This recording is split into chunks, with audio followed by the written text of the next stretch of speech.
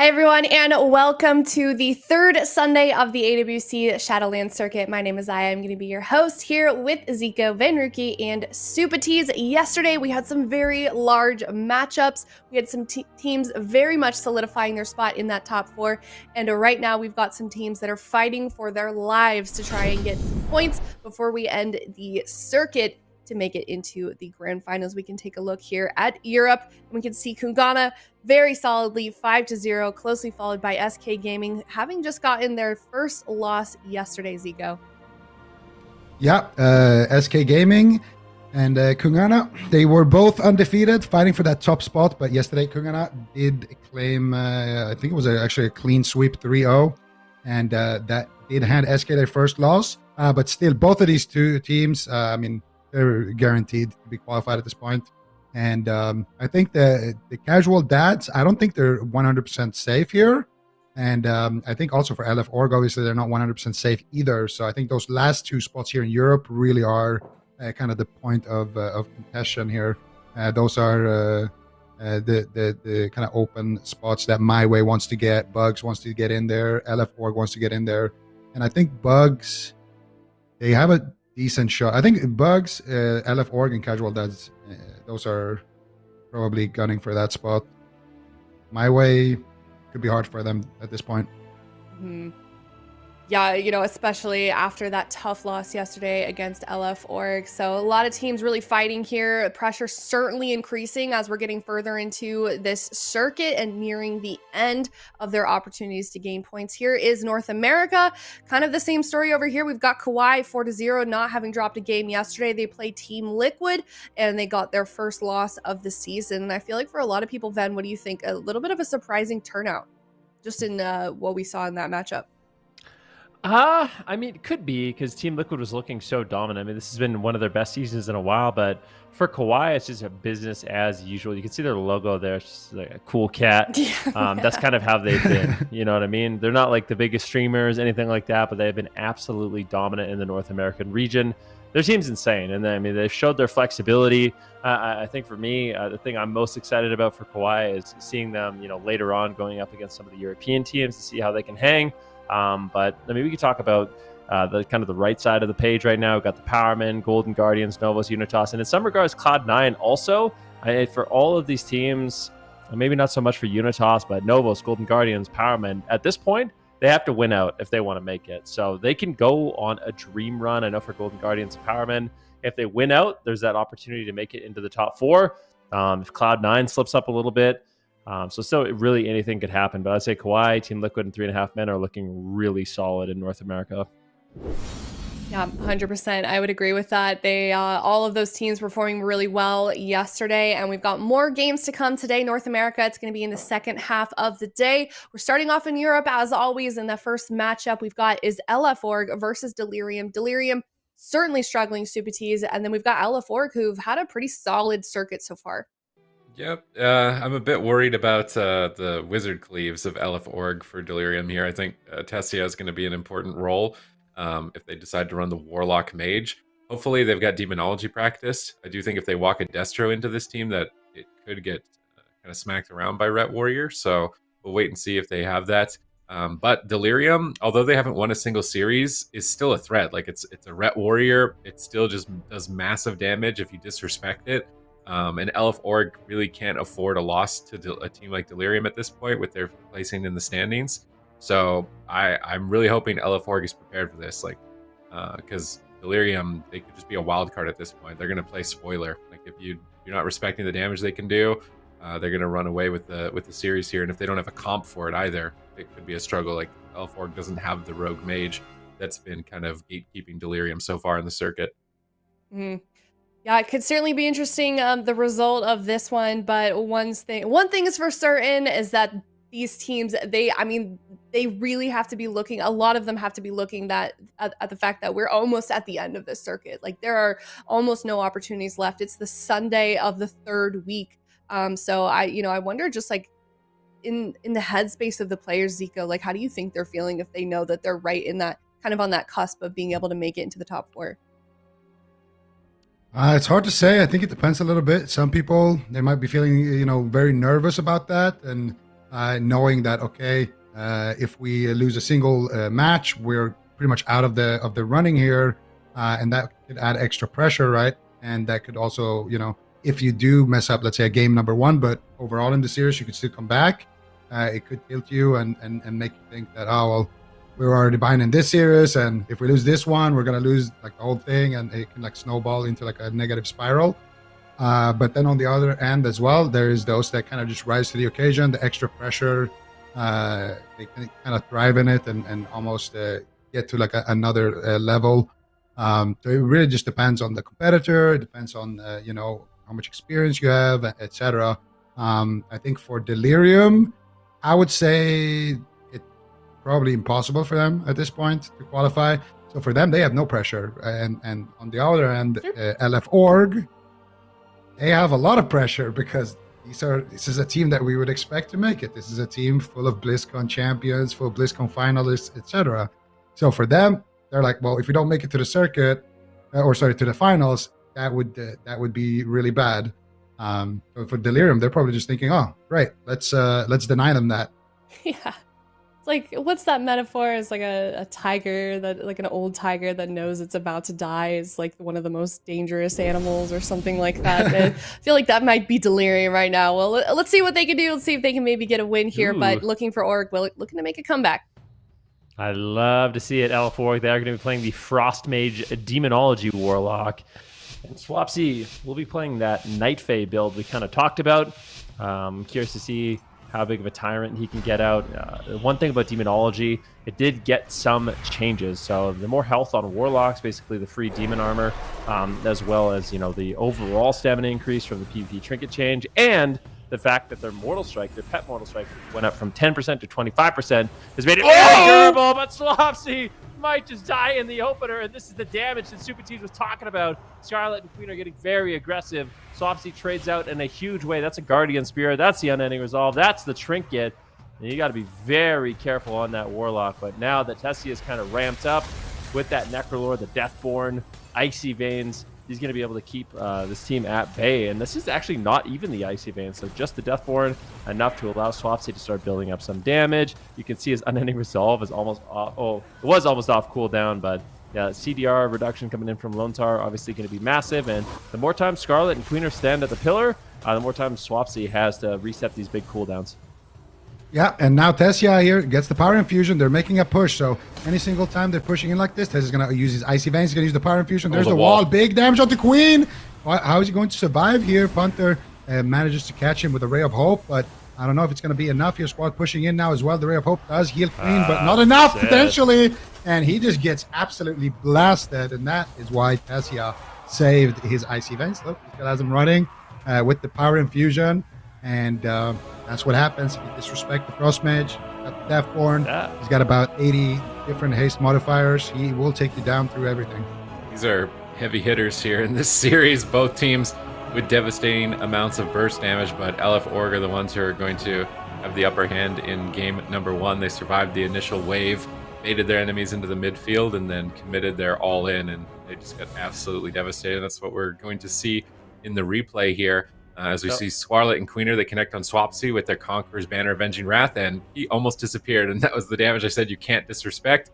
Lone Tar swiftly saves Swapsy, but it cost them everything. So if Scarlet and Queen had managed to stay alive, they could have got more done. But here they run into the middle of the map while Icy Veins is up, Soul Rot is up, Tyrant is up, and PI is up. Their healer gets walled off, and this Tyrant is massive. There's just an army of demons just launching an assault onto Queener right now, and that Ray doesn't do anything. It's basically just an even Ray. It just paused damage for a couple seconds, and he went down immediately after. So this is the type of matchup where either the Ret Warrior, they got to push out when they have their offensives, and then Turtle, and it's going to be up to the Mage Lock to try and whittle their way in and end the game, or they just got to kind of like throw everything down, throw the gas pedal down, keep running at the lock, and never run away. I don't think there's like an in-between. They tried to do like an in-between here. They pushed out when they didn't have offensives, and they're just not going to trade evenly in that situation.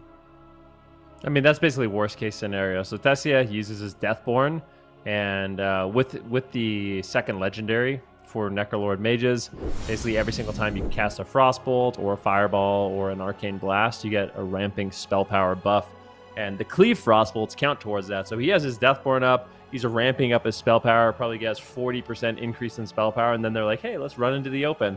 He pops his Icy Veins, he gets PI, he's free casting. Like, that's a home run for Tessia. There's no doubt about that. So got to be very careful. Yeah, you can see it here. It's the Slick Ice. There's just so many modifiers for Frostbolt, and that's what just going and trying to attack and play the game into a Frost Mage, it's a risky thing to do. So I think Punter and Queener and Scarlet, they had so much pressure early on. I think if they had just tried weathering the storm a little bit more, could maybe win this matchup. But I think right now this is kind of in North America, at least, there's a lot of Retribution Paladin Warriors, and these Mage Locks, they kind of get all the rating from them. Like, this is the matchup that you want. This is like, ooh, a Ret Warrior, you're very excited. So I think Elf has a great pick here. Yeah, and we do know Delirium most likely not going to be swapping it up unless we see some, probably not going to happen, but could see some double Outlaw. But yeah, Delirium actually had a really good showcase with the Red Warrior yesterday into the RMP. Actually able to win a game with it, but did lose that series. And now they're going to Ruins, which I think means we're going to see some more Red Warrior. Tessia and LF Org going to be locking it in the Mage Lock again. And Delirium, I wonder what they're going to change. I feel like they're going to go with the same comp. I want to see a Resto Shaman instead of a Holy Priest with the changes to the Trinket, the Echoing Resolve. I feel like a Shaman wouldn't be bad. Landing Sheer Hexes on the Mage while you're going on the lock. I mean, it's a Holy Priest. You can't ever argue against the value of the Holy Priest. I'm just trying to think if they brought more interrupts, they could maybe run down a target a little bit easier and make it more annoying for LF Org as a whole. But having Ray of Hope, although Ray of Hope didn't really do much. He just kind of died through Ray of Hope. So I guess we'll have to wait and see. Maybe Punter is burned from trying to make Resto Shaman work week after week, so he just wants to stick to Holy Priest at this point. Like, some players are like that on their classes throughout their competitive play. They try to make it work, and just every time it fails, so it's like, I'm just giving in. I gotta be a Holy Priest at this point. But Runes of Lordaeron makes me think they are just gonna go beeline straight at them and never pull away. So this could be over really quickly, maybe even faster than last game. Could be a healer race on Lontar. I feel like we've seen this exact matchup play out on Runes of Lordaeron. I'm pretty sure, like, you clipped it as like an example of the Deathborn Frost Mage and what it can do. I'm almost positive it was these exact same teams. And it wasn't a good fate for Delirium, we'll say that. I really just feel like you have to... I feel like for the Ret Warrior to win, it's a difficult path. Like, it's very unlikely you just run in and run over the Mage Lock. Deathborn will outtrade you. So you have to be very precise when you go in. Maybe even just go in. Don't use the Conqueror's banner. Force out the Deathborn, then run away, and then all in. So you have to play a very delicate game here. Let's see if they decide to do that. Tessie's just going to go for a double Frost Nova right away. And during this moment, the Unbound Freedom, this is when the Ret Warrior is the scariest. But as soon as those freedoms disappear, that's when those Frost Mage snares really going to sink in. And when Queen and Scarlet kind of get stuck in this position where they can't really move or have effective uptime. Yeah, and we're going to see if they can get that uptime. Scarlet trying to reach his target right now, but Tessie is making it difficult for him. Still holding on to that Icy Veins like in that previous game, but he has sent the Deathborn already, and already slowing everybody up here. Some blizzards, frozen orbs, etc. Queen and the rest of Delirium going to be just ducking for cover here, while that Tyrant is making their life miserable. Punter gets counterspelled, but it is on Shadow. He gets stunned after a little bit of a swap here. Lontar setting it up maybe with a follow-up here. Swapsy gets a stun into a Lontar follow-up stun right there, and they do have good pressure. They force out the Trinket here from Queen. Queen actually trying to get back out there onto Tessia, but this time around, they are not kidding around. They are going to be waiting for the full Deathborn. Now it has subsided, but Tessia has Icy Veins and also potentially a Power Infusion on Lontar waiting in the wings. So if they do push out, that's what they're going to be met with. And Swapsy, though, similarly to that last game, no cooldowns right now. Okay, here we go. Delirium going to make their push. Queen chasing down his target here. What are they going to do? Tessia, we are looking at him. He's going to Trinket out, going for the sheep here. He gets it. And here comes the Veins. Here comes the damage. Queens knows what's happening. We've all seen this movie before. And Punter is not in a great spot right now. He gets a re-sheep. Lontar's on top of him for a fear as well. Can he get a cross CC on Squarlet? Doesn't look like it. And that fear will get, I think, Sanctuary there by Squarlet. Actually, no, Punter used his Will of the Forsaken ratio right there. So going to be another little cooldown there off the checkbook for LF Org. But this PI Veins combo hasn't really done too much here just yet, but if Tessia gets a proc for a Deathborn, he could send somebody down, and Queen right now is definitely taking it. The Guardian Spirit is on him. He's got the Ray of Hope. Negative. Does he have the healing? I think it's negative. Punter's in a fear with no Will of the Forsaken into another fear. Swapsy hard carrying right now. Can they get a sheep is the question. And they don't find it, but still Queen on 50%, not feeling too confident. Swapsy going to Trinket, teleport out to the room here. And now a fear onto Lontar. Tessia looking for some sheeps here, trying to slow them down. He lands a counterspell onto Punter. Swapsy still taking huge hits of damage here. He's going to fear Squarlet. And they get something onto Punter. Swapsy needs to reposition here because Punter is getting to play at the pillar without actually risking getting crowd control. And Swapsy will realize what's happening here and pull out a little bit closer to the room. And that's because now, if the Rat Warrior overextends on Swapsy, Punter has to leave the pillar. And if Punter has to leave the pillar, he's just going to have an easy time getting a sheep and counter pressuring. But for now, Delirium going to be retreating back to the tomb to try to reset a little bit and wait for some of those cooldowns to get back up for their next push. Swapsy doing a really good job avoiding the Conqueror's Banner and Avenging Wrath there, using Trinket, Portal, and Demonic Gateway to escape. Tessia polymorphing the Ret Paladin on the Avenging Wrath, but here comes another push from Delirium. Double fear possibility here. Punter actually not landing the double on Lontar, just fearing Tessia, trying to outright crush Swapsy, but I don't know if they've got the damage to do it. They go for a Chastise onto Lontar. At the meantime, Tessia is racing down Queener. He's going to trade out the Gladiator's Aegis to absorb damage to stay on the Warlock. As Swapsy repositions, running the Ret and Warrior through a gauntlet of Frozen Orb and Blizzard, preventing them from getting to him. Ice Wall isolates Squarlet from his team here. He's getting blasted, trades out the Shield of Vengeance. As the Ice Wall is finally taken down, Squarlet retreats back to the cart side here, but he's all alone trying to heal himself through a demonic army that's just pounding away at his skull, costing Punter more and more points of mana at almost a 4-minute mark here. We can see that Deathborn is active, Icy Veins available. Tessia could lay in a ton of pressure here at the pillar if he wants to. Counterspell onto the Mind Control, Blizzard to snare everybody, just ramping up the spell power, getting ready for a big push. And is Punter going to be able to deal with it? He's only got 10%, a 15% mana remaining. Queen charges in boldly here, while Tessia is almost at maximum ramp. This could be deadly for Queener. Squarlet is stunned up. Massive damage onto Queener. Icy Veins has been popped. Punter rolls in. Greater fades the Quaking Palm, but I'm not sure if he has the healing. He chastises Tessia to pause damage for a moment. Will it be enough? They're going all in, but Tessia is fully ramped. Is this the right time? They're popping the Conqueror's Banner. They fear the Mage. Tessia trinkets out. Polymorphs the Warrior. Tessia doesn't want to go 1-for-1 with this Conqueror's Banner. He's trying to peel them away. Swapsy gets gripped. Soul Shapes away. And once again, great avoidance by Swapsy here on the Conqueror's Banner. That key point for the Fury Warrior. Tessia keeping them pinned once again with Frozen Orb and Blizzard. And they've just got a chokehold on Delirium here. Yeah, this is the perfect position for LF Org. I like this. Just crowd control the Conqueror's banner, try to survive as long as possible. Beautiful mind control coming in from Punter, though. Swapsy's a bit isolated. Hammer of Justice on Lone Star. This is a good setup.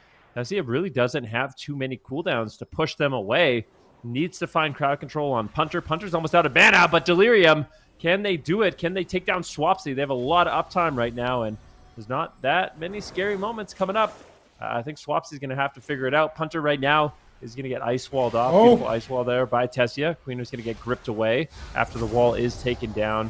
And this Tyrant right now just really laying in to Queener. Do they have the healing to keep him alive? A negative Ray. Sacrifice trades out. And right now, Scarlet and Punter doing everything they can to keep Queener alive. But he needs a pillar. He needs a pillar fast. He's just going to leap away from Tessia and go after Swapsy. Big incoming damage. Swapsy, how are you going to handle it? On any resolve, will trade. That should be enough if Lone Star can connect the heals. I mean, at this point, Punter has 0 mana. And this is another kind of difficult position for Delirium to be in, is now can they really continue to push? If they're sitting in the open, they're just going to be taking unnecessary damage. And then Punter doesn't have any mana to kind of sustain that fight. And that MD! Master spell, and you are gone. Lights out. That's a good effort there by Delirium near the end, but I feel like LF Org at this point, with the way they're playing it and kind of respecting the Ret Warriors cooldowns, I think this is going to be a 3-0. They're looking really good here. Yeah, absolutely. I think LF Org, they just know their win condition and they're playing to it perfectly. Nontar doesn't overextend. Swapsy, really good with the kiting. And Tessia just holding on to his ice wall, holding on to his veins, and to his Deathborn for when they're pushing, and immediately just stopping them in their tracks and providing crowd control during their pushes. So I think LF Org, they know this matchup. They have a good matchup here as well in terms of composition, and it's really up to Delirium to try to switch it up here. But we're going to see those last couple of moments here in the game. That was a beautiful MD from Lontar. So they go after Queen here. This was after the Tyrant. So Swapsy summoned the Tyrant before this. Queen almost went down. They used the sacrifice, and then Queen leaped out. Got pushed back again, and now they're all swapping to Squarlet. Punter has no mana left whatsoever to heal Squarlet with, and Squarlet is trying to make something happen. He's feeling pretty safe with that Divine Shield, and look at this massive spell now. Boop. And he goes down. Really unfortunate moment for Delirium. If they can somehow get their mana in a better spot, they might have some possibilities here. I do wonder if the Warlocks should be the main target. I mean, they're cracking a lot of damage when they do connect, but if they don't, they're really getting nothing done. And if they save the Gateway, save the Port, save the Life Grip, save the Soul Shape, there's no way you're catching up to that. Like, how many blinks is that, man? That's a lot of blinks, okay? I don't know a lot about blinking when I'm on broadcast here. I'm usually just staring, but that's a lot of blinks. They're going to go to a really small map, which makes sense here. I don't know how much I liked runes. It was all right, like the tombstone, but you're still kind of just getting AoE'd on the tombstone. This map has the problem of the pillars being really small too. So even though it's an advantage because you get small distance, small pillar means your pillar is easy to AoE. Maybe they try a Holy Priest race here in this game, just like an all-in. Is Lontar playing? I want to check. Is Lontar playing the Resurrection Lego? I'd be surprised. Yeah, he's not right now. So if he's not running it and they can somehow get on the Holy Priest, do an all-in, I feel like that could be a good option for them. Yeah, that's kind of what I was expecting maybe in the last game. Did you see just all-in on Lontar? But they went with the more standard strat. They could do it here.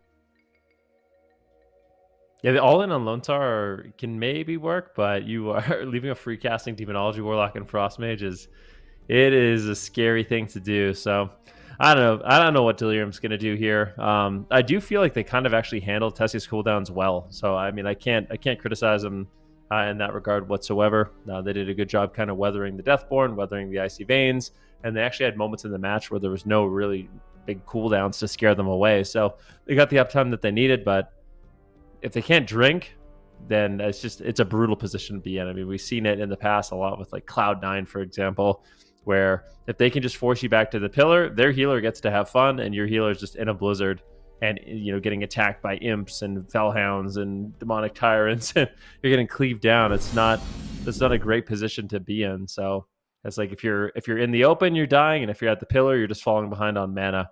It's super rough. But Delirium, of course, Signs of Life with that Retribution Paladin, Fury Warrior. Anything really can happen with their cooldowns. We saw Swapsy go down to like 1% health in game number 1. So they still have a chance here on Hook Point. It's going to be the smallest map in the pool. And if they can get that uptime, there's always a chance. All right, let's see. Can they find those opportunities right now? They are going for Lontar. And Lontar, actually, no, they're not going to go for Lontar.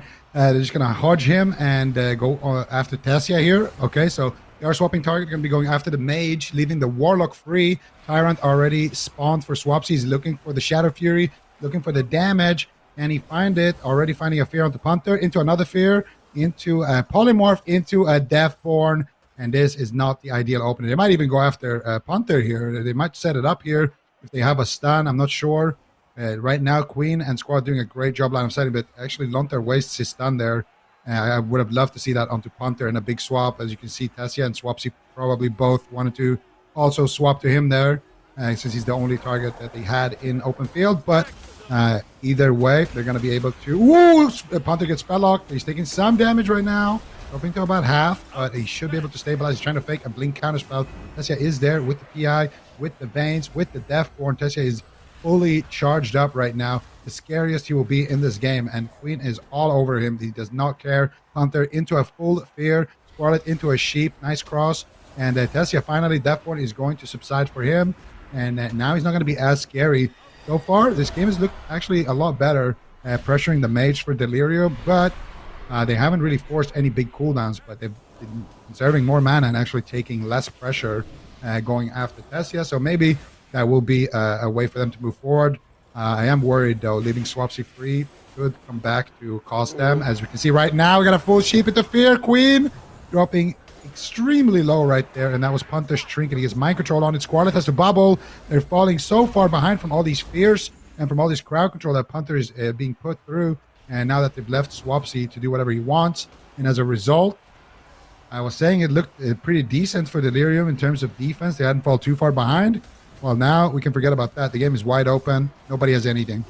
Yeah, this is desperation for Delirium. If they want to win this game, let alone reverse sweep, they're fighting from the last possible point of no return.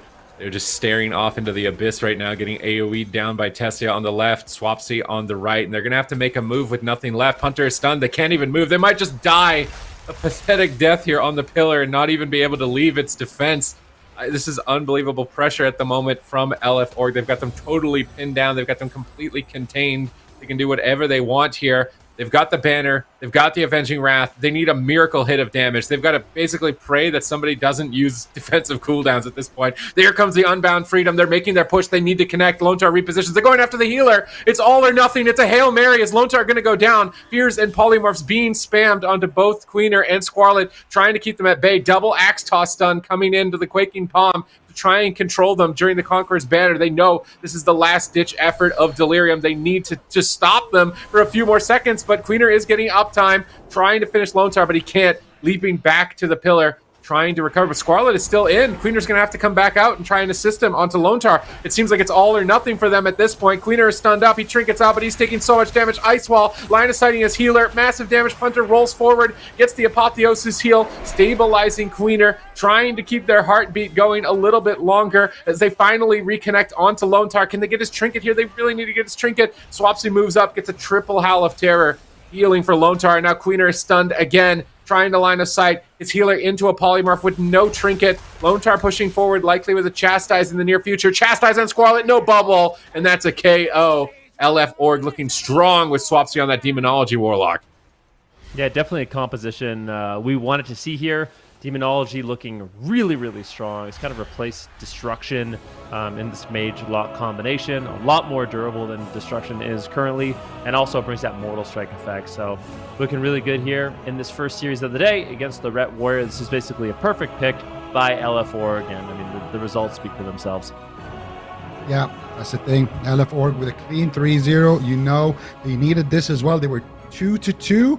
And now they're going to be moving up in the standings here, slowly catching up to the casual dads here. So not a bad situation at all for LF Org. They really needed this, and they delivered. They brought in Tessia. They got the right comp for the situation. They've been practicing that Demo Warlock that we've been hearing a lot about here on the desk. And finally we've seen Swapsy on his Warlock again, and it looks as good as usual.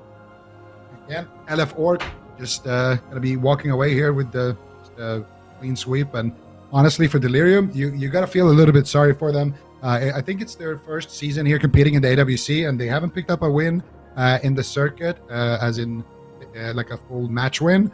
But again, it hasn't been the best meta for them. Basically, every single team has a mage, and it's playing rogue mage and a mage lock and things like that. That's just really difficult for these guys.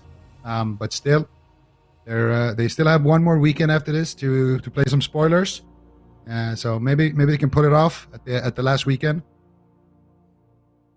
Yeah, I would love to see them get some wins here in the circuit, because you got to give it to them. They're definitely out there trying their best, still having some good games despite the score that we're seeing right now. But looking for Org, they are going to be walking away with a 3-0. And you're right, I'm looking at the standings of Casual Dads, and if Casual Dads loses this next up game against MYWAY, they're going to be tied. So that could be a good thing for them. There's still another weekend for them to try and completely surpass them. So I do wonder who's going to come out on top there. But that being said, that is our next up match. It's MYWAY versus Casual Dads. And if we take a look at the series that they had yesterday, Supatees, MYWAY didn't have a very good day yesterday. What do you think the major takeaway for that team is moving into today? It was kind of heartbreaking because they got all the way to Game 5 against LF Org. Like, MYWAY could be in LF Org's position if they had won versus them. So they can't have their morale be broken here. They're going to have to fight probably another RMP, but they do know they don't have a subtlety option, but Asgrath can also be a druid. So if they want to run the Resto Druid version of this composition, Clyde. Sorry, I'm mixing up Asgrath because Alec and Nixie are playing together. Can Clyde play a Resto Druid? I feel like I've seen him on Paladin and Priest-a-lot. I think so. If he can't play a Resto Druid, MYWAY actually might have a pretty good shot here, because I think the Outlaw version of RMP is not a guaranteed win with a Holy Priest. It is a lot easier with a Resto Druid, so if Clyde doesn't have that, Casual Dads might not even be able to play RMP. I wonder what... this could be an opportunity for MYWAY, so hopefully they're not in a low place of morale. I don't know. I hope so too. Looking at, I think it was either Tony or Casu yesterday on Twitter saying that if they weren't able to do well in this circuit, if they weren't able to make the top 4, I think was what they said, that they wouldn't be competing anymore as a team. So we'll see. I really hope that that's not getting them too badly, their loss yesterday, as they head into this series against Casual Dads. But we're going to go to a break. When we come back, it's going to be that series coming up next. We'll see you soon.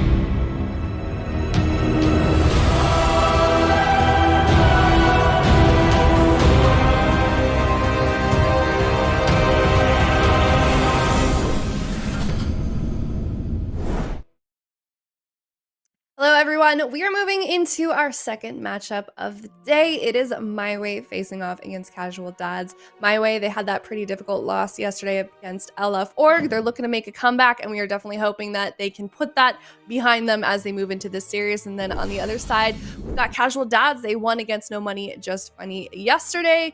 And we can take a look at the points and where they currently stand. Casual Dads not completely safe. MYWAY have an opportunity then to move into the top 4. Yeah, I mean, they definitely do. It's been a struggle for MYWAY. I mean, these guys are kind of the returning champs right now, playing that jungle cleave. And for them, it's always a story of if jungle cleave is good in the current meta, then this is a team that's going to absolutely dominate. I mean, they're going to be the top, as we saw last year.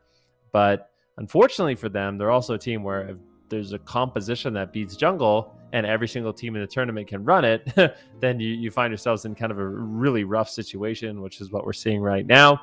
I think going up against the Casual Dads is going to be a difficult one for them. Casual Dads have looked tremendous on that Outlaw Rogue Fire Mage Holy Priest, and I fully expect that's what they're going to be running in game number 1. MYWAY, they've had a lot of practice into this composition. I think many teams have at this point. We'll see if they can make any adaptations. I don't think we're going to see a comp swap. No, we are not, obviously. So, yeah, kind of as expected. RMP versus the Jungle Cleave. MYWAY is going to have to play an insane series if they want to win here. If Casual Dads can play as well as they have been playing, then I think they're going to be looking good for this one. Yeah, absolutely. Let's see what they can do here. We're going to have Casual Dads playing that Outlaw Jungle with the Kyrian Priest, and then we're going to have MYWAY on that jungle. And it's going to be a BM Hunter Ventier on Casu, which is usually what they swap around, swapping around Casu's spec and his Covenant. And we'll see what they decide to do here. Now, this matchup, you might be tricked into thinking that this is a really easy matchup for the RMP. That is not the case. KUNGARNA has had a pretty solid showing into MYWAY, but other Rogue Mage teams have been struggling a little bit. And we're going to see immediately Casu going for the trap. They're going after Clyde here immediately in the opener. Big opening here from MYWAY, and he gets something. It looks like Clyde will use his Kyrian Vial actually to remove that Hunter silence. And now, who is Alec going to go after here? It looks like Casu will be the target of choice. Tony's in a mind control. Relza behind the pillar on the other side right now. Not able to get any heals out. Nixie has a blind, so Relza needs to top Casu before he gets blinded. He gets counterspelled. This is disastrous. They still have a blind as well out of that. Look at Nixie. He's going for it right now. He blinds Tony. Triple DR. That's got to be a misclick at this point because that was going to be a big opening. And Nixie, I don't know if he wanted to blind Tony there, but it was DR'd as well, so they didn't really get much done. Now he's going to kidney shot Relza. They're going to get the sheep anyway. And here's the kidney shot. Big damage coming in here, but they popped the combustion here, even though Casu still has that Roar of Sacrifice. He's going for the Feign Death, Legendary Dragon's Breath coming in. Alec, can he connect with the damage? They don't get the aspect of the turtle, and I really didn't like that combustion there from Alec. I think he actually would have done more damage if he didn't use the combustion right there, since Casu got a full-on crit immunity there for his Fire Blast and for everything. And now, as a result, it's going to be Casu actually does have to use his I think he's dead. turtle with that extended CC chain. He might just die here. They got another sheep. Relza's going to IQD, but he just dies on the grip. What happened? That was so strange. That is maybe disappointing here for MYWAY.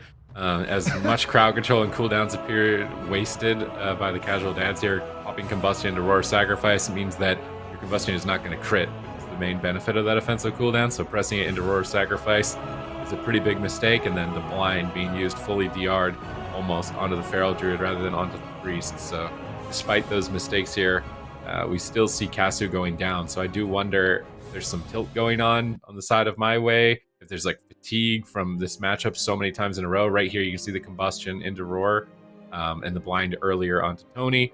They get Casu very low, but some off heals come in, and I think with the off heals, Relza is able to kind of stabilize him with the Guardian Spirit.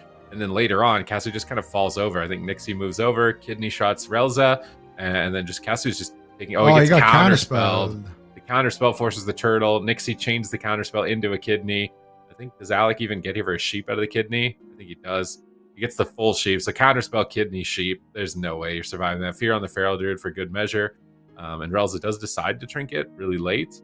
So maybe if he had trinketed sooner, maybe he's worried about the blind in the future. That just seemed like everything spiraled off of the counterspell. You can't get counterspelled in this matchup. There's way too much CC to add an extra DR of CC like that. Yeah, definitely not an ideal position. Not a great start here. You can see Tony kind of face palming. This is a matchup that normally goes a lot longer than this. So we're kind of used to MYWAY playing immaculate defense, making no mistakes, and kind of extending the matchup, giving them a lot of opportunities. But if you're making any mistakes, this is going to be a huge opportunity for Nixie, Alec, and Clyde to kind of solidify the lead that they have in terms of points. And I think picking up a win against MYWAY would be massive. So great start for them. They're up 1-0. Now, in terms of map selection, I'm trying to think of where jungles have traditionally done the best in terms of map. Can't really think. Do they thrive in like a small map or a big map? I think They want the big maps. Tiger's maps, Peak huh? is probably Yeah, like medium maps, like Tiger's Yeah. Peak. Not too big, not too small. You know, you got to be in range to get the traps, but also when you got to run, you got to get out of there. You also have to create space. So I think one thing that's like, oh, okay, well, smallest map. I was going to say, one of the reasons why the small maps aren't great against Outlaw Rogues is they have such a long range on ball. Like, basically, you have to be playing max range.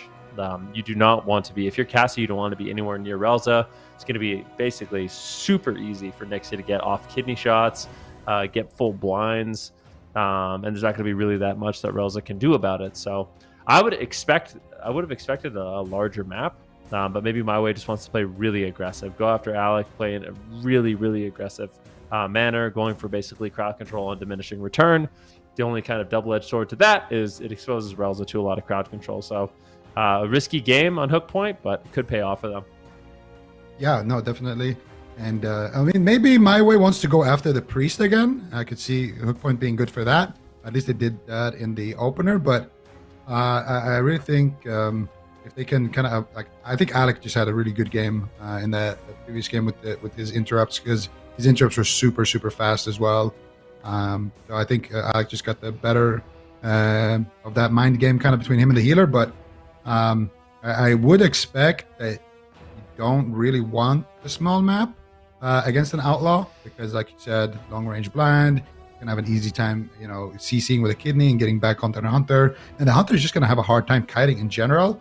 So it just depends what MYWAY has kind of in store here. Maybe they're going to go after the rogue more.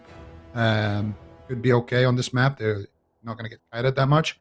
We'll see what they decide to do here, but I don't know if it will backfire or not, because I feel like if you're hitting a hunter, this is the map to do it on.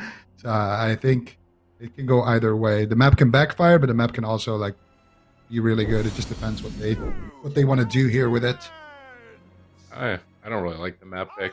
I think maybe, I mean, if they're gonna go Holy Priest, the main reason they're going Holy Priest is because Alec is playing Dwarf, so he's not getting the bleeds, and like that's the entirety of Feral Druid damage. So you can remove that Berserk. Like you're gonna just not be doing very much as a Feral Druid unless you can bait Stone Form with Feral Frenzy, which is apparently very hard to do as well. There's not enough damage, so going after the Holy Priest makes sense. I actually wouldn't mind like an all-in on the Rogue right at the start before he's had a chance to stack his Enduring Brawler, like when his stamina is still low. But even then, if it's a Trinket Evasion, Trinket Cloak, and gets all those cooldowns back, it's like your investment doesn't pay out on something in the future. So the Holy Priest, if you get everything from the Holy Priest, you might be able to kill them later, so it makes sense to kind of just send that opener, send that all in, and we'll have to wait and see if they can do it here.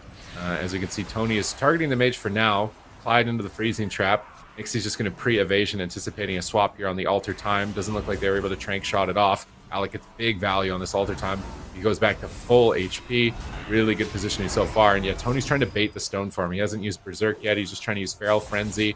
Can he bait it? They might get caught block here. Clyde is struggling to heal through the damage. Trades at the Guardian Spirit. Has to Greater Fade to try and immune crowd control, as the pressure on Alec is relentless at the moment. If MYWAY can keep up this type of damage, there is possibilities for them. No, I mean, definitely at this point, the pressure is looking solid, but a full Ring of Frost out of the kidney shot does land onto Relza. Where is the damage? It seems like Casu playing a lot less risky in this one, just kind of sitting back, allowing Tony to kind of get in the face of his opponents, but that full kidney shot will land. Casu taking a huge hit of damage, massive damage. In fact, it might just get dropped. That's 2 blunders in a row by MYWAY. way too slow on the defensive cooldown usage. Casual Dad's going to be super happy once again to pick up such a quick win. I mean, I myself am not used to seeing MYWAY make these kind of like small errors that Casual Dad has been able to capitalize on. And I mean, I don't know. Something's got to change because these first 2 games have not been the best for them. Yeah, it looks like MYWAY are a little bit cold today so far, but also these resonators are catching them kind of off guard. We don't usually see the RMPs with the Outlaw Rogues actually run them, but we got Nixie is running it, and we saw some Outlaw Rogues running the Resonator yesterday, and also Clyde is running the Relentless Resonator. So Clyde actually is not playing with a Trinket. He doesn't have IQD. He's just playing with pure damage here. So you get a Kidney, you get a Ring of Frost, and then I think Nixie vanishes and resets his Kidney here. So Alec gets cloned. Tony catches out a couple of heals. Alec gets Master Spell out of the clone, and then does he just get his Kidney back from the cooldown reset? No, he does Blind Vanish, so he resets his Kidney with that. Boom. And then Tony gets Counterspelled, and then boom goes the Dynamite. Has the Trinkets, but he doesn't get his Turtle off. And it's one of those split-second decisions as well. When you watch that back, if Tony gets that last regrowth off before, like the Counterspell, Kazu can sit through that, and actually he will be fine. And he kind of reacts to Tony getting interrupted and tries to Trinket Turtle, but at that point, the Resonator has been on the ground for too long, and it's going to go off. So I can't fault Kazu too much for that. I think it's got to be more clear between his teammates there. Yeah, you never know what the comms are, too. Tony could be like, no, I got you. Don't worry. Just sit. Like, big regrowths incoming, and then boom, counterspelled at 90%, and then it's like, oh, panic. And there's just not enough time. So definitely unfortunate, but I mean, it's difficult because, I mean, this can happen, right? Where when you're a team that makes those plays that work 90% of the time and you can greet it, it pays off in a huge way. And I think MYWAY is that team where they're super good at greeting it, holding onto their cooldowns as long as possible.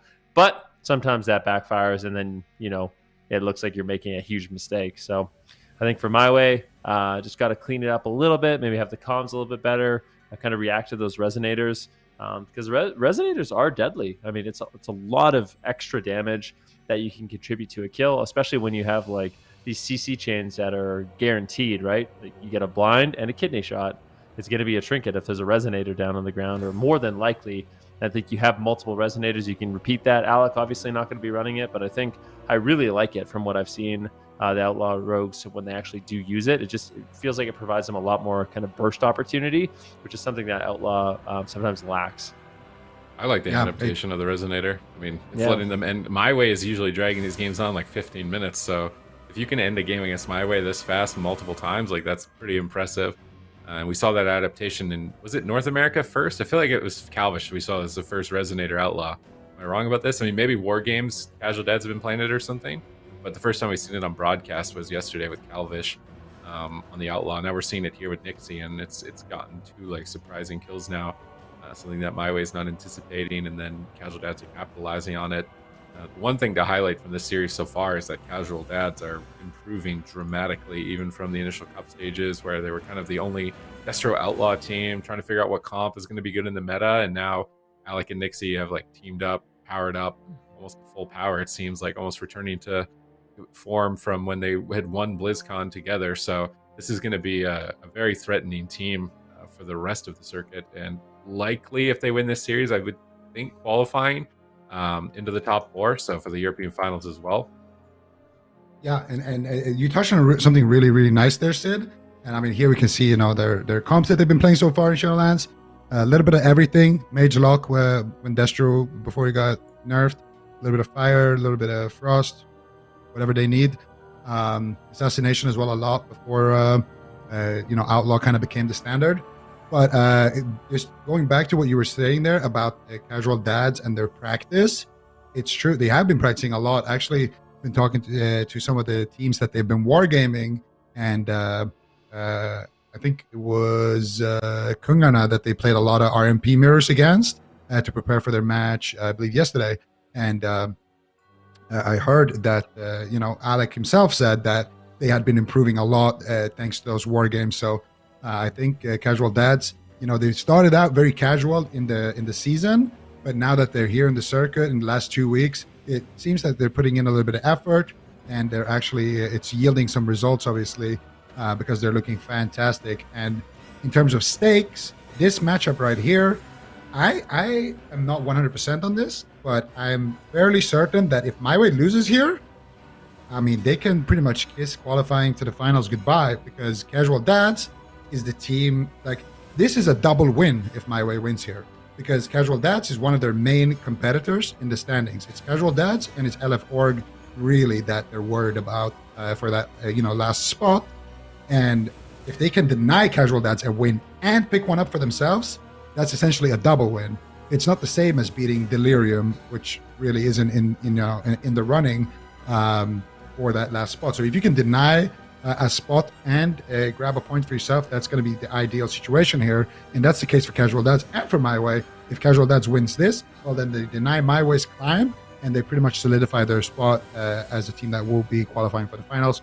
Whereas MYWAY, for them, it's do or die. It's literally do or die for them. And they're down 0-2 right now. So they're going to need to make it work here on the Atolvir Arena. They're going to need to pull out some miracles. They're going to need to just reset mentally and swap something out here and try to bring it back, because there are not going to be many opportunities after this. I believe they have 2 more games next week.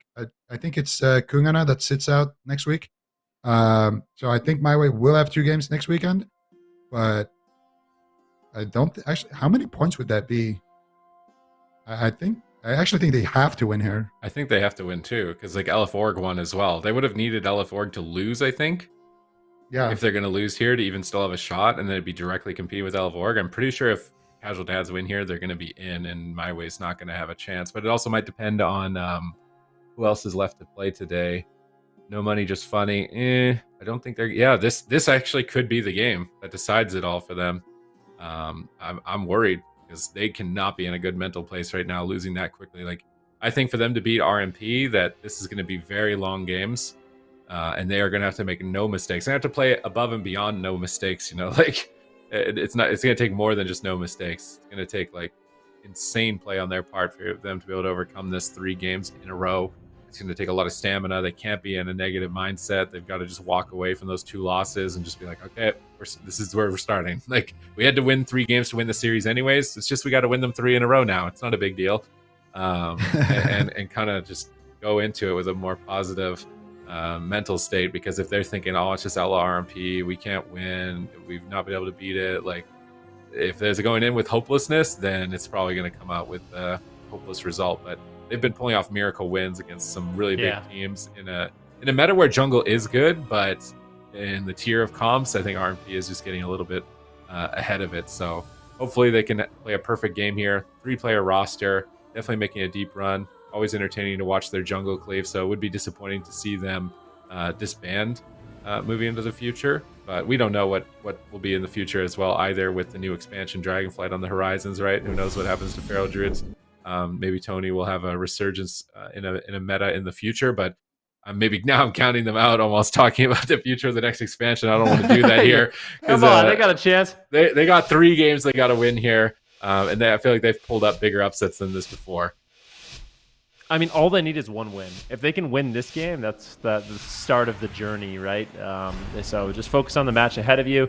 MYWAY, we've seen them pull off crazy upsets in the past, but I do kind of think you guys are right at this point. It's do or die for MYWAY. If they can't reverse sweep here, I think their chances of making it to the top 4 are basically non-existent.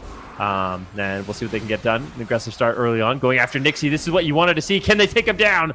The War Stomp. Not going to be landing. Tony not going to go for it. It seems like Dixie will be okay. And that's your main opportunity to kill the Outlaw Rogue at the beginning of the game before the Enduring Brawler stacks up. After that, it is going to be really, really difficult. Interrupt here onto Relza. Can they get any crowd control? Big Fear hitting on Relza into a polymorph. This is a disaster here for Casu. Forced to trade out the Trinket as well as his Feigned Death, Exhilaration, Sacrifice. Casu trades in a big way in order to survive, and the crowd control is not over yet. They're continuing the chain, but now finally, Relza will come out of CC here. Casu, though, did use his... oh, that's not good. Casu used his Trinket, and he used his Sacrifice. Casu, he's dead. He doesn't turtle. Right now, he's literally dead. The combustion is out for Alec. He gets stunned on it. Alec, you're actually not able to get any damage out with that combustion. That is absolutely fantastic denial from Tony. That was game over already. It was literally checkmate. Tony single-handedly saves the day there, stunning up Alec on his combustion, completely denying it, getting a cyclone on him as well. And Alex playing that relentless, having no options here to break out of that crowd control. And that will allow Casu to survive, because we've all seen what combustion does to a hunter that does not have Roar of Sacrifice. So Casu at least will get that back for the next combustion and won't just instantly lose. And now it's going to be Alec on the back foot here.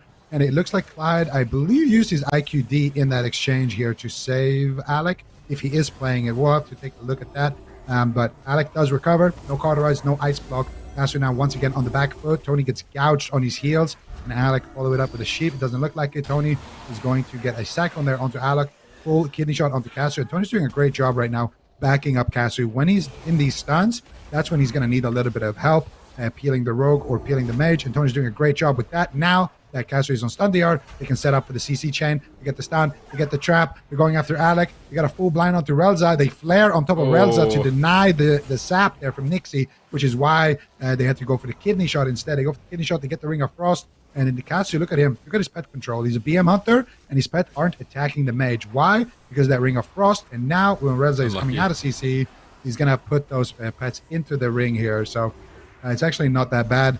Because now if they combust, the threat of that combustion is over. So Casu is just always making sure that whenever his healer is in CC, his pet doesn't get CC'd. So he can do this right there. Roar of Sacrifice, trades for the combustion. Mistake coming out from Alec right there. And now his combustion is not really going to get any value. He gets the Guardian Spirit. He drops quite low. And they're going for a CC chain. Clyde, I believe, actually immunes the Roar there from Tony, but still gets caught up in a CC chain. Alec, very defensively positioned, and he will survive without having to do too much here. Clyde now out of crowd control chain, and it looks like they're just going to be setting up for their next attempt. Nixie, still a long time before he gets that blind back, but they will have that combustion coming up in about 50 seconds, and even less than that if Alec can get some shifting power and fireballs. Casu, something quite low here. Can they keep him alive? It looks like Casu will survive. He's got the Fey Guardians, he gets gripped, but again, just so much pressure when they're getting these CC chains and when they're getting these stuns on Casu. Yeah, let's see if Casu can stay alive. Mana is at least slightly even between the teams right now. If MYWAY can keep this going into dampening, almost hitting the 4-minute mark. Decent damage into Alec right now. They get a block. A miracle. I don't know if he 100% even needed to do that, but getting an ice block is going to be very important. This is the closest they've got to a kill so far in the series, so definitely improvements on their side offensively, and they're still sitting with the Berserk in their back pocket from Tony. He can unleash that at any moment to activate his tier set bonus to get Sickle of the Lion. If Alec isn't ready with Stone Form, if he's stunned with no Trinket, it could be a good opportunity to take down the Mage. Let's see if Tony can set this up. His Feral Frenzy is coming up here in a moment as well. Massive damage on Alec. Finally, some possibilities starting to slip through the cracks for MYWAY to be able to pull off a win here as Tony sits through the full blind. Is he going to pop his cooldowns on the stun here? Doesn't decide to. Still playing it patiently, just trying to find the perfect moment. Casu gets gripped on his kidney, pulled back to the pillar, and you'll see them reposition. Nice Cyclone onto Clyde here from Tony, denying Boon of Ascended into a bash. Really good denial on Clyde's cooldown right there. Casu's trying to land a trap, has to fake a death, has to land a trap on 3 players. Might be difficult as they get feared away, and Relz is into a sheep. Pre-Aegis from Casu, pre-feign death, trying to get that absorb shield on a stun. Alec is still being pressured though. This is still a chance for them. He's trying to blink across the map. Relza is chasing him down as well to get aggressive in this position. Alec gets gripped away, and I think that was the Berserk coming out from Tony. So Alec is going to pop the Fire Blood, reset those bleeds, perfectly timed. He knows exactly when to use that cooldown. He's not going to be baited, and that Berserk is going to lose a ton of value as a result. But mana is still even. Perhaps they could overwhelm him. Chastise on Tony, Poly on Relza, setting up on Casu, but Casu's just popping his Bestial Wrath. He's going for the kill right now while Relza's crowd control. Is that the right decision? He has to turtle. He has to pull away from the push, but if he can keep up his momentum after this turtle, they could be getting a cauterize and maybe a kill. Clyde needs to be ready for it.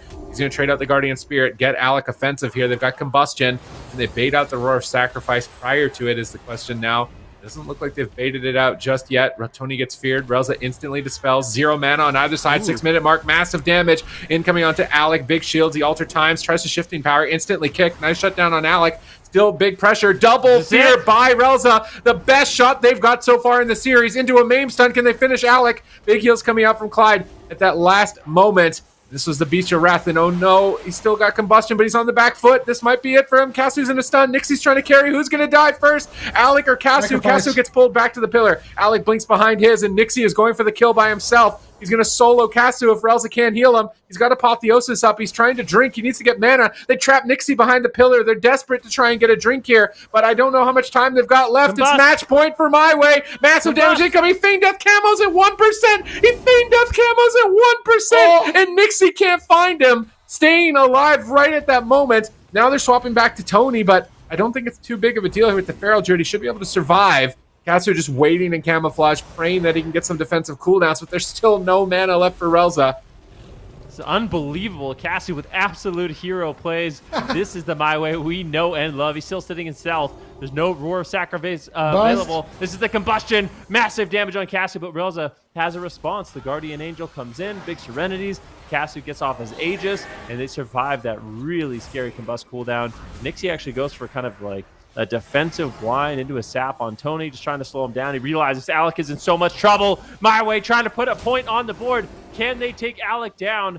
Alter time will be used and canceled. And at the same time, Casu getting blasted away. This is so back and forth. This is do or die for MYWAY. They cannot afford another loss. They have to win this game. They've gotten so close, but Alec has his Ice Block coming up in just 8 seconds. Absolutely devastating for MYWAY.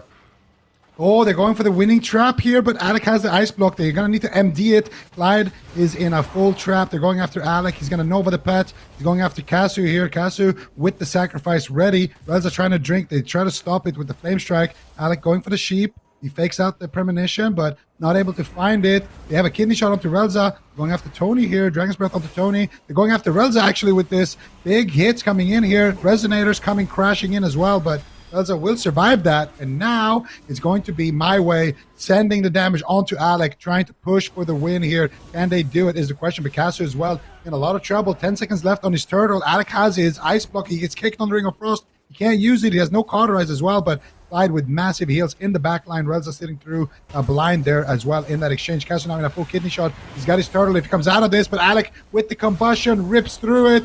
Can they take him down is the question. He's getting big heals there in the back line from that Guardian Spirit, but still more damage to come in here. Alex still with that combustion rolling. He Ice Blocks kind of offensively here, going for the win potentially. Sheep's Caster is just trying to peel for Nixie in that swap with that Ice Block, but now Alex going to be a target here. He might have had to use that Ice Block to keep Nixie in the fight, and this game is anybody's game. Who is going to take it? Alec super low. MYWAY on their last leg. Casu in a kidney shot, and that kidney shot feels like it's lasting forever. The Ring of Frost the pet. Alec goes for the Dragon's Breath. Relza Death Seed. He gets a full sheep onto him. He gets a full turtle. Relza using the IQD right there to break out of that sheep. His last line of defense. There's nothing for the next blind in 10 seconds that Nixie's going to have. Casu as well now using his trinket here. I don't know how MYWAY are still alive, but if they can get one trap and push Alec over, he's got nothing. They need to make it quick, though, because here comes Boon of the Ascendant. Here comes Clyde. He gets Cyclone on it. Relza's in a kidney. They can't find the polymorph. They find the blind. The door shadow gets kicked. Casu needs to vanish here. He needs to go for the Feign Death Camo again. He does. Casu gets taken out, though, this time by Nixie. Can they take him out? Trap! The question. Alec! Full trap! I think that's it. Alec is on his last leg. Uses the stone form. Uses the emblem. He's running for his life. He blinks for the blazing barrier. And he will survive another go. Both of these teams trying their absolute hardest to take somebody down, but I don't know if Cass is going to survive this. This combust is ripping in, and it's doing deadly damage. Relza is completely tapped. He goes for the heal, but he can't get it off in time. And Tony is going to clap here for that game. Very, very back and forth, and it's going to be casual dads walking away with the win. And unfortunately for MYWAY, we're going to have to wait for confirmation on this later, but I'm pretty sure they are out of the running here for the finals, and that is just what a statement here in Europe. The reigning champions from last year might not even make the finals right now. Oh man, there were so many insane moments in this game, like that Feign Death Camo earlier on, then right at the end he tries to Feign Death Camo again, and then Alec is about to die, Stoneform BMs, and then busts and turns it around. Like, how could you be thinking about doing this type of stuff when you're almost dead constantly throughout this game? This was definitely a highlight game for the day. If you missed this one or one of your friends missed it, you definitely want to be linking this game to them in the VODs. This game 3 between MYWAY and Casual Dads. What a performance. I'm a little bit saddened now that we're not gonna, if that's true, that MYWAY can't qualify. We've only got one more weekend left of them, because it's always very entertaining to watch Kasu, one of the few players who's just always locking in Hunter all of the time and trying to make it work. And look how close they were time and time again. Many times. Priests were playing with 0 mana for like 4 minutes at this point, I think. And it was this game was so long that I'm trying to remember at this moment. So this is when, yeah, this is the end of the game when Kasu has nothing. This is right when Alec did a turnaround, like another turnaround with the BM trinket into Combust with no sack. It was valiantly fought from MYWAY. An unfortunate end for them here on this weekend, but hopefully they can end this circuit still with a bang. Yeah, I agree. Honestly, a little bit heartbreaking. One of the last standing teams that, was still playing their own composition, and they had a really solid circuit. They had an even more solid cup season before we went into this, and it just really wasn't a good weekend for them. I think, losing that series to LF Org yesterday, and then losing here to Casual Dads to a 0-3 no less. So yeah, I'd like to see them, like you said, Sid, I'd love to see them have a good end to the weekend for the fourth and final weekend next weekend. So we'll see what they can do here. But Casual Dads, they're going to be taking that point, and that is going to look very good for them to be into that top 4 standing. So well done to them, especially for a 3-0 against a team like MYWAY. And now we're going to be moving on here to our next series. It's actually our last European series of the weekend. It's going to be KUNGARNA versus No Money Just Funny. KUNGARNA, as we know, still haven't lost a single game, and No Money Just Funny. What do you think, Ben? Do you think that they're going to give them a run for their money? KUNGARNA is definitely the team to beat right now. Yeah, KUNGARNA definitely the team to beat right now. Their RMP is top notch. I would say it's kind of an all-star roster, and at this point, I fully expect them to beat everybody. But that being said, No Money Just Funny, also a very strong RMP team. And if there was a team to potentially go toe-to-toe in the mirrors in Europe, I think No Money Just Funny could be those contenders. They have the experience, they have the practice. Let's see if they can take them down, because I'm betting that in game number 1 we are going to be seeing RMP. Yeah, I think that's a good guess there, Ben. So let's see what they do. We're going to go to a break. When we come back, it is KUNGARNA facing off against No Money Just Funny.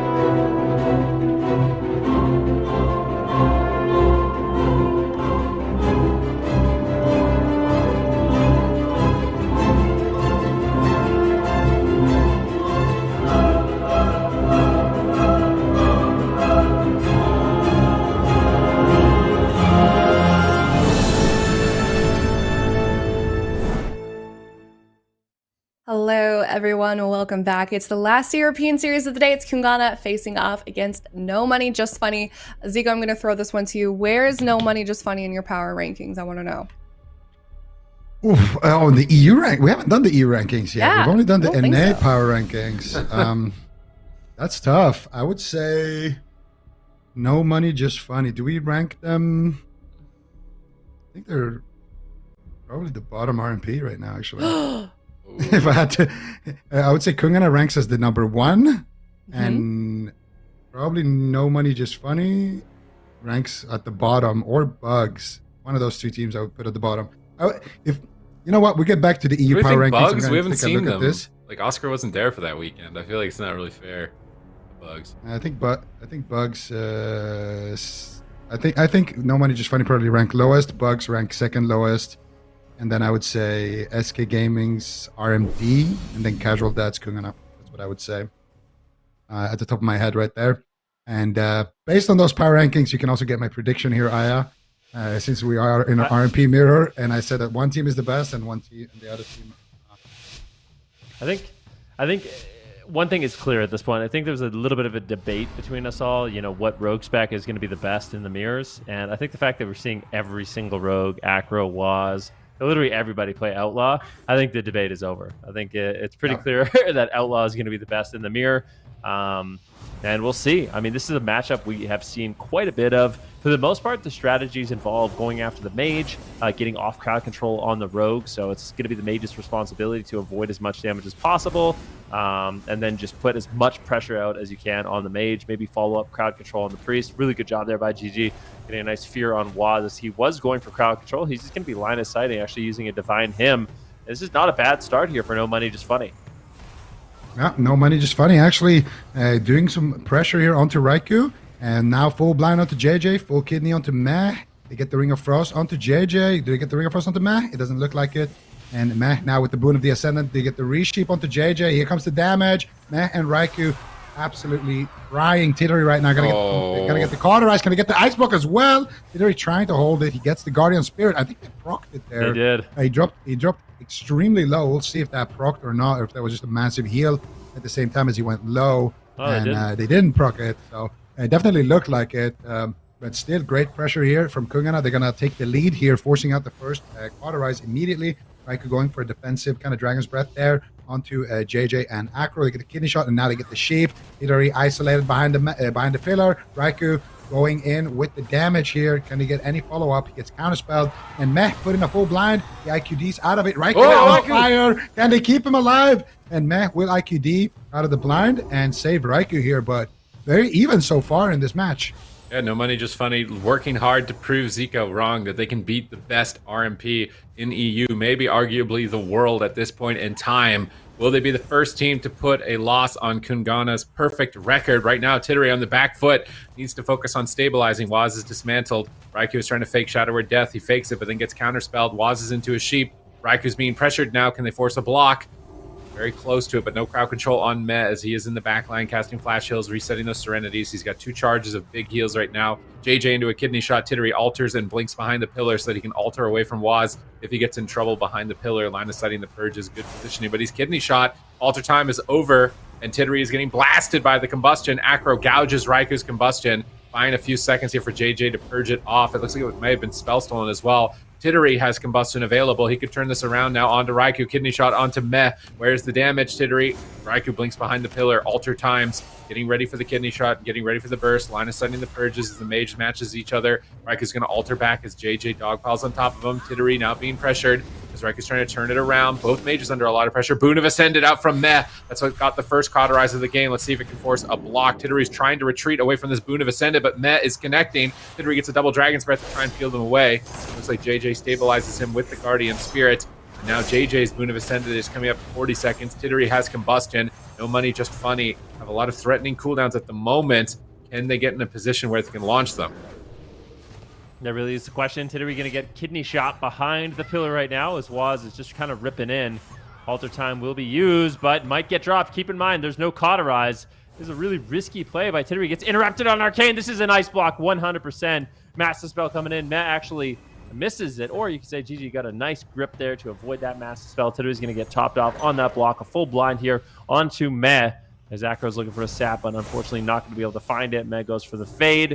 And we're seeing a lot of these priests just, when the rogue vanishes, they fade because they know there's a cheap shot, a kidney shot, a blind, something is going to be coming their way. So a lot of the time it's just a preemptive move, and the priest can avoid a lot of crowd control by doing that. This is a combustion of Titteri, but unfortunately really not able to find too much damage. Raikou going to be blinking into the middle of the map. A kidney shot right now on GG. Is there anything else available? It doesn't look like it. Full blind from Waz. Titteri all alone. There's no ice block. There's no cauterize. Kungana looking to put the first point on the board, but in defiance, Titteri stays alive. And interrupt now onto Meh. Where's the counter pressure here on Raikou? Titteri, I think, has weathered the storm. Really good positioning, good kiting, but still not out of it yet. Kungana is just swarming, but at the same time, Raikou is forced into an ice block. Some hero plays by Acro, doing a great job forcing some solo pressure there onto Raikou. Both of these teams completely tied right now in the match, except JJ doesn't have his Guardian Spirit. They did proc it on the side of Kungana. They're pushing for the win right now. Can they get it? JJ out of crowd control, spamming out the flash heals. Meh with the boon of the Ascendant, ready to strike here. Titteri, what is he going to do? He fakes out Shadow of Death. Meh avoids the sheep there, though. With the Holy War, Titteri activates the greater all the time right there. And we're going to see JJ as well. Trying to stay out of crowd control right now. Activates the Holy Ward right there. He gets kidney shot though. Waz removes it. Titteri on the run. Raikou gets counterspelled. And JJ will use his human racial to break out of that stun right there. Now, otherwise, he was going to get Ring of Frost there by Raikou, so nicely done by JJ. But that means JJ has literally nothing to work with. Full blind secured, full sheep onto Acro. Raikou has an easy time landing this polymorph. He's going to get it. Titteri trinkets out from the stun, but I think he's going to fall. He's a seed. Raikou with the combustion. Waz is there to finish him off with the vanish as well. But you got to give it to No Money Just Funny. They really tested Kungana in this mirror. They forced out everything. IQD, cauterize, block, everything. Very even game number one. Yeah, a lot more impressive of a showing that would have been expected based on the current rankings and our assessments overall. So definitely still a threat here, but Kungana take the first point and the lead. And now they have established their momentum as well. I do find it interesting the covenants of the Holy Priests in these mirrors, because now in this one we've got double Kyrian, which makes me think Meh is picking Venthyr because there was other comp options that he might face. But now in this situation, you know it's RMP, so they're running Kyrian. And I wonder if North America will adapt to this as well, and if we see North American RMP mirrors shifting into this, because look at this Boon of Ascended damage. I feel like Meh got way more value than JJ did throughout this. It got the cauterize at the start of the game. I think it got the cauterize here as well. It really led the charge for momentum for his team. He was just able to connect so much. And at this point in time, they were forced Raikou's cauterize. This is where they were just showing signs of life, like there's possibilities for No Money Just Funny. This is that alter time moment where Titteri hits 20% and then has to block the grip on the Mass Dispel to avoid Mass Dispel in the end of the game. Really clutch plays from both sides, but I do think it was the ascended boons of Meh that carried this team and put them a little bit over the edge. Ultimately here, full sheep onto JJ with a half HP mage. You're just not getting out of that situation alive. So well done to Kungana to execute on the kill. I love watching Kungana's RMP, the balance of offense and defense, not just tunnel visioned into one particular option and shifting when necessary. Yeah, I think it's a great thing about them is they just know exactly what their win conditions are, how to get the cooldowns, where to put the crowd control at the right moment. You could tell they're always communicating about it, and they do a really good job. So not a huge surprise that they will claim game number one, but I think the big surprise to me was Acro, Titteri, and GG. I think they did a really good job. I mean, this is not an easy team to go against, and we kind of have this rule where, I mean, if you go into an RMP mirror and you're getting no cauterizes, you're getting no ice blocks, it's kind of a blowout. That wasn't the case here. I mean, they did have a lot of pressure on Raikou. They were able to get out basically all his defensive cooldowns, and even though they did fall, they made it really close, and they made Meh, Raikou, and Waz really work for it. Absolutely. And this is a really big match here. No Money Just Funny. Again, one of those teams not in a great spot in terms of standings. Kungana, they can afford to lose. They can afford to throw a map here, throw a map there. There's but no way they they don't want to lose a single series. Of course, they don't want to lose. But if they did lose, it wouldn't affect their qualification. However, No Money Just Funny, if they lose, it will affect their qualification. They really, really, really need to get a win here and get the upset. Game number 1 wasn't bad, but we need more than that. We need some dubs on the board here for No Money Just Funny. We need an upset to come out of these guys. So they're playing on a good level, but they need to try to raise it even a notch here if they actually want to have their chances of making it to the finals, still be in their hands. They got to level up beyond where they're currently at, push their limitations, push the ceiling, get to the next level if they want to beat one of the best teams. Well, I think it's safe we could say the best team in Europe at the moment. Can they pull off the upset? David versus Goliath moment here for No Money Just Funny. Their best opportunity to show that they are one of the best teams and they're capable of this. Can they kind of stain the perfect record of KUNGARNA? I can't imagine KUNGARNA's going into any of these series thinking that, like, oh, we can afford to lose this. I really doubt that's their mentality. I feel like this is a team that is out to conquer and absolutely devour everybody that they encounter. So let's see if No Money Just Funny are ready and up to the task. As we can see, Waz starting CC onto Acro and JJ triple crowd control. Itinerary is isolated. He altered times. He tries to reverse it, but this is Mez. Boon of Ascended. Massive damage incoming onto him. Counterspell onto the Holy Fire, trying to turn it around. They haven't committed too many cooldowns just yet from this initial push. A Guardian Spirit is not nearly as impactful as a Cauterize or an Ice Block. They do get JJ's Apotheosis, though, and that is quite a substantial cooldown.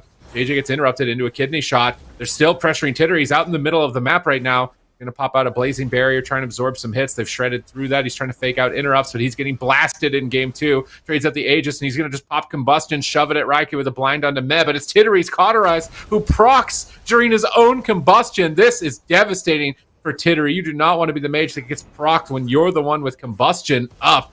And KUNGARNA are looking strong in game 2. They are not giving them any space to breathe.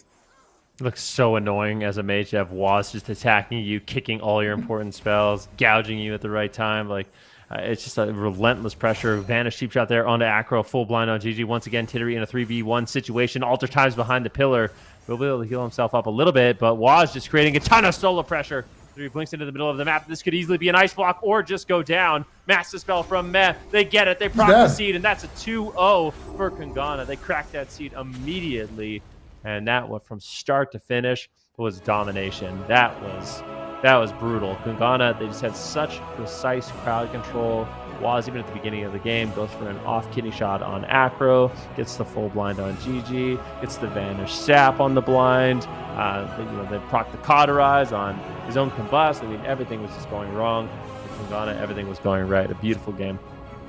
Yeah, and I really want to stress in the start when they get that Cauterize, I mean, maybe we'll have a replay of that. We'll just have to wait and see. But basically what they did, they got the kidney, and I think this is after they got the Cauterize. So they got a kidney onto JJ, into a kick on the sheep from Raikou, into a kick on the ring from Raikou, and then they just got a fear, and then he sheeped out of the fear, and that's how they got the Cauterize. And then here, Meh gets sheeped, JJ gets kidneyed, Waz vanishes to reset his blind, cheap shots Acro, blinds JJ, and then here, he's doing so much damage. Meh following up with the fear to give Raikou extra time where he can get the sheep.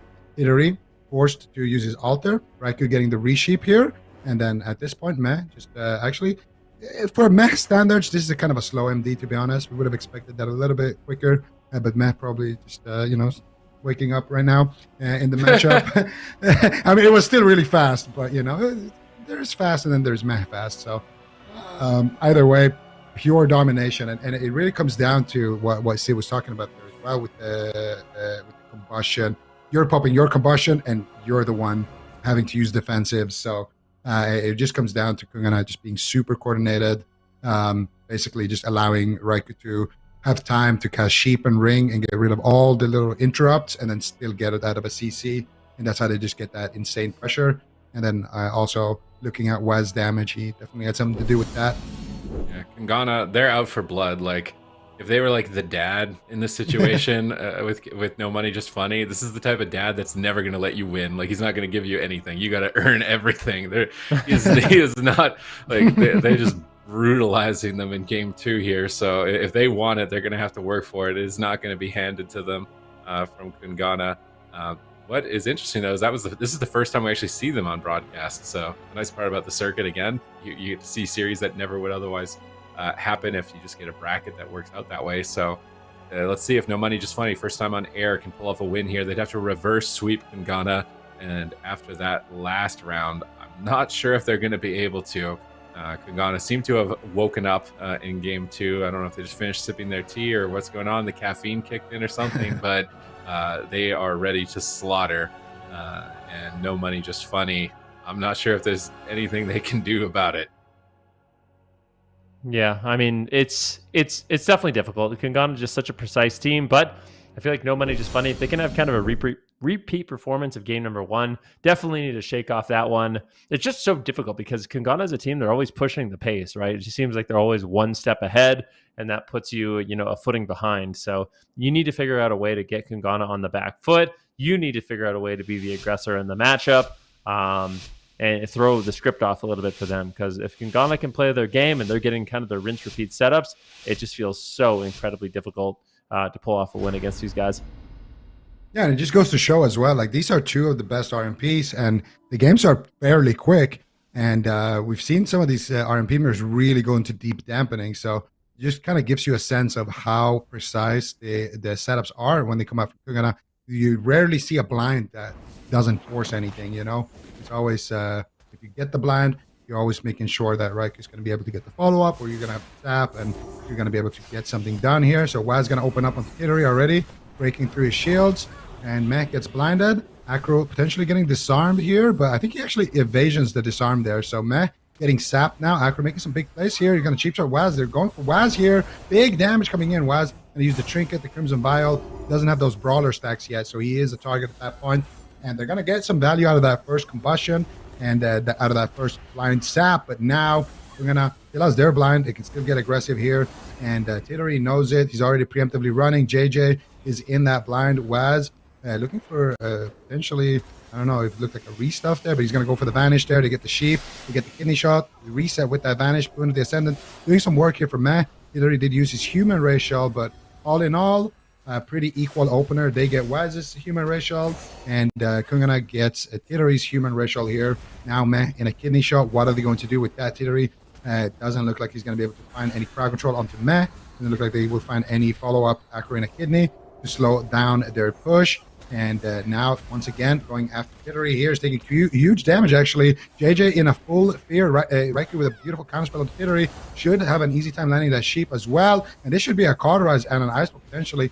Unless that was, I think, the IQD and the Human Racial coming out from JJ here in that assault. So all of the pre-cooldown has been expended. Meh in a full blind. Waz going to be the target for No Money Just Funny.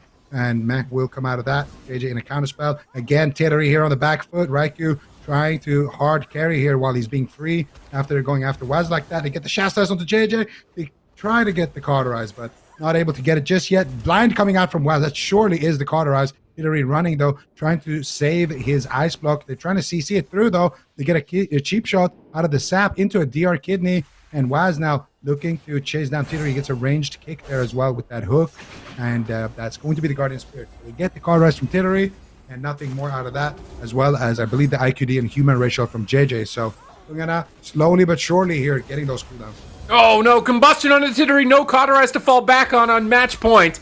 Almost getting crushed here, and Meh has Boon of Ascendant. If they get crowd control here, this could be it for Tittery. Meh is in position for Psychic Scream, channeling out some smites. Full Sheep. Can they finish it? Boon of Ascendant. Massive hit on the Tittery. Blinks back, gets a shield here as he line of sights at the balcony. Waz is chasing him down. He's going to Aegis, but LR Rogues do not care about that. Massive spell onto the Ice Block. This is their last line of defense. Can JJ save him? No, he gets Nova'd on the grip. Has to blink a second time. Is he going to survive? Overwhelming damage. JJ trying to heal him here. Greater Fade's Apotheosis. Tittery now launching Combustion. Trying to turn this around. Trying to create a miracle onto Raikou with a sap onto Meh, but Raikou is just tanking through it with his own Gladiator Aegis.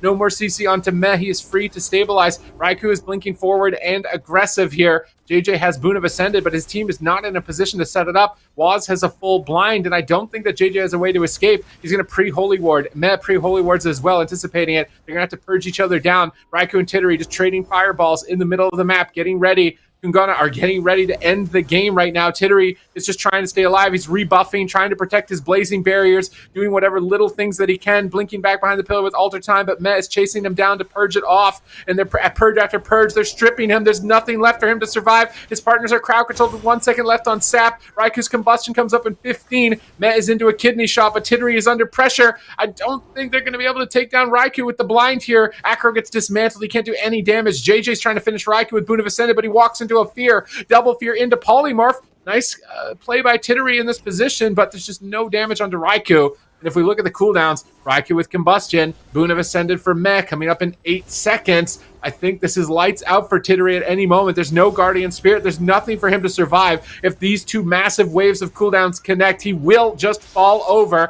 Can they connect it? Here comes the Boon of Ascended. They're pushing for the win onto Tittery, but there's no control on JJ. He pre-fades the crowd control and manages to reposition, avoiding Boon of Ascended for now. But here comes Combustion from Raikou. They're just shoving damage. Here's the kidney shot from Waz. Tittery is getting blasted. He blinks back behind the pillar. He's going for an invis, but he gets purged. He's not going to go invis. Waz is all over him, and that is it for No Money Just Funny. KUNGARNA continue their tear.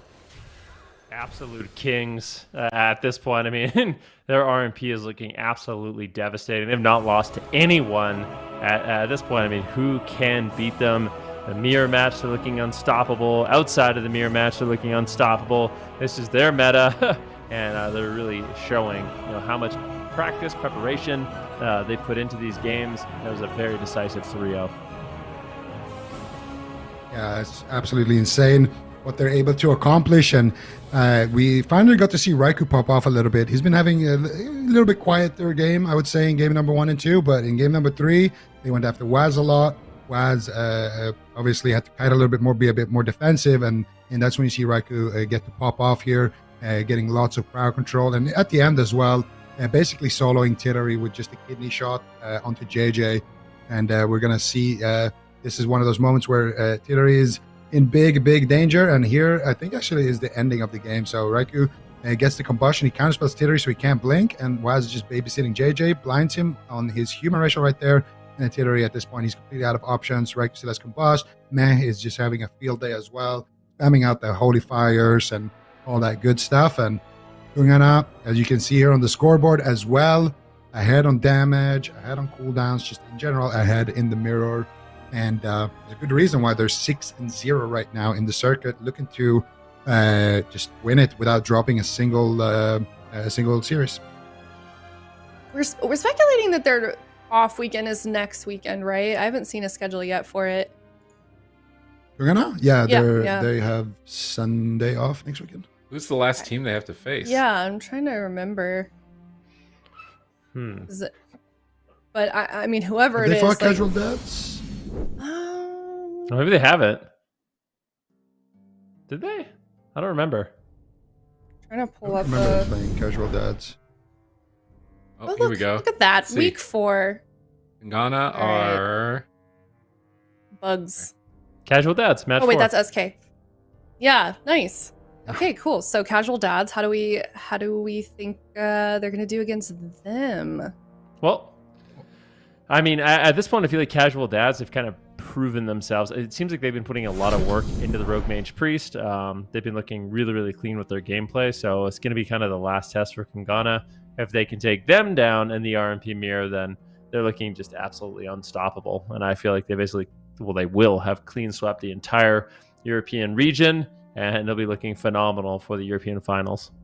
Yeah, I mean, they've really just had an incredible season this year in Shadowlands. This is definitely their expansion. So, I mean, it'd be an absolute crazy run if they made it all the way through until the Grand Finals of Europe without even dropping a game. I don't know if I would be even surprised if I saw that at this point. I think the real interesting challenge that I'm looking forward to with this team is when they finally hopefully get to play against KAWHI in the Cross-Regional Tournament. But we'll cross that bridge when we get there. Unfortunate for No Money Just Funny. They're not going to get a point. They're going to get a loss for this one, and weren't even able to take a single game off of them. So we will be moving on now to the North American region. The first one we got coming up here is Cloud9 versus UNITAS. UNITAS had a pretty rough loss yesterday. They've kind of had a rough circuit. And then Cloud9, on the other hand, certainly ramping up here, and they're looking to make more points. So we'll see if UNITAS has a comeback, or we're going to see if Cloud9 takes yet another victory. We're going to head to a break, and we'll be back very soon.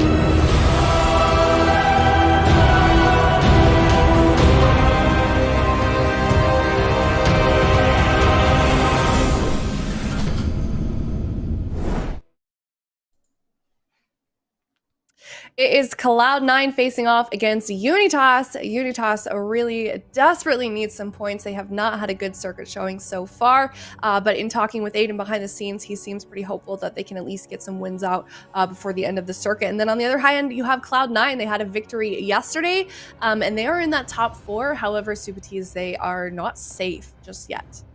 Yeah, wins here would definitely be securing them, and I feel like they might not have the safety of the numbers, like the wins on that, but I feel like they're getting so good at RMP now. And if they keep just getting better and better and better, like they are going to be such a serious threat that those points are almost becoming guaranteed for them.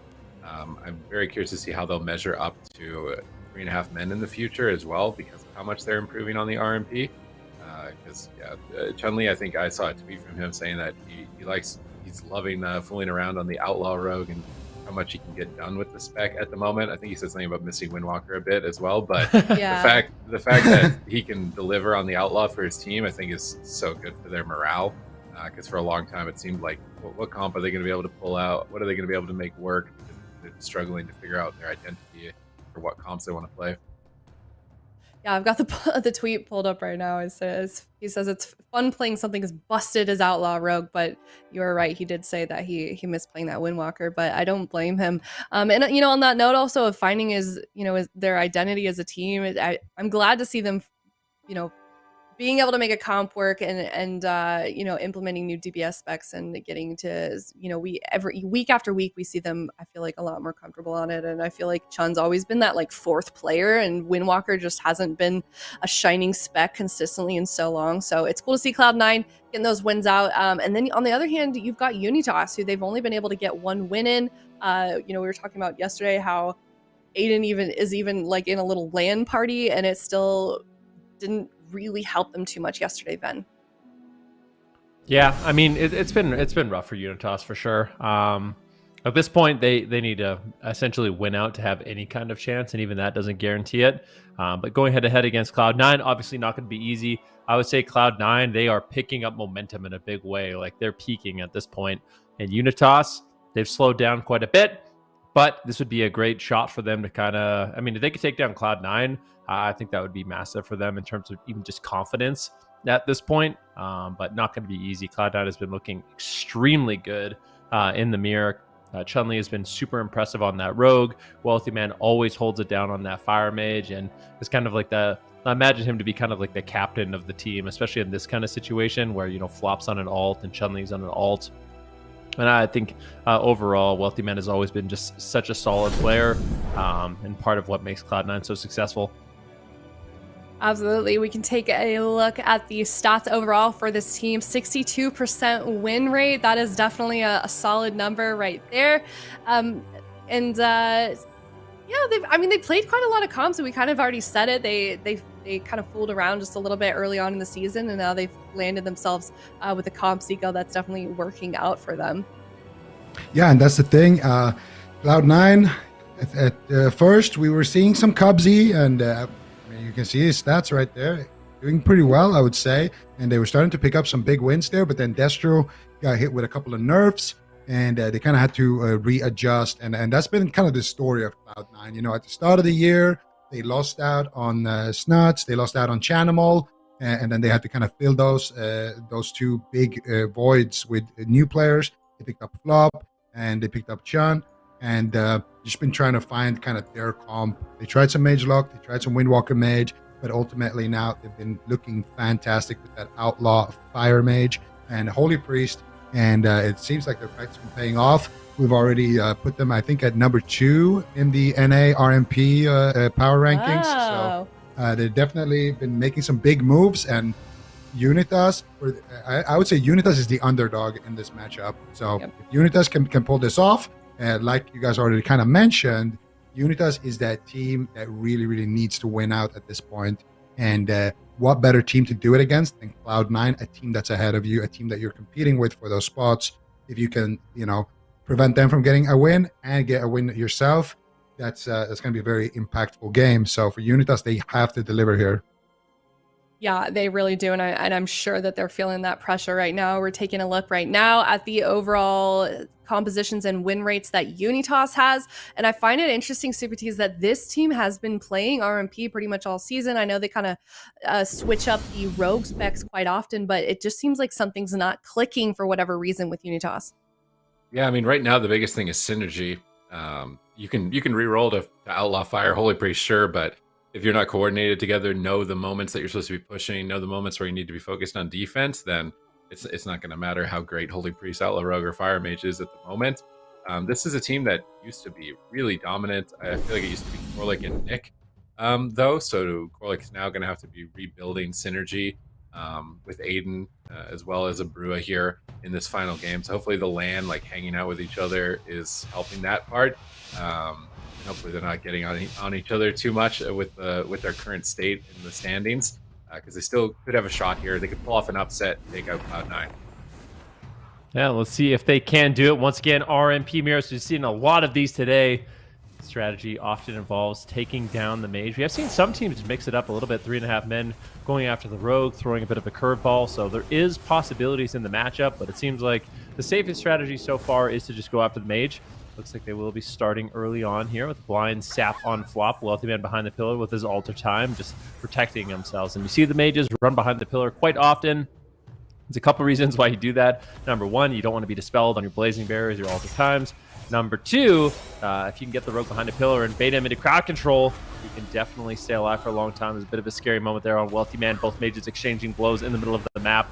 Wealthy Man kind of pioneering a double defensive trinket build, which we don't see. So you can see he doesn't have the medallion, he doesn't have the relentless, he's using the emblem as well as his Aegis to survive this initial onslaught. And it could be Abrua. Actually, both these mages, I mean, this is a surprising amount of pressure for both these teams, as it seems like both mages are kind of fearless, just throwing pyroblasts at each other, trying to get that early momentum. Yeah, and so far, cooldown's looking pretty even between both of these teams. Nobody really forcing out anything big just yet. Wealthy Man looking for the Ring of Fire. Abrua just trying to buy some time here for that kidney shot potentially for Aiden. Flop actually fades, I believe, the kidney shot, but he gets counterspelled. Big hits coming in here from Abrua, but Flop quick with the mind control there as he gets counterspelled. He gets put in the Chastise. Corlick moving in for the fear. They don't get it. They get the blind out of the Chastise, though, but that means they can't sheep or sap it. And look at Wealthy Man already. Pre-altar time, pre-blink, pre-double defensive trinkets equipped.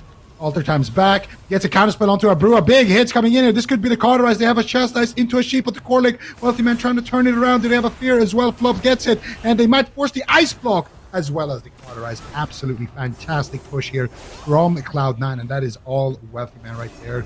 And kind of using that blink that you get when you come back in position from that altar time to reposition and make some great offensive plays. Cloud9 now with a huge lead, and UNITAS, they're going to need to make this setup count here. Can they land it? Abrua gets counterspelled. He gets gouged. Excellent shutdown from Cloud9, and it's going to be a fear, though, onto Flop. Can he still get that sheep if Abrua is still chasing for it, and he can get that combustion? That could have been a big opportunity, but now his combustion is somewhat wasted, and again, it is going to be Wealthy Man having his combustion coming back up very, very soon, and it's going to be Wealthy Man who could potentially KO Abrua here in the next setup, Sid. Yeah, this is very dangerous for Unitas. They're so far behind. They're getting dominated at the moment. If they can't even force Wealthy Man to call it or block at this point, it's looking very grim for them in game number one. How is Abrua going to pull off the miracle? He pre-altar times the stun, breaks out of it, gets behind the pillar, trying to outrun Chun-Li at the moment while Flop is in the sap. Maybe an opportunity for them to get some pressure onto the board. Wealthy Man into a kidney shot. Can they force it? No. Wealthy Man blinking away from the stun and managing to stabilize for it now. Actually, maybe not. Pressure still incoming. Line of sighting Abrua at the pillar, avoiding him, not wanting to get that cauterized force just here. Want to maintain their lead. Kidney shot on Corlick. He's going to pre-activate the Guardian onto his mage here during that, anticipating further crowd control, and that was a good anticipation on his part. But the Guardian Spirit by itself may not be enough. He's into a sap now. Abrua's still on the run, blinking, getting that blazing barrier from the Blazing Soul. Very high value talent, very important right now, as the mages have so much survivability when they lock that talent in the matchup. These mages are able to make that a key play with their blinks here. Chun-Li cloaks offensively onto Abrua. They just smell blood in the water. They're going for it. Will they be able to take him out? Wealthy Man, in the meantime, is actually the one on the back foot, though, despite Chun-Li's assault. Will he go down? Kidney shot connects from Aiden. Flops in position, trying to get out some heals. Gets kidney shot, but Wealthy Man does blink away. and there's no crowd control onto Corley, but they're behind on mana, they're behind on cooldowns. It does feel like momentum is going to swing in Cloud9's favor at any moment. Yeah, definitely. You're getting that feeling. Abrua right now in a lot of trouble. Wealthy Man still has all his defensive tools. Abrua has essentially nothing. He has to hold on for another 2 minutes to get that ice block. If he can get the shifting powers off a little bit shorter. Chun-Li all over him right now. He gets interrupted. Big damage incoming. And it looks like there is a full blind. Peel's coming in from Chun-Li. So realizing Wealthy Man could be in a little bit of trouble. They know they're so far ahead. They don't want to throw away anything they don't have to. But Chun-Li is just going to come back. The kitty shot on Aiden. Wealthy Man will recover. Now a big combustion with the blind on Corlick. Abrua trying to line of sight right now with his altar time. Doing the best he can. Moves into the middle of the map once again. But all 3 members of Cloud9 are in hot pursuit. And there is nothing for Abrua. A fear on Corlick. Abrua barely goes down. I don't even know what that heal was, but he somehow manages to survive. Corlick gets out of the crowd control. That was a great push by Cloud9. But equally so, I think Abrua did a really good job of surviving a dire situation. Yeah, and we're going to see Abrua right now in another dire situation as he is dropping to about 50%, but he will recover. And Chun-Li stuck in that ring of fire. He's just going to walk through it. Wealthy Man as well. Both of these mages using those rings of fire kind of defensively as a kind of zoning tool. Wealthy Man with an excellent all this time. Going to drop to a half HP, come back to full. And he does get a sheep actually onto flop here. Abrua getting aggressive, but it's not going to be enough crowd control there. He's going to get that Guardian Spirit. And Wealthy Man is going to be completely fine here as well, using his trinket. Now Aiden in a fear, or looking a blind. Can they get a sap? Can they get a sheep? They get a gouge. I don't know if that's going to be enough here. And they get anything else. Abrua with the ice block ready to go here. He's actually in full invis right now, and he's going to cast a sheep out of invis onto flop. Flop actually doesn't def it.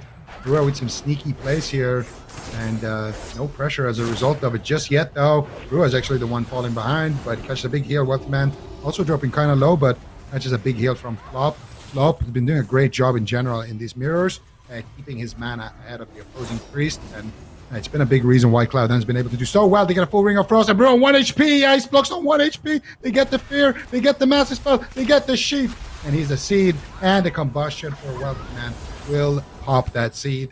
Cloud9 not going to be letting off any steam here, picking up their first win against UNITAS.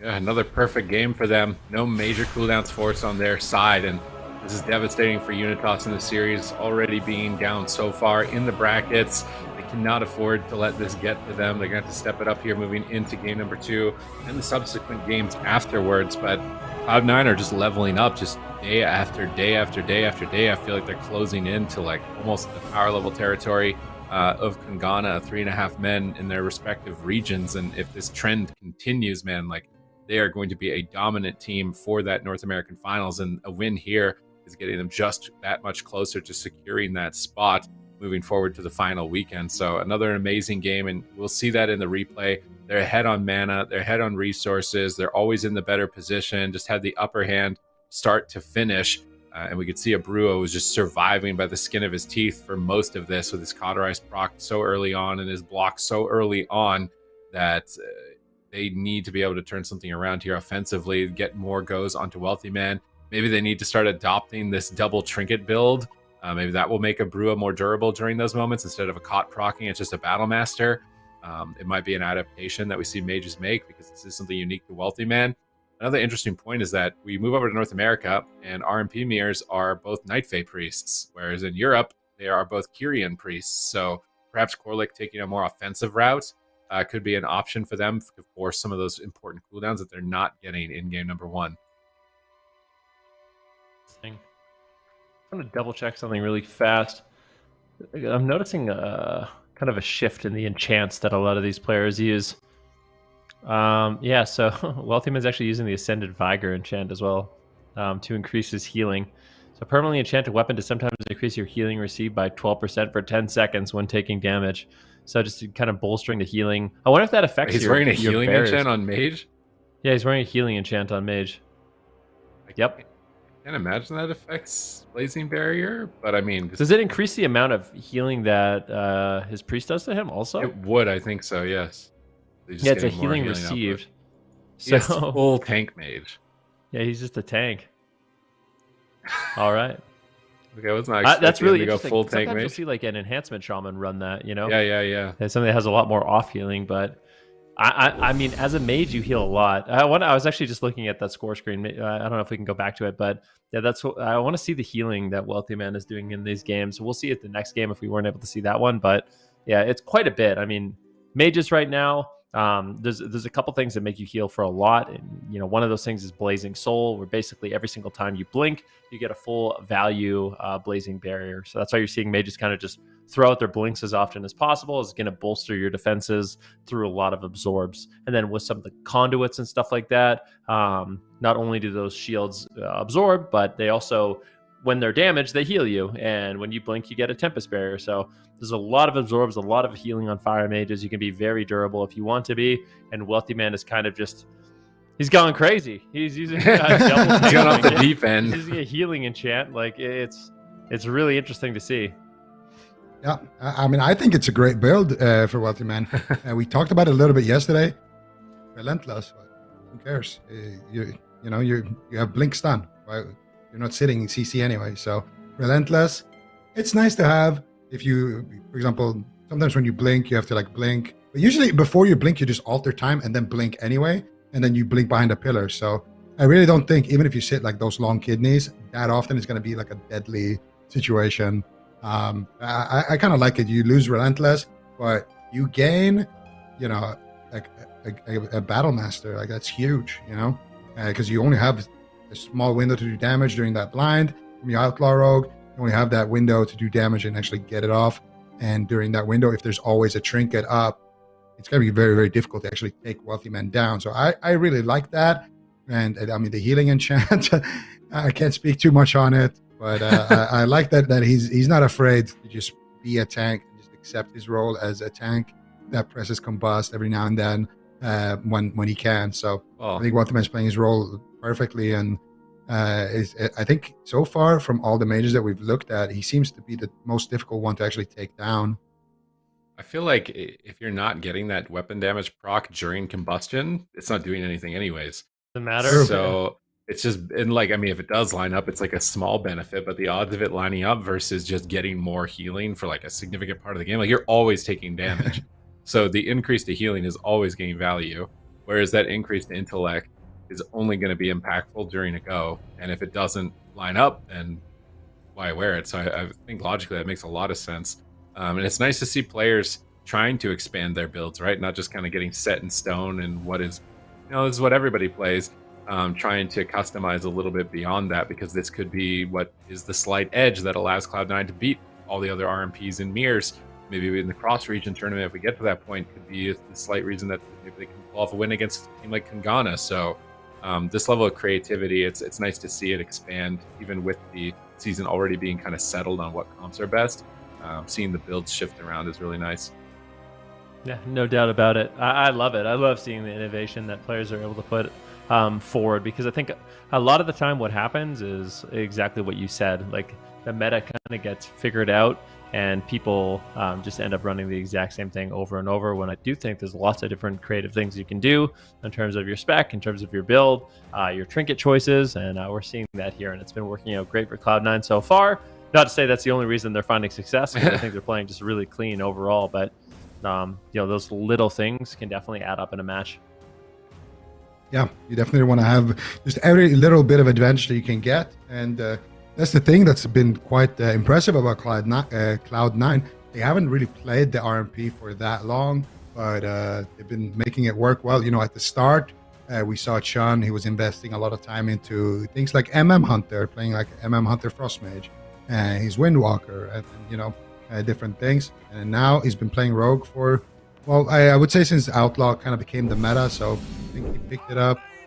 Maybe he didn't even play it in the cups. I'm actually not 100% if he did play it in the cups. I don't think he did. I think he might. Yeah, I think he. Oh, Abua's not playing any string. Yeah, he's playing double. Yeah, he's copying Wealthy Man. He's playing copying double. the homework, dude. I'm assuming he's copying Wealthy Man's build here. Last day before the final exam, copying the homework of Wealthy Man. Not good. He's like sitting there. He's sitting in school during the test. Like, it's all quiet. He's like looking over his shoulder to see what his benchmate is writing. He's peeping at what the scores are. Like, did you answer D, all of the above there, Wealthy Man? It looks like it here. Defense. In game number, did you answer D for defense here?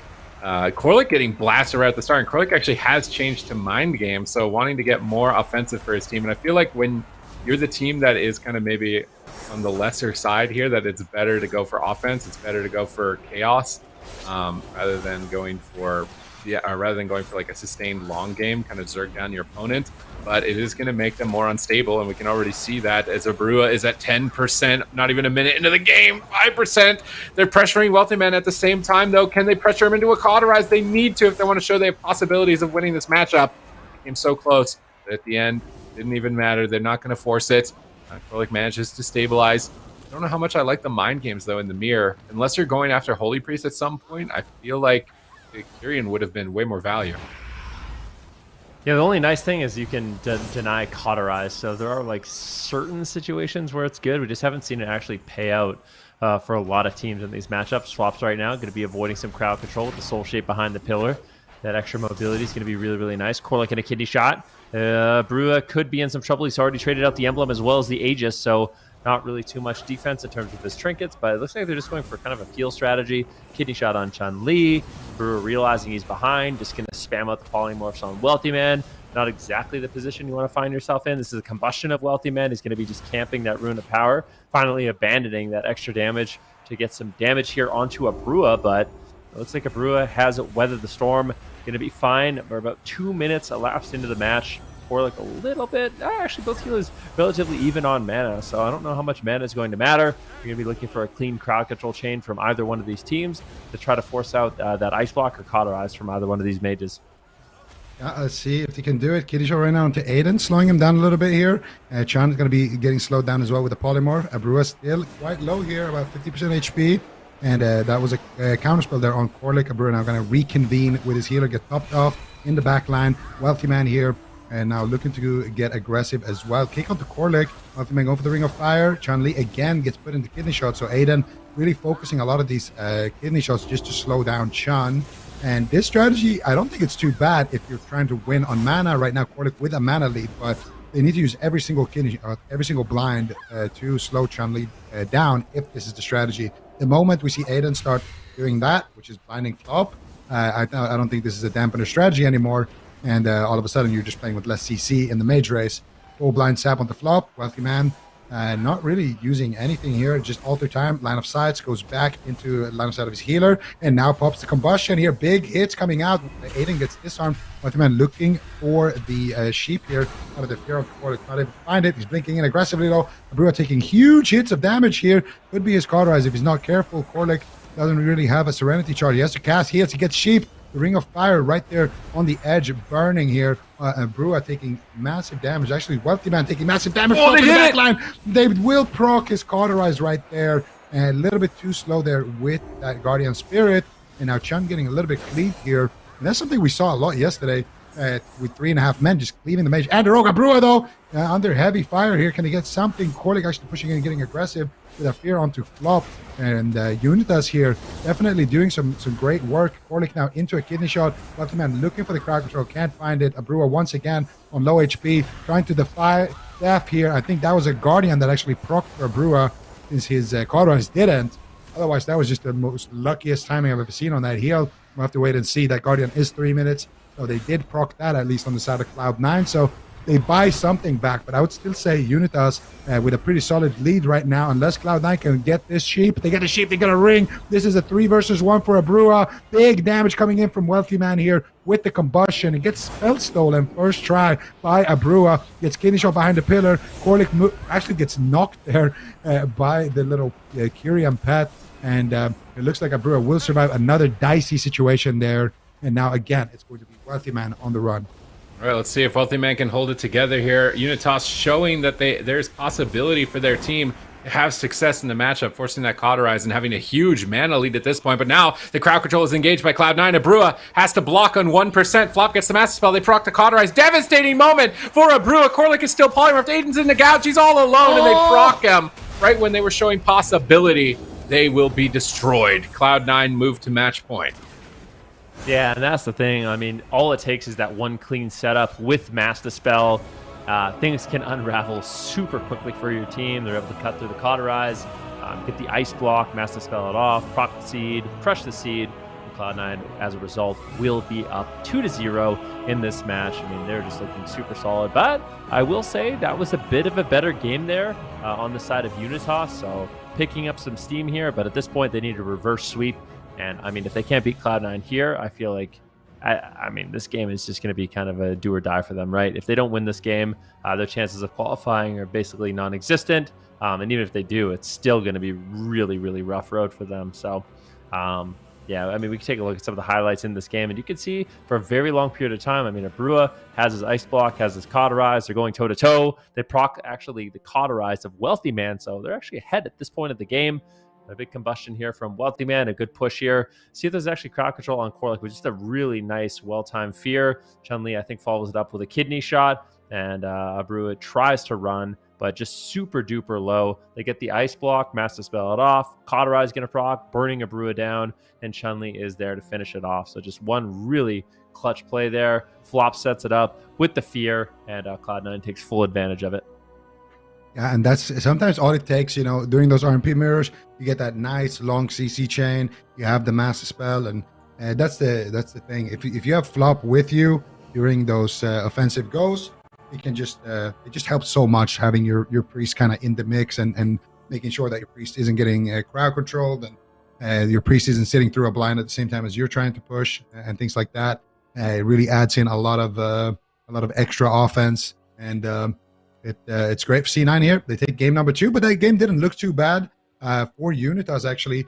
Aiden did great damage here. It tied up with John, and Abrua and Wealthy Man pretty even as well there in terms of damage and healing. So it was a pretty even match, and then Cloud9 just got that one big push that you know, kind of closed out the match. So for UNITAS, hopefully they can think about the, you know, what was happening before you know, they lost, and take the good things there and continue with them. Because we really haven't seen Cloud9 too tested in Rogue Mage mirrors just yet. And UNITAS, I feel like they actually could take this game if they clean it up a little bit more. Yeah, they're definitely getting there. I mean, it's representative in the score screen. When we see stomps, it's usually like 30% more damage on the mage, the rogue, and the priest. I still think a Kyrian Covenant could be good here for Korlik, especially on these big pushes. Like, that's a block force from Wealthy Man, rather than just nothing really. The Mind Games is going to reverse some healing, but it seems like I've yet to see that moment where they get a Mind Games on the cot and they die. I feel like that's the only time where you'd be like, yes, I was Mind Games. This is why I picked this, and it's literally not happening at all. So I'd really like to see it once in the circuit. I'd rather see Boon of Ascended. Like, when I see Boon of Ascended, I'm like, oh, that's a block. When I see Mind Games, I have to like look a second and see who he casted it on to make sure that it was the mage, because it didn't really do anything. It's like, I don't know. I don't like the Mind Games. Even as Night Fade, it's like nice. You'll see the priest like you soul shape out of a fear or something. It's like, ooh, a fear's coming, soul shape away. Like, you'd avoid it.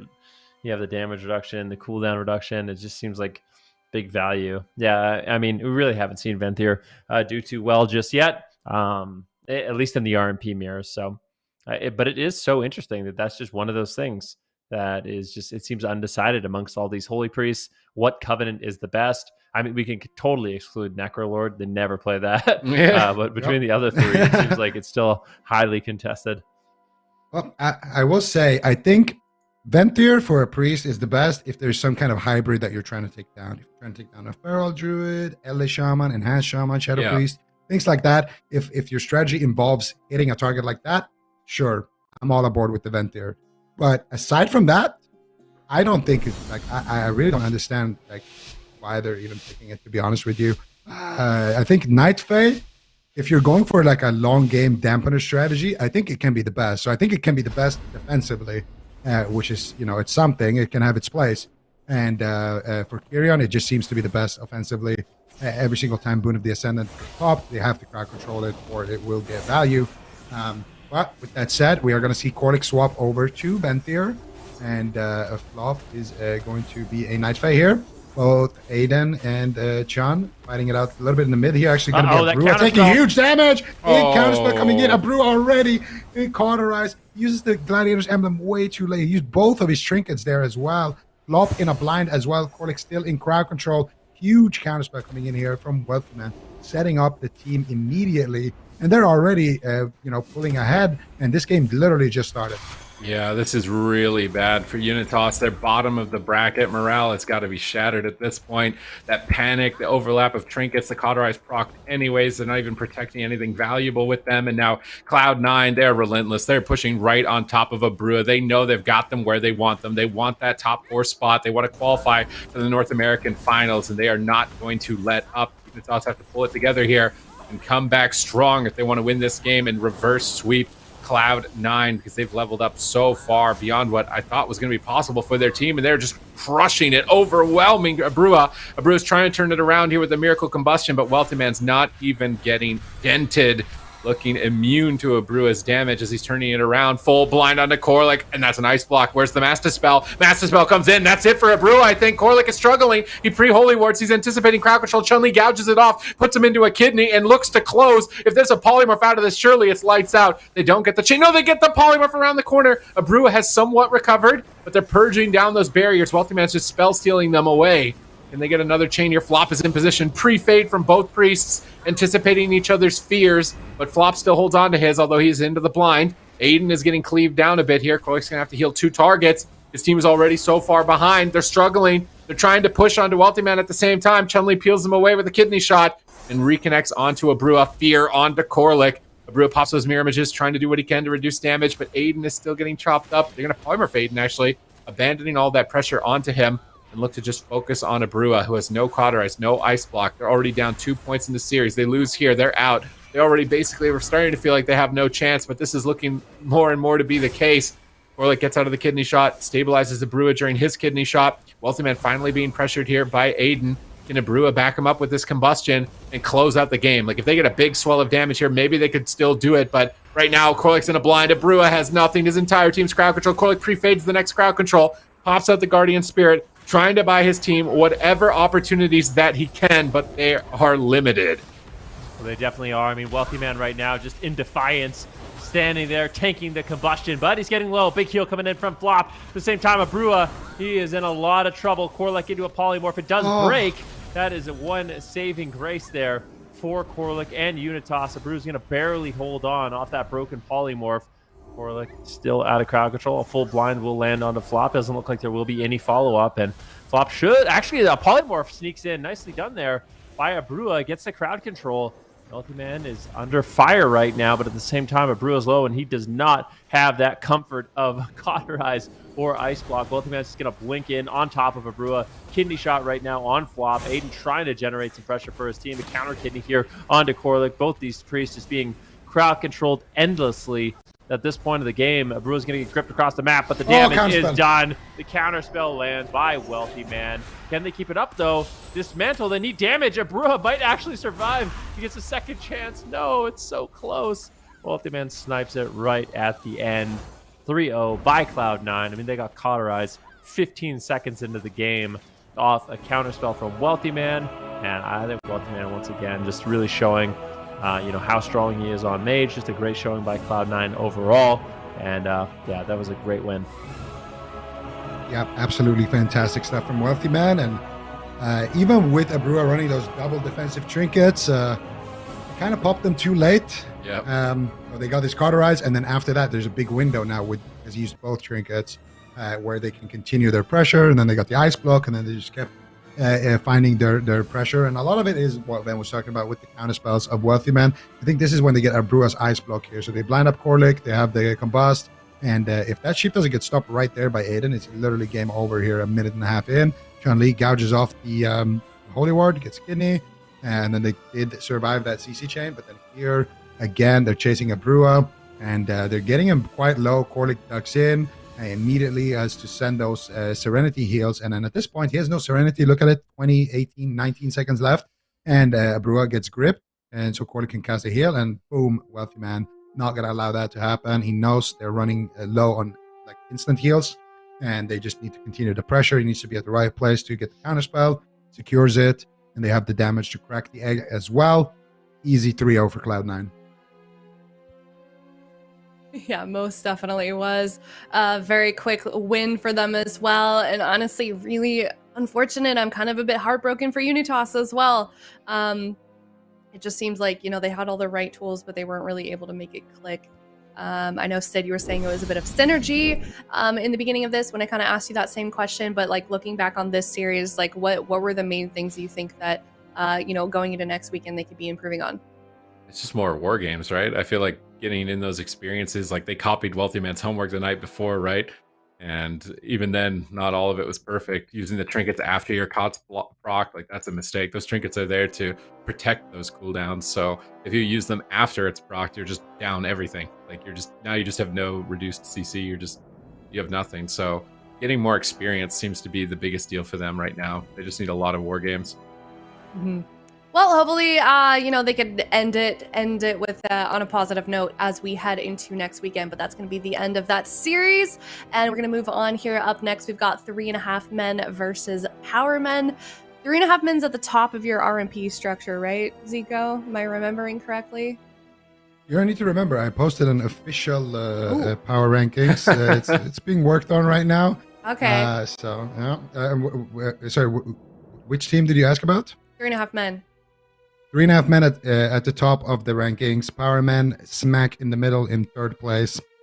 So that's for NA.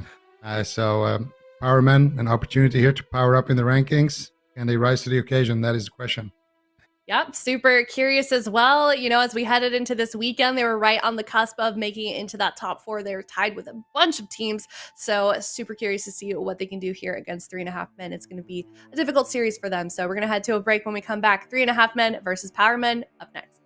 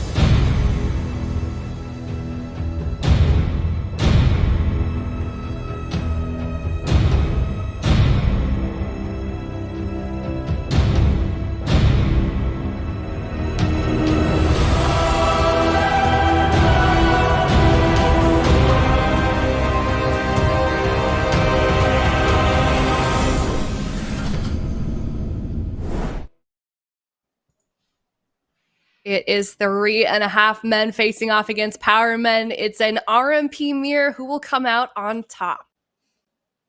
I feel like I've seen this before. Once or twice before. 3.5 men versus Power Men. This is, I think, our third or fourth RMP mirror today.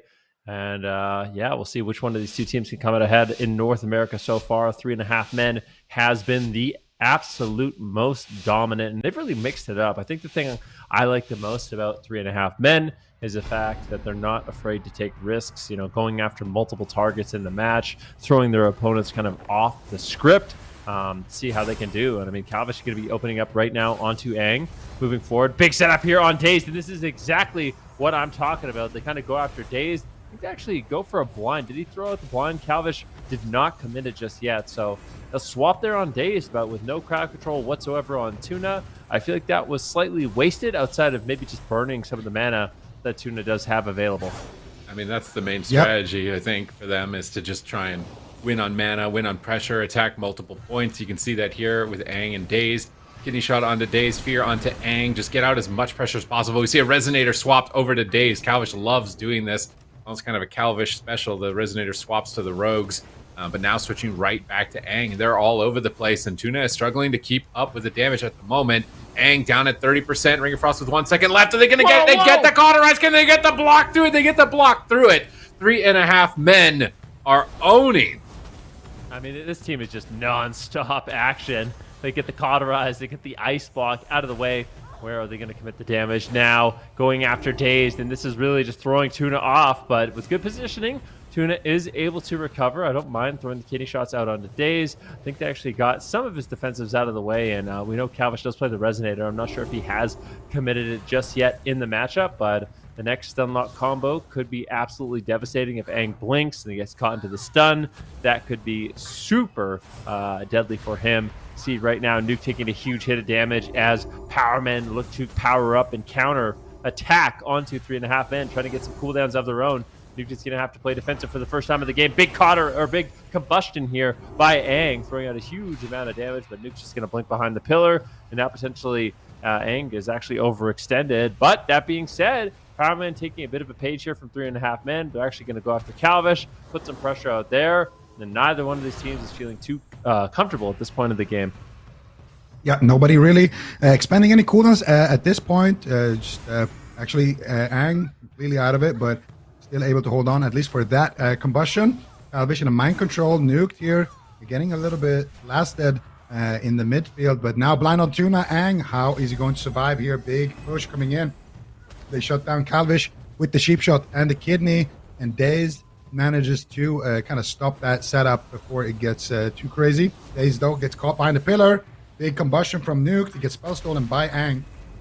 Aang looking to potentially blast back, but he gets stuck in a kidney shot. Ring of Fire coming out here for Nuke, and they're looking for that last setup, potentially that game-winning crowd control on the side of 3.5 men. Can they find it, though, is the question.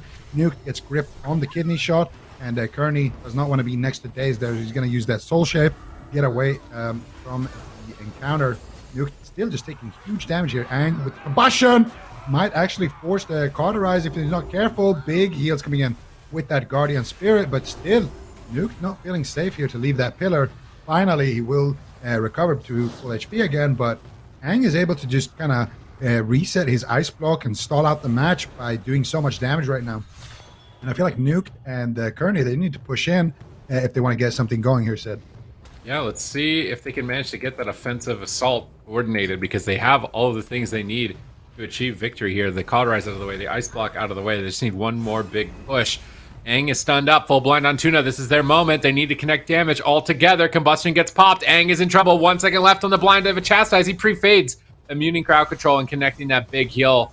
I feel like they were just not in position for that. Any chain of there, it was it for Aang and 3.5 men, although their explosive start might fizzle out, giving opportunities for Power Men to come back. We see a swap over to Dazed again, trying to get a kidney shot Ring of Fire. They grip Dazed out of the Ring of Fire. KAWHI is now getting mind controlled, purged out by Kearney. Kearney slightly ahead on mana in this position. KAWHI now stunned up, and Power Men are adopting some of the 3.5 men strategy, switching over to the Rogue for a moment, trying to maybe win on mana later on as they've bought enough time. Aang is going to have Ice Block in 2 more seconds. I can't believe it.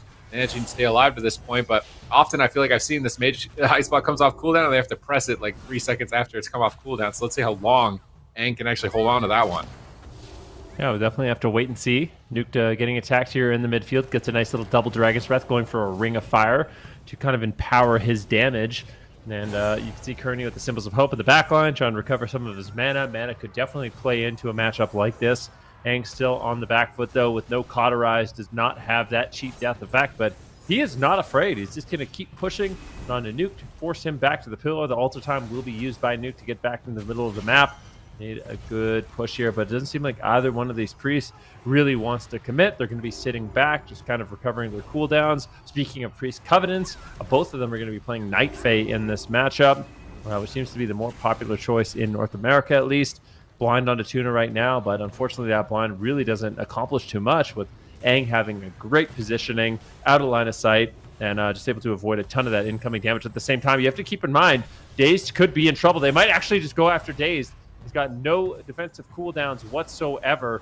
I could easily see a kidney shot. This could be it. Do they use the resonators? They do. Daze could get dropped. Do they have any crowd control on Tuna?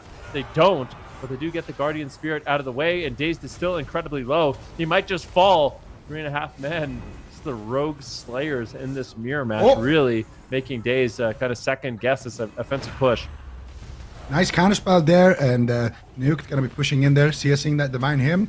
And they're keeping up the pressure right now, and you got to give Aang some credit here. He's been it's been remarkable that he's actually able to stall back all his cooldowns right now. Tuna in a full blind. Aang, though, he just got his cooldowns back, so he needs to try to hold on to them. Now just gets defensively blinded by Dazed, and I mean, I'm not a big fan of these blinds defensively on the Rogue, because at some point you just got to make a trade. If you're just trying to stall out the game and save on your CDs, well, look at Tuna's mana, look at Kearney's mana. They've been in the driver's seat the entire match here, and Tuna's been forced to play from behind. We need to get some aggression, because right now the game is kind of slipping out of their grasp. Powerman, what are they going to do? Daze dropping to a 50% HP. Aang counterspelling and nuked here. And now they're going after Calvish. Actually gets gripped, though, on the kidney shot. Nicely done there by Kearney. And now nuked again. Just looking to set up a double ring here in midfield, but no crowd control on Tuna means that they can just dispel that. And Dazed here once again going to be making his way back to target. Calvish making his way back to the mage as well, but he's disarmed right now. He gets blinded again by Dazed here, and it's going to be Nuke just pushing in here, actually doing nothing with that blind, I feel like. Now they're swapping to Calvish out of the blind, though. Can they get anything done? Nuke is in position, gets a defensive Dragon's Breath. We don't get anything really from Calvish here. They don't even get the Guardian Spirit from Kearney, and that's going to be another combustion. And this late into the match, you're not going to have too many of those. Let's see if they can get something now back on the side of 3.5 men onto Aang. Kearney actually sitting down for a drink right now. They Nova Aang. They're slowing him so he can't access that range for that Flame Strike. And as a result, Kearney will get a little bit of mana. And actually looks like he's trying to sit down again for it. I'm not sure. It's hard to see with that angle, but Kearney actually is playing offensive, trying to get some damage going here. And now it's going to be Calvish in a kidney shot once again.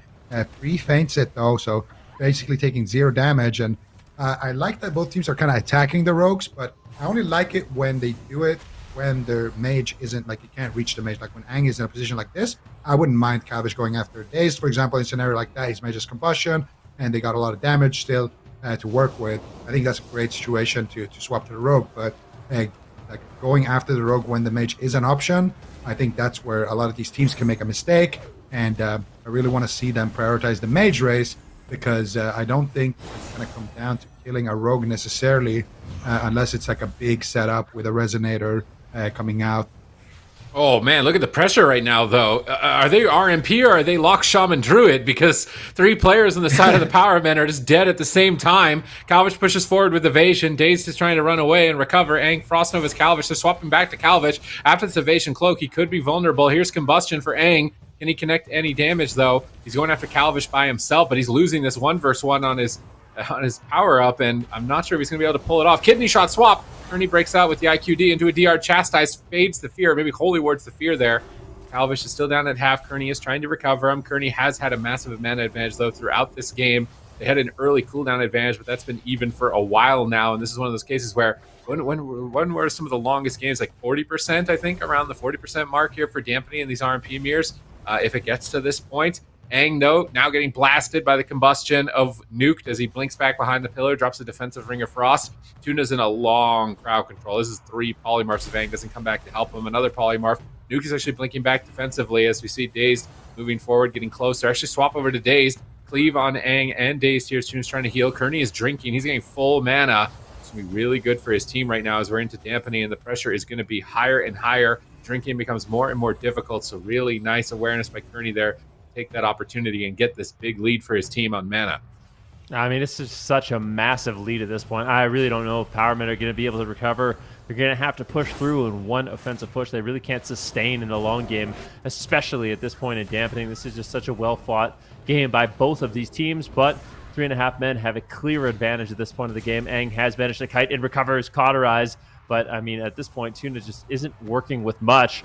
Big swap here over on the Dazed, and I think these rogue swaps could be massive. Calvish actually maybe in a little trouble. Carries out the cloak at the same time. Dazed is low. Look at all 3 members of Powermen. They are rotting down. Nuke getting crazy here with his combustion. He decides to trade out the ice block aggressively. Dazed barely holding on at the same time. A swap here on Tuna. He gets dropped. And that was just all-out aggression in those final moments by 3.5 men. Nuked with his combustion, just going after the rogue, going after the mage, hard swap on the priest. And this is what I like about 3.5 men. They're not afraid to just mix it up, go after multiple targets, throw their opponents off their footing. And yeah, it's just a joy to see. Yeah, they're not like a scripted team. They swap around, they kind of fill it out, and in this game, it's going to work out for them. And honestly, I think this defensive posture here was just, the Power Man, it was a bad start for them. So it was nice that they were able to stall, recover, get their ice block back, get their cauterize back. But at that point, I want to see some pressure. I want to see some offensive blinds. This is, as you see here, first minute of the game. And it's a tough position to play in, right?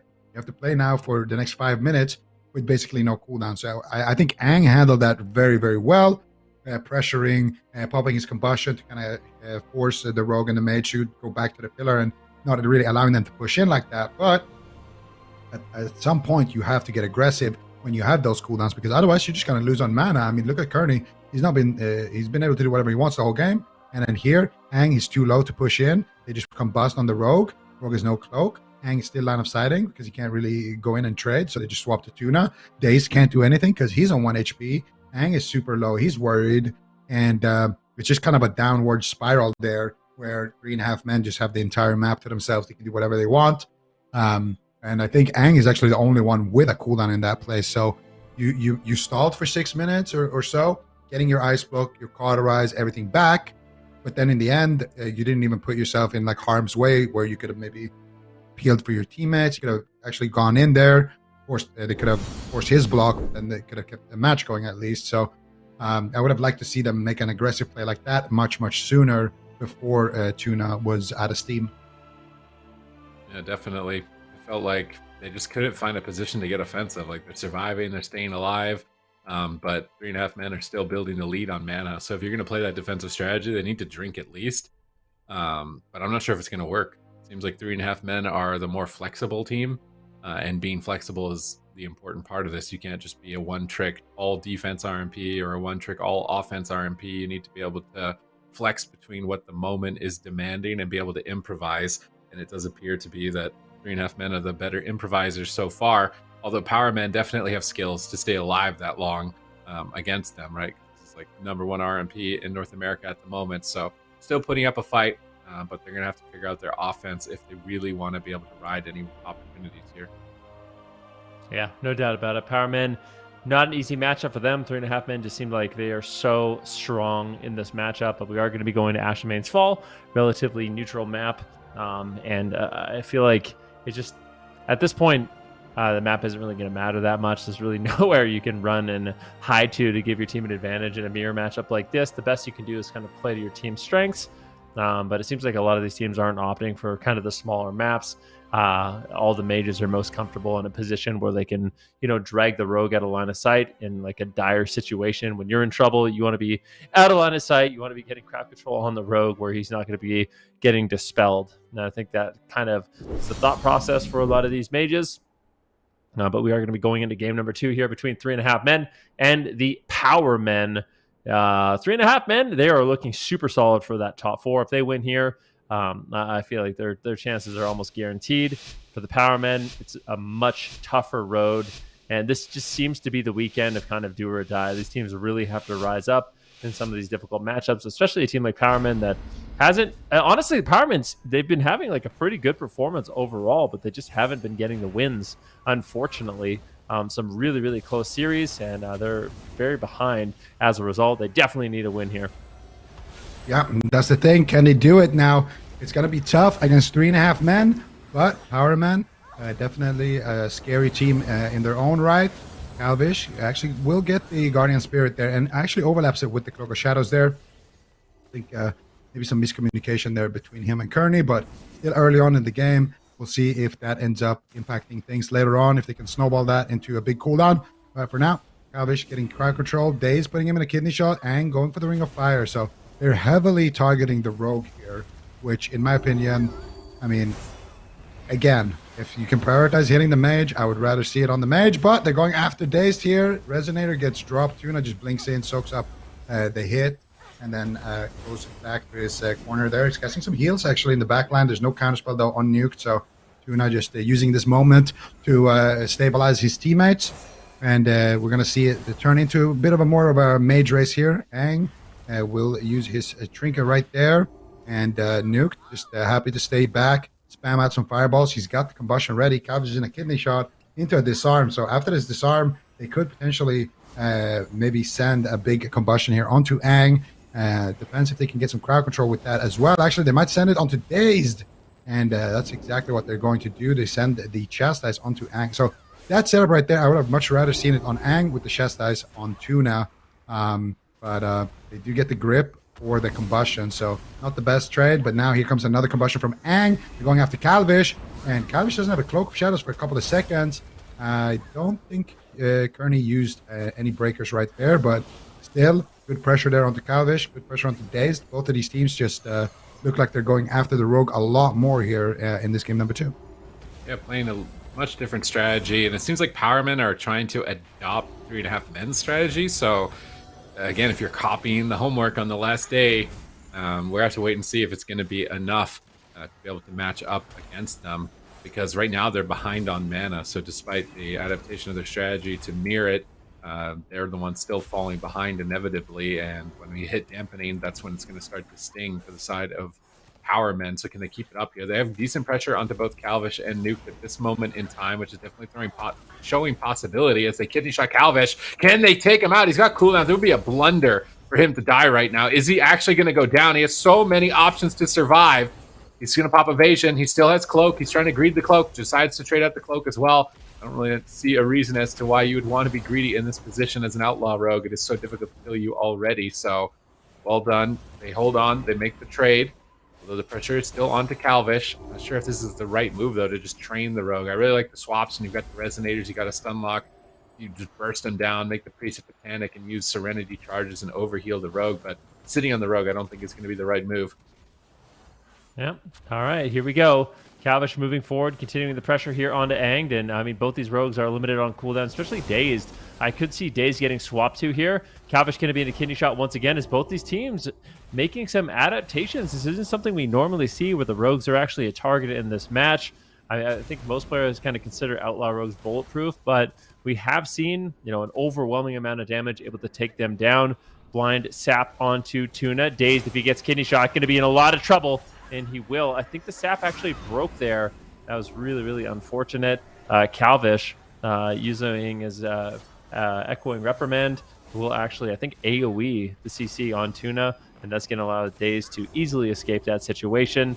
In terms of mana, once again, Kearney has a massive lead, and this is something that they were able to take advantage of in the last game, where eventually Tuna just did not have the mana to sustain. Dampening was too high, and their entire team basically got ran over. And this is something maybe 3.5 men is looking to set up once again, or at least put themselves in that situation if the game goes on long enough. Yeah, and that's the thing. I feel like if you're Powerman in this position, you have Ice Block, you have Cauterize, your Rogue has every CD. It's time to push in. It's time to get aggressive. They're doing exactly that. They're going after Calvish, full blind onto Kearney. Can they take him down? Nuked Ice Block, but I don't think it would be enough. And just like that, the Powermen strike back. He set up the perfect swap there onto Calvish, and they're able to completely erase him from the map. So this is what they were working towards, and we don't usually see Outlaw Rogues fall, but Powermen with a bit of an unorthodox strategy put off. Is this the first time an Outlaw Rogue has died in an RMP mirror? No, it happened yesterday. No?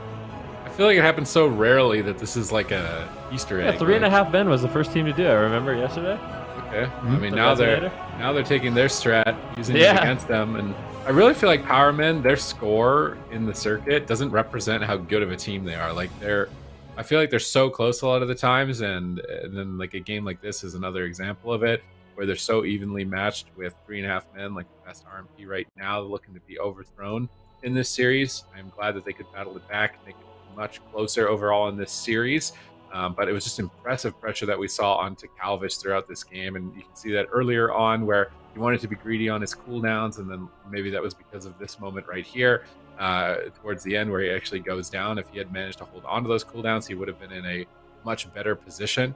But even here, he's got Cloak of Shadow still setting up for damage, but Aang has Combust. They've got a blind, and this is the scary moment of the game when you've got blind and bust together that you can just combo for a kill. They chastise to prevent Calvish from fainting. That was just really clean. I love that setup that they just did right there. That was very good. Yeah, no doubt about it. Very clean, kind of taking 3.5 men strategy and turning it around on them. So Powermen really rising up here, and they needed this win. Honestly, this series is super important for the Powermen. You mentioned it, Sid. I mentioned it earlier as well, that Powermen, even though they don't have the best score, I feel like their performance has been good. So that just kind of speaks to the level of competition right now and how difficult it really is, because I feel like they've been a really solid team. I don't really have much criticism for the Powermen, in all honesty. It feels like they're playing the right compositions. They're not making bad picks. They're playing well, but it's just the other teams are playing slightly better than them or finding situations that they're not and ending up coming out ahead. So we are going to be going to Empyrean Domain, another large map. This one is going to be selected by 3.5 men, as they did lose that last game. And there's almost 100% guarantee it's just RMP mirrors for the rest of the series. I really don't see anyone switching. How about double Outlaw? Houston, he played Outlaw that one time. You think they ever get to a point where they get desperate? No, I don't think 3.5 men is. If somebody swaps, I definitely don't think it's going to be 3.5 men. I mean, these guys are the RMP one tricks. Where's the Thugbear, man? He's saying like it beats RMP. It's the best thing in the game. He's talking all this Thugbear, and I swear it's a bluff. Maybe he's trying to get teams to waste their time wargating against Guardian Druids, like he's just sucking up the practice time of other teams. Yeah. Like, oh, what if we play this? Are you ready for this? Here, give us some war games so you don't get any mirror practice and we can get ahead in the mirror. Like, I think it's just a mind game. Guardian Druid. Why not? It only takes a few games on ladder to really shake things up and get people scared, Get in their heads. The whispers of the Thugbear. The legendary stories of Thugbear from BlizzCon coming out last second to try and be an answer to the meta. Might have to come out as a last answer for the meta again in expansion later. But that last game was really well done. I love the usage of the Chastise to stop the rogue from using feint or a pre-evasion or a pre-cloak. Like, setting up a target like that as RMP is really good. That's kind of like RMP 101 now. That's well, even though it's the 101, like sometimes people aren't actually doing it. Like a lot of times targets, you can like sheep a target, set up on it, get on top of it, and then go use the Chastise. And we don't see it very often, although it's supposed to be the 101 strategy. Sometimes even just trying to get the basics is the most important part of competing. I feel like, well, it was a Talbadar that said that one time, like he always goes in the series just with this very simple game plan, just like play to the game plan. Like, this is the CC target, this is the attack target, like making sure the basics are there and just performing, making minimal mistakes can be the best way to achieve victory. Yeah, no absolutely. doubt about that. Keep it simple. Keep it simple in the match. KAWHI's going to be moving forward, going after the mage. And maybe that's exactly what we need to see here from the side of 3.5 men. Nope, they're going after the rogue. So somehow this game has changed into kind of a rogue race. I think we're going to be seeing the rogues target a lot. For whatever reason, it seems like these teams are more comfortable doing that in this particular moment, really just trying to test each other, as the rogues are not normally the target in this matchup. KAWHI's going to be pushing forward, going after Aang. Connects the kidney shot. I mean, you have stuns so frequently as an outlaw rogue that I think it makes a lot of sense to be bouncing between multiple targets. Now, one of the things that it does as well is it doesn't allow the rogue to be as comfortable just trading out a Cloak of Shadows or Vanish aggressively. So you kind of keep the other rogue honest with his cooldown usage by making these constant swaps. Yeah, that's true. If you think you're going to be a target, it does change how you play, but KAWHI, again in the opener, wasting his Cloak of Shadows. Now he's wasted his Vanish as well, and he's finding himself in a situation where they don't have Guardian Spirit. They don't, well, they have Evasion, which he just had to use now, but they really don't have any like micro CDs. They have Trinkets, but they don't actually have anything to deal with a big hit of damage. And guess who has a big hit of damage ready in Aang? Nuke, though, taking huge damage. KAWHI's pushing in. Swap to KAWHI. It's just a perfect opportunity to just send him with the Combust. I would have loved to see that.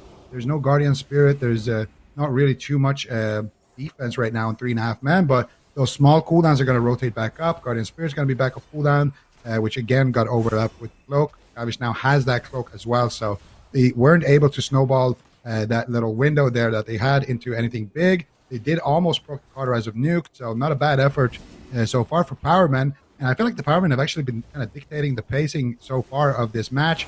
It's time for the 3.5 men here to get something going. Aang with a beautiful counterspell snipe, and then he sends the combustion here onto Nuke, but Nuke with his trinket will be completely fine here. And now Dazed put in a kidney shot by KAWHI. KAWHI actually cleaving up Dazed here. He doesn't have a Cloak of Shadows. Could be an opening. KAWHI stuck in a kidney. And again, taking decent damage here, just swapping back and forth between a rogue and a mage. Very effective. And actually, I'm worried about KAWHI. He has no Vanish. He's got no Cloak. He's got, no evasion. So he really could go down if they have a big hit of damage for him. Kidney shot onto Tuna. Going after Aang now. Big combustion here for Nuke. Trinkets out, trying to get the Ring of Frost. The sheep not able to find it. And it's going to be KAWHI again now getting swapped to. He gets gripped by Kearney. Heads up play. And both teams will stabilize from that attack. I cannot believe that this matchup is evolving. Like, I feel like we've seen 30 games of mages just being tunneled with occasional rogue swaps to now the rogues are getting tunneled. Is this matchup really going to evolve even into the second to last weekend, to the point where the strategies are completely different than where they began? Because it's starting to feel like it could, with the way that this matchup has been played out. Daze having to use Cloak here, having to use evasion, pressure on the KAWHI earlier, 3 minutes in, and it seems like they're just focused on maxing their damage, trying to find moments with Blind to burst down a target, like you see here with Adrenaline Rush and Blind, trying to go after Aang with this moment. Not going to be netting too many cooldowns as Tuna just tops off the Serenity, but then they swap the Daze. All right, you committed the Serenity? Well, we know you don't have instant healing for this target, so we're going to switch over here and blast him and force you to cast, and then maybe open up for interrupts and give more possibilities moving into the future. So this kind of flex improvise strategy is very interesting to see the teams start to adapt, and I do wonder how it's going to play out for other teams, as this is going to be a matchup we're going to see more and more, and which teams can adapt to it the best, because right now I'd say the Power Men are falling behind. I mean, if you could be winning these RMP mirrors and you can be even adapting or innovating in them, that's going to be your ticket to winning the entire thing. So really, really important, and it is interesting to see, like you said. I think the biggest thing is just keeping the rogues honest through their offensive cooldowns. Day's going to be vanishing off right now, because as that outlaw rogue, you want to be committing your Cloak of Shadows to have uptime on the mage. You want to be committing your Vanish to get additional crowd control, and those are two major escapes that you do have available. So if they're keeping you in check and you're second guessing using that can just put you behind on the mage race. So it's a huge mind game. KAWHI's going to get feared away right now. Tuna actually, I think, was going for a drink, but he managed to actually fear KAWHI out of stealth when maybe he was going for a Vanish Sap there. I think KAWHI actually did. Yeah, he got feared on his Vanish. Big swap here on Daze. The Blind onto Tuna into a Gouge. The Resonator does drop down. Big hit of damage, but I think Daze will be able to survive. The Guardian Spirit will trade. 3.5 men Power Men obviously tied in this series right now, so it'd be massive to be ahead in the series, up 2-1. Both these teams want this series so bad. I mean, we're getting down to the wire in terms of qualification. Power Men absolutely have to win this one.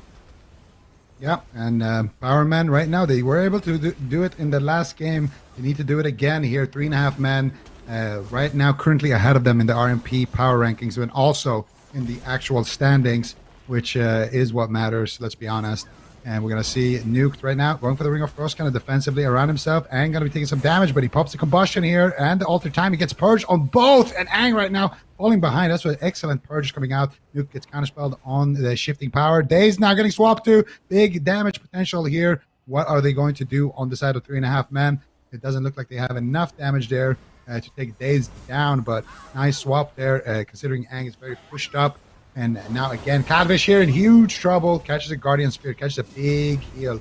And doesn't have a cloak, doesn't have an evasion for a little bit. He has his blind though. Kearney in a full counterspell right now. Kalvish could still be in trouble. Kearney doesn't have too much healing for him just yet, but Kalvish will vanish. He has his blind ready as well. He could send it onto Tuna here, and that's exactly what he's going to do.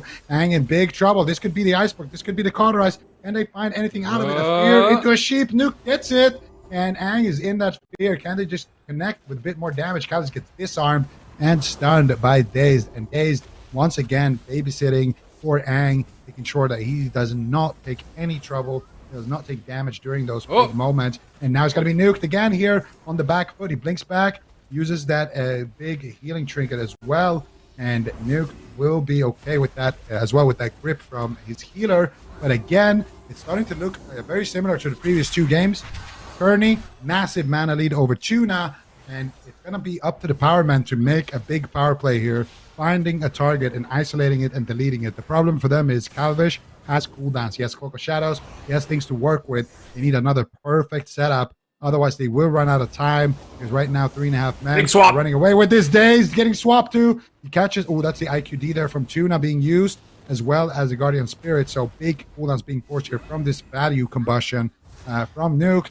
And now 3.5 men inching closer to victory here, Supatis. Yeah, I'm wondering what talents are they playing here? Is Kearney running the mana regeneration? Like, how does he have so much more mana than that of Tuna? And looks like he's not running the mana regeneration talents. They're running the same build, so Kearney is just playing more efficiently here than Tuna is able to, and it's going to really cost them later into the game here when we get to that 40% dampening mark. In my estimation, maybe 30 to 40. Another swap over onto Kalvish. Survives the kidney shot, Ring of Fire. I love that the Powermen still mixing it up, but they're playing with nothing left in the tank right now, trying to pull off a miracle. I would say it would be an upset for them to be able to beat 3.5 men in a series. So let's see if they can prove that they deserve to have a spot in that top four, and if they can climb in through the ranks. Beating 3.5 men is the first team on that journey, and they are close, tied 1-1 right now, but they're battling with nothing. They're blasting Nuke. He's down at half, but this combustion on Aang gets kidney shot. You see Kearney trying to death a blind there, but not going to be finding it as Aang moves closer to him now to try and find crowd control. Decides to not go for it. Tuna getting his Symbols of Hope, very important for getting his mana back later in the fight, resetting some cooldowns as well. Very key for him if he is going to sustain this fight any longer. Almost 8.5 minutes in. Aang is down low right now. Is he going to proc his Cauterize? They trade the Guardian Spirit. They're doing what they can to hold on to that precious Cauterize, but this is combustion of Nuke, and I'm not sure if they're really going to have anything to say about it.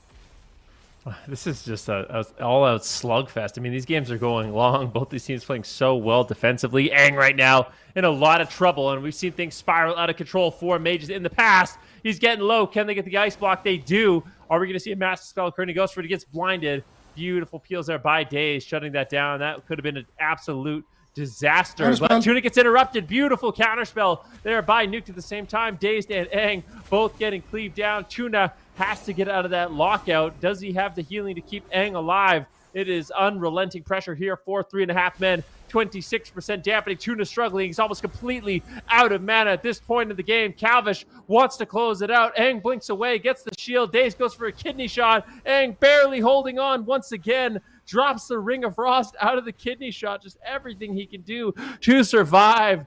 Very good defensive plays here from Aang. Blinking away once again. And 3.5 men can't believe it, but they make a swap on Daze. Full blind on Tuna, and there is no way out, no way to escape. 3.5 men with a beautiful game number 3 once again. But, I mean, these teams are so evenly matched. We're going to 30% dampening. But 3.5 men ultimately just one away from ending this series. This looked a lot like game number 2. The only difference is they didn't really have big win condition like that on Calvish, where they forced out his human racial and he had no cloak, etc. There was a couple of moments early on where they could have maybe pushed the pace a little bit there on Calvish, but aside from that, I feel like this was 3.5 men, kind of domination all the way through, and just with good pressure, just good, defensive play from Aang allows them to stay alive for a long time. But I really feel like the Powermen aren't playing to win. They're just playing to survive. I feel like there isn't much offensive pressure going out, and they're just going for these perfect kind of one-shot combos on the Rogue. And it's a different style of playing the RMP mirror.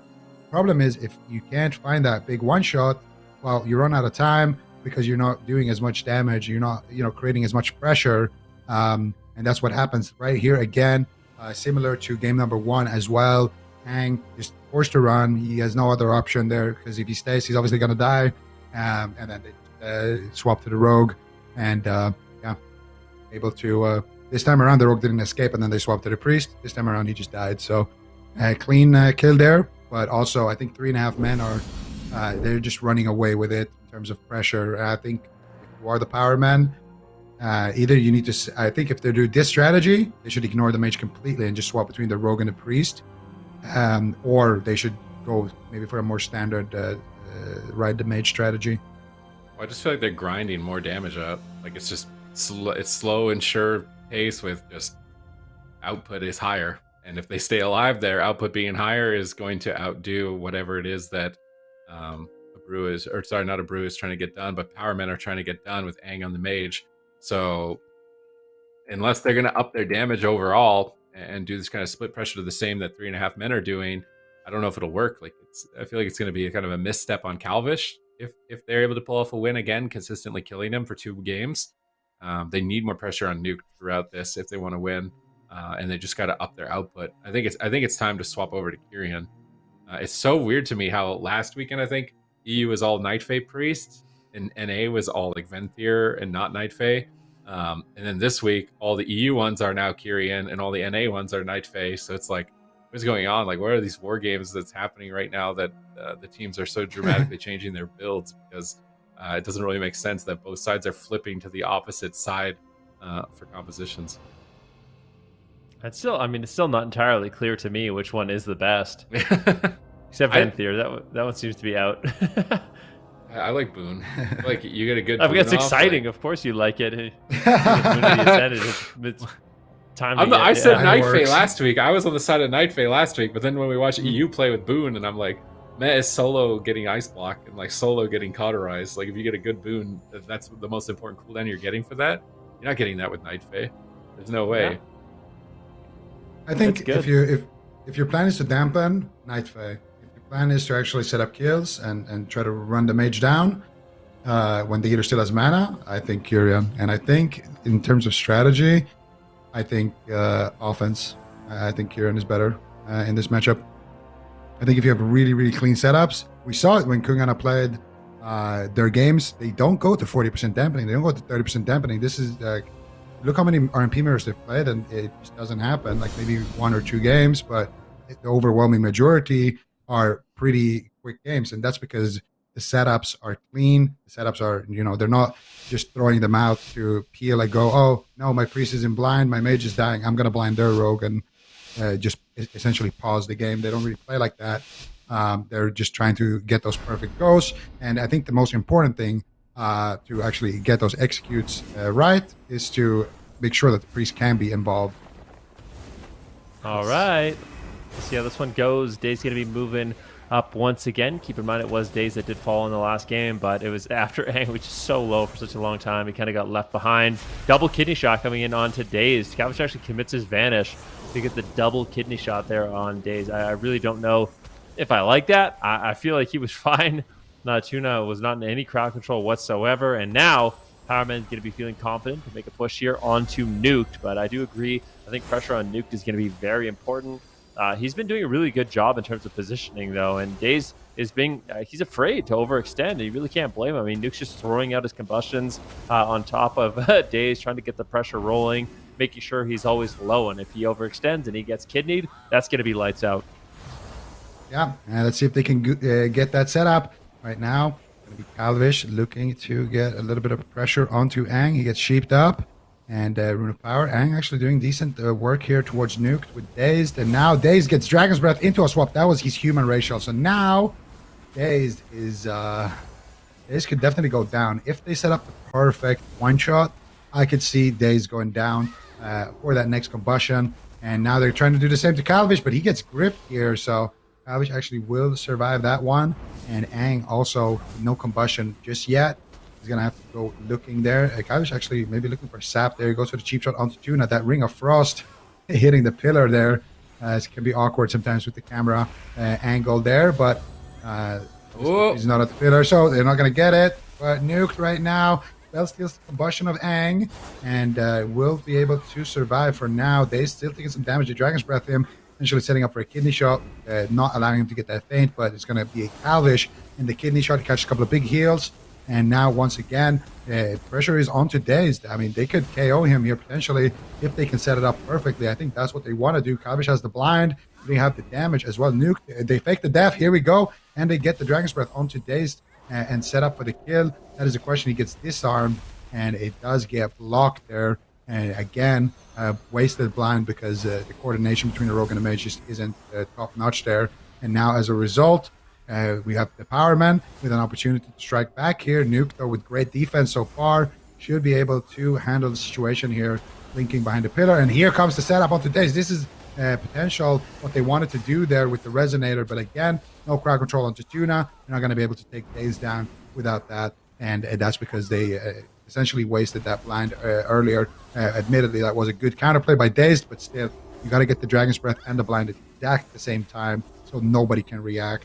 And so you can set up that kill more cleanly if you are 3.5 men. Yeah, it's looking rough for them if they want to be able to pull it off here. Tuna, though, is still falling behind on mana, and it's inevitably just an output thing. It's just Calvish and Nuke are putting out more pressure onto the board, and that might be the deciding factor. But Ang is launching a combustion. They need to win with Burst. They get the chain. Chastise into fear. Nice play by Tuna. Kidney shot on Nuke, catching him behind the pillar. Will to survive to break out. Blazing Barrier, trying to soak the hits. Blinking back into midfield and holding on to his Cauterize.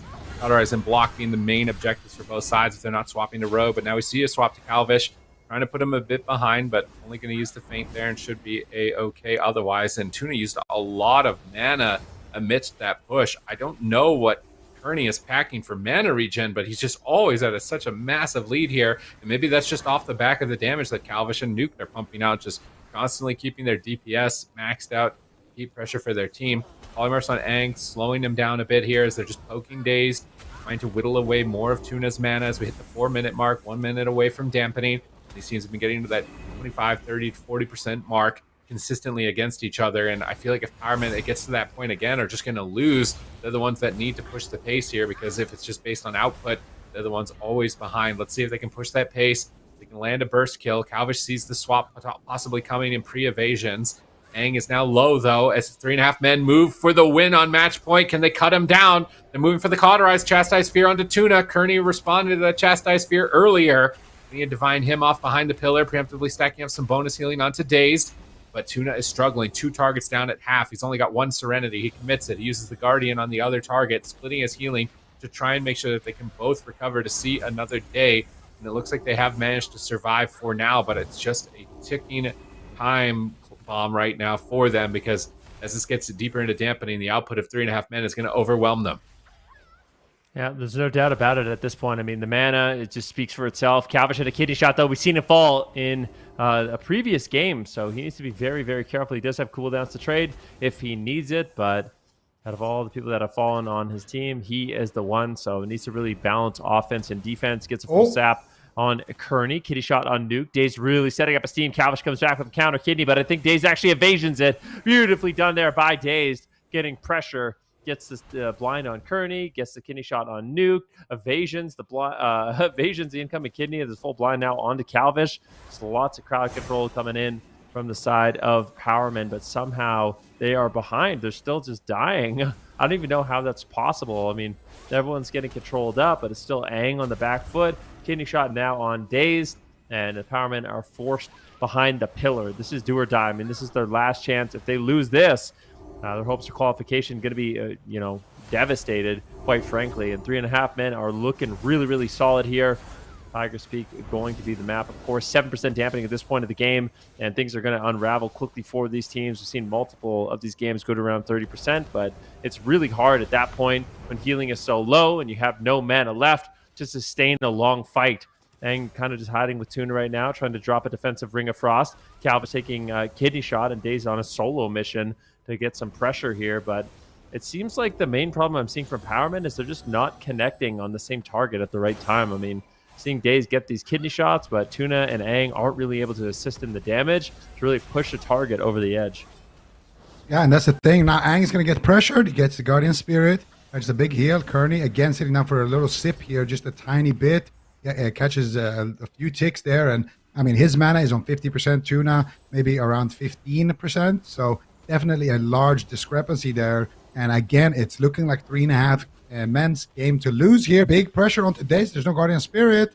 And Daze actually needs to run for his life here. They don't have any follow-up CC. It doesn't look like it. They have a gouge onto Tuna. Daze is still very low. They have a kidney shot for the Tuna. It does not look like it. It's going to be actually Calvish put in that kidney shot. He did pop that evasion actually before that. So I think he got kidneyed from behind there. Tuna gets counterspelled. Aang taking huge damage. Nuke blinks in with the combustion rolling. Gets Dragon's Breath. Nicely done by Aang. They're stopping him in his tracks. And now once again, Aang has his combustion. He needs to get aggressive with it. Try to build up some pressure. And this is a typical situation where we've seen a lot of people just send the combustion even without CC just to try to equalize some of that damage, but it's going to be Dazed and once again in huge trouble here. Finally, Tuna comes out of CC, uses the Fey Guardians on Dazed. They should be okay with that. Kidney shot onto Kearney, and Aang is getting absolutely grilled here from Nuke's combustion. They have anything onto Kearney, chastise into a fear, but again, it's still Nuke just being offensive here. Finally, gets caught into the kidney shot, finally gonna take some damage, but he has blinked back again, and now Dazed in huge trouble. Mana not looking good for Tuna. Cooldowns, again, had to use his Guardian Spirit there. They have the Combust, they have the Cauterize, they have the Ice Block on Aang. They might have to use it right now. They proc it. Aang looks maybe like he's lagging or something. He's just standing still there, but finally he is moving a little bit, but now using his Ice Block, yeah, it looks like he's lagging a little bit, but Aang now might be back in the game, but I don't know if it's too late. That is very unfortunate. He will get dropped as a result immediately. Unlucky moment here for Aang.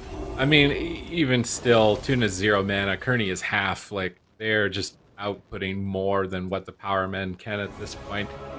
So back to the drawing board, I guess, for the Power Men. And where does this really put them on their standings? Like, what kind of shot are we looking at for them overall? Like, right here, they were 1 and 2, I think, going into that. I'm not sure if that was updated from yesterday. They're 1 and 4, so this is rough for the Power Men. That might just be it for them. They really needed a win here against 3.5 men if they wanted to show some possibility. Maybe they needed to whip out Bugbear to try and mix things up here. They definitely put on some good games, but 3.5 men are just a cut above right now, and you can see that in the game. A couple burst moments, but I don't think, did they even get a Cauterize from Nuke in this game or a block? I don't think that they did, and it was a very long game, so it's going to be a struggle, and you can tell that there's a clear gap in terms of ability right now at this time. So Powermen, you have to go back to the drawing board for this next week into the last weekend of the circuit. I think they're going to have to hope that other teams make mistakes, but with Cloud9 having their win and 3.5 men having their win, those are like the teams that they can compete with for spots. It's starting to slip. And speaking of slipping, the next series, which I believe is Golden Guardians against KAWHI, this is their most important game, because otherwise all these teams are just slipping into the abyss and there's no hope of getting into the top 4. So if you're a Golden Guardians fan, you know, if you're Avsters, Peekaboo, Jellybeans, or WizK fan, like, they're going to need your energy in the chat. So go and gather members of the move because they can't lose, and they face KAWHI. Are they going to be the first team to beat KAWHI on the last series that they can afford to lose? This is why you never want to miss a Golden Guardians game.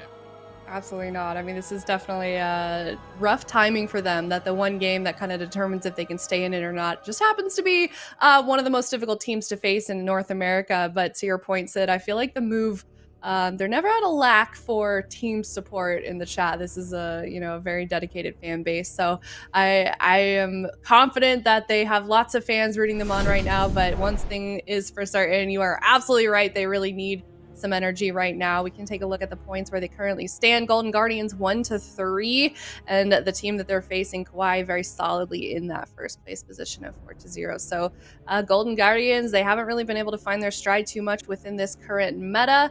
They're better. Some of their compositions have worked better than others, but I'm really curious to see what they bring to the table here against KAWHI, and actually what KAWHI decides to play. We saw them switch up their composition just a little bit yesterday against Team Liquid. Do you have any idea, Ben, of what you want to see from either side, really? I wonder if we see a cleave, because that's something Golden Guardians have actually kind of struggled with. KAWHI always seems to be the team that brings the perfect composition. This is what they do. In 99% of their games, they pick one comp and just stick with it the entire time. It's very rare where they deviate from that. I could easily, maybe they're going to play like a Turbo or something like that, or Windwalker. It's possible that we see like Drake on the Windwalker monk. That would be possible, I guess. The Ret Rogue could even look good. The Outlaw with the Retribution Paladin into the Golden Guardians. KAWHI has a lot of different answers.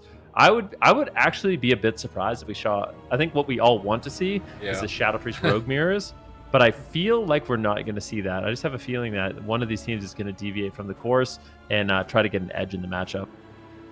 Yeah, I think you're definitely right on the money there. The blind pick for this one is certainly going to be very highly anticipated. So we're going to go to a break. When we come back, it's KAWHI facing off against Golden Guardians. This could very well be their last chance to see what they can do.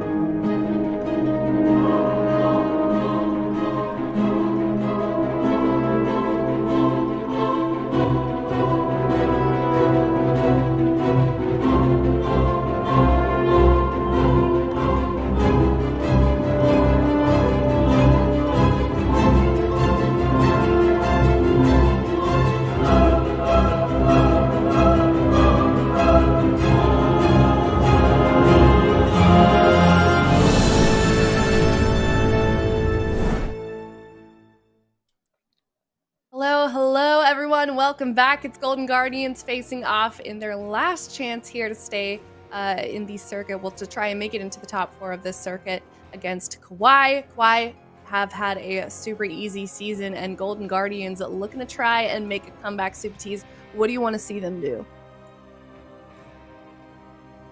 No matter what, I feel like we're going to be hypocritical. I feel like we go into this and it's like, should they stay true to the RPS? Like, if they don't play RPS, it's like, wow, why didn't they just stay true to RPS? And then if they play RPS, it's like, why aren't they just playing other comps? Like, it seems like they should just be playing other comps. So, like, no matter what I pick, it's going to be rough. But looking at this, they are tied 1-1 in head-to-head matches. They might actually be the most evenly matched teams in North America at the moment. So if there was a shot for a team, I think it would be the Golden Guardians, and this is the moment where it needs to happen. But things have evolved a little bit, right? Like, why have picked up an Outlaw Rogue as an option. They've got a couple of Cleaves. There might be something surprising in the wings. But, like, what if there's just a random comp they've got? They've got the Windwalker that has just been kryptonite for WizK. So I feel like Golden Guardians, can they start off with a Thug Cleave? I don't like Thug Cleave into Pally, though. I feel like it's too many cooldowns to get through as Thug Cleave, but if you lock a Shadow Priest into a Windwalker, you're not in a good spot either. I think we're going to see Turbo. I think we could see Turbo too. Or Rep Warrior. Imagine. See Holy Paladin Rep Warrior. Wait, what was the other thing they played? Oh yeah, it was double Paladin, right? Wasn't it KAWHI that played it? Yeah, Rep Rogue. No, not the Red Rogue. They played the. It was a team that played double Paddy. They played like Holy Paddy, Red Paddy, and something. Like, maybe Fury Warrior, I think. I thought that was yesterday. That was yesterday. It was Outlaw Rogue. And no, I'm not talking about yesterday. I'm talking about previously in the Cubs. I know that. Whatever. I'm sure someone in chat is correcting us, but I don't remember. There was a team that ran it. Double Paddy in the past. But anyway, probably not relevant here. I think we're going to see KAWHI play Turbo. And Golden Guardians, I think Rogue Shadow Priest Pally. Outlaw or Asa? Asa is for next expansion, Sid. It's all about the Outlaw, my friend. This is all about the sea. It's all about the pirates. It's all about the planks. Right. Who's going to be walking it here in a moment? And they did lock in the Thug. Oh my goodness, it actually could have been a Shadow Priest Rogue mirror. I feel like Prev's team was like, yo, let's mirror. You know, like we'll lock in the mirror in game 1. Like, let's send it. And then Golden Guardians didn't lock in the Shadow Priest. So Thug Cleave, Jellybeans coming in on a marksmanship under very bursty composition from the Golden Guardians. But in response, KAWHI, this is like a brick wall. Paladin defensive cooldowns are great. And Hunter Rogue, Shadow Priest cooldowns are great. And Outlaw Rogues can be tough to kill, but maybe that's their opening. Peekaboo just going to start the fight here. Immediately onto Prev with a scatter onto Drake, a kick onto Brain, kidney onto Prev, doing a slow strategy onto the Shadow Priest for now. And this is a matchup that we really never see, so both teams are going to have to feel this out in game 1. Yeah, no doubt about that. Prev getting aggressive very early on with his Void Eruption, putting out some damage here onto Jellybeans as they look to initiate crowd control. Brain moving forward onto the map, full blind on Absurge. Jellybeans getting low, taking a huge hit of damage. A full blind goes out onto Drake. And it looks like they do force out the aspect of the turtle, and I think KAWHI is going to be more than happy with that one. Jellybeans just does not have a lot of self-healing, does not have a lot of outs. These extended crowd control chains coming in from KAWHI on Absurge, I think are going to be devastating for the Golden Guardians. Yeah, I think Jellybeans is one Hodge blind sap away from losing, and there it is. Hodge blind. If Drake saps it, it's game over. Can he get it? He doesn't even need to. So low. But he does. I think Absurge uses IQD potentially to break out there. So that was the literal last line of defense already. And Drake, he's going to have another blind coming up in about 25 seconds. They might not even need it. They silence Absurge. Do they have the damage to take Jellybeans down? Jellybeans is running for dear life right now. Absurge in the back line, catching some big heals there onto Jellybeans. But again, Drake with the kidney shot. Prev is there. Nice mind control into the trap onto Drake right there. Beautiful stuff, but is it going to be enough? Oh, that is a question. Brain gets gripped here on that crowd control. Nicely done by Prev. And now they initiate the CC. They get double fear. Here comes the damage. They're actually dotting up Peekaboo as well. They don't have anything to follow up onto Absurge, though. Drake has a blind, but doesn't want to send it right now. as it might be on DR. He's going to kick Absturge, dodges the mind control. Prev sat through a kidney, but again, it's going to be Peekaboo actually taking most of the damage. Jellybeans in a kidney shot. Drake gets gouged. If they can find that blind, that is their win condition, 100%. And they just need to send it potentially here. Jellybeans though with the resonating arrow. Peekaboo still dropping low though, but finally catches a couple of heals from the backline. He gets disarmed on his resonating arrow. Here comes the double tap aim shot. Big hit onto Prev. Say by the light is going to proc. Brain's put in a full blind, and Prev has to respect it, putting out his emblem and his dispersion. Now Jellybeans has no trinket and no turtle still. Abster still with no IQD. It's still, I would say, the game in KAWHI's favor. Yep, I feel like their composition is just so durable. They have so many trades to make. Every blind is basically death for Jellybeans if they don't have a major cooldown. But right now they're setting up for the kill. Can Jellybeans connect the damage? No, Blessing Protection denies it, and Jellybeans is on the run. He's got to get away from Drake. This next kidney could end the game. Drake grappling hooks over, kidney shot, Shadow Priest stun. Peekaboo, what are you going to do to save Jellybeans? He's got nothing, and Jellybeans will be smoked. KAWHI taking game 1. And while they got cooldowns from KAWHI, there's just this endless list. I don't think this is going to be an option for them with this matchup specifically. But KAWHI don't even have to blind lock this. I do wonder what they will do. If they blind lock it, do we get the mirror? Are we gonna finally get the mirror, the Shadow Priest Rogue mirror between KAWHI and the Golden Guardians? But yeah, that game 1, it's not going to look good for them. The Holy Priest just not able to keep up with the trades necessary, and the Hunter is just too flimsy in the matchup. I kind of wonder what Golden Guardians was going for here. Like, what matchup did they want? You'd think, like, this would be the matchup that they wanted the most, but it really didn't look that good, right? I mean, there's just so much instant crowd control. The Shadow Priest, the Outlaw Rogue, the Paladin, it's just endless crowd control for Absturge. And there's really not that many answers for the damage that Jellybeans really has available. So I'm a bit surprised to see it. I feel like that, even if we saw KAWHI lock in like a Ret Rogue, I feel like that would have been good into the Thug Cleave also. So I wonder what matchup that they wanted. Maybe they wanted to experiment with this one, but it didn't seem like it was necessarily going their way. You can see right now, Absurge in a full blind. Jellybean's forced to trade out his will to survive, as well as that aspect of the turtle. Then we have the blind here. Absurge trades out his IQD, barely keeps Jellybeans alive, and it's just these instant crowd control chains initiated by KAWHI. They put the damage at the right moment as well. And Jellybeans just has such a difficult time actually surviving. This is a bit of damage here by the Golden Guardians. They do force to stay by the light, as well as the dispersion. But you can see Brain has a Blessing of Protection. He has Bubble. He has Sacrifice. He has IQD. Prev, has his Fade rotating back up. There's just so many cooldowns to work with. And this is the last crowd control chain of the game. The Feign Death comes in from Jellybeans, but instantly fully dotted up. Kidney shot. And you can see the Psychic Horror on Absurge into a Blinding Light. There's really nothing that he could have done there. And that's why I don't like this matchup. I think for KAWHI, they're going to lock in the same thing. Yeah, I think actually what the Golden Guardians wanted maybe was a cleave. I think they were anticipating some kind of cleave. And maybe it's not the greatest matchup to play the Thug into a cleave, but it's probably their best bet from what they have available. So I think maybe that was the line of thinking. But, I mean, it's clear as day. They did lose that blind pick immediately when those gates opened up, because Jellybeans doesn't have he's not a mage, he doesn't have alter time and blink and shields and heals and all of these cooldowns that you need to kind of survive those CC chains. He just has his trinket turtle, and if that gets forced out early like it did, there's just so much time to set up that big CC chain. And Golden Guardians played it well, but I think it's a really, really hard matchup for them. And we'll see what they decide to lock in blind. And also, I believe it was KAWHI. They played Fury, Warrior, Holy, Paladin, and Ret in the cups. So I thought maybe they would do that. But KAWHI, you're right, man. They will lock in the Shadow Priest Rogue, Paladin, Golden Guardians. They could mirror. They could. Is the Shaman better in like a Rogue Shadow Priest mirror? I feel like it's not, but they could play that. I don't know. I mean, you have Hex, right? That's I guess you have Hex. That's nice, but you don't have as many outs for the instant crowd control chains, which is difficult. I really don't know. I mean, Shaman did get some buffs. I feel like Golden Guardians is just going to go for it. I feel 100%. I think so. RPS. RPS, but you do. I think you do Outlaw still. Otherwise, you're going to get dampened by the other Outlaw. So get WizK in here.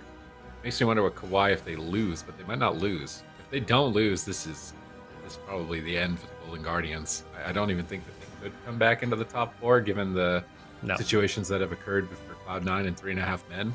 Their lead is just going to be insurmountable at that point. So the pressure is on, man. They got to perform here. They got a couple seconds in. They've got an opportunity here. KAWHI is dangling the gauntlet right now. Like, RPS mirror. We're not even countering you, bro. Like, RPS mirror. Let's do it. Let's send it. We're not doing any Windwalker DK. We're not hard countering you. Like, we'll play your game. You play our game. Who's better? And decide who's making it through this. So let's see if they're going to respond to the gauntlet or if they're going to try to get a counter comp of their own here. They've been running the clock. The Golden Guardians normally take this long. They're sticking to the Thug. He went BM, but really, does that change much?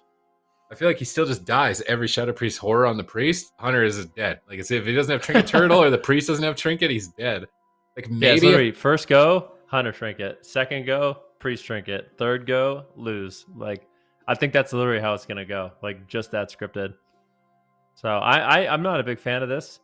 And I'm a little bit surprised we're not seeing the Golden Guardians mirror the Shadow Priest Rogue. I mean, it is possible that the Shaman is just so much worse in the mirror that they don't feel confident. Like, that's a possibility. It's like, okay, well, we literally can't play it. I wonder if you could play double Priest. Nah. This is the problem. You have one breaker. That's it. And you have infinite blinds. So I feel like if you play the Holy Priest, it's like you need to play it with something that can kind of self-sustain for a little bit, something that can actually live on its own, some setups as well, so you can get, your cooldowns back. And I feel like that's why the Paladin is good, and I feel like that's why the Shaman as well is kind of bad. You only have one breaker. You only have, as a Paladin, you have a lot of breakers, and you also have good healing, you have good throughput, you have good mana management, like you have extra CC. I would say Shaman better maybe offensively, but unless you're trying to win fast, if the game goes on for some time, it's going to be a liability having that Shaman. I think that is why they're kind of shying away from the mirror as well. And Jelly Beans, I feel like he has a big kind of obstacle ahead of him. Number one, he obviously wants to kite Drake so he doesn't take damage. And number two, he also doesn't want to be out in the open to get dotted by Prev, like get BT and stuff like that. So he kind of wants to be at the pillar and have his pets do damage and just poke at the pillar. And if he does that with an Outlaw Rogue on him, I feel like he's going to just die. So he has to kind of kite the Outlaw Rogue. And that's why Prev is going to be able to get his dots out. And I mean, if there's somebody who can kind of balance that, it will be Jelly Beans because he's that insane. But at the same time, that is a really, really tough job. I still think it makes sense to go BM. I feel like if you're going to play MM, then the Rogue needs to be sub. And you're like doing these like scatter shot, cheap shot setups and with burst damage. But going BM, at least the damage is always going to be consistently there. But I'm just not sure if it's going to be enough. I mean, Paladins can struggle with sustained damage. Like, they're really based around burst and just big Word of Glory tops as Necro Lord.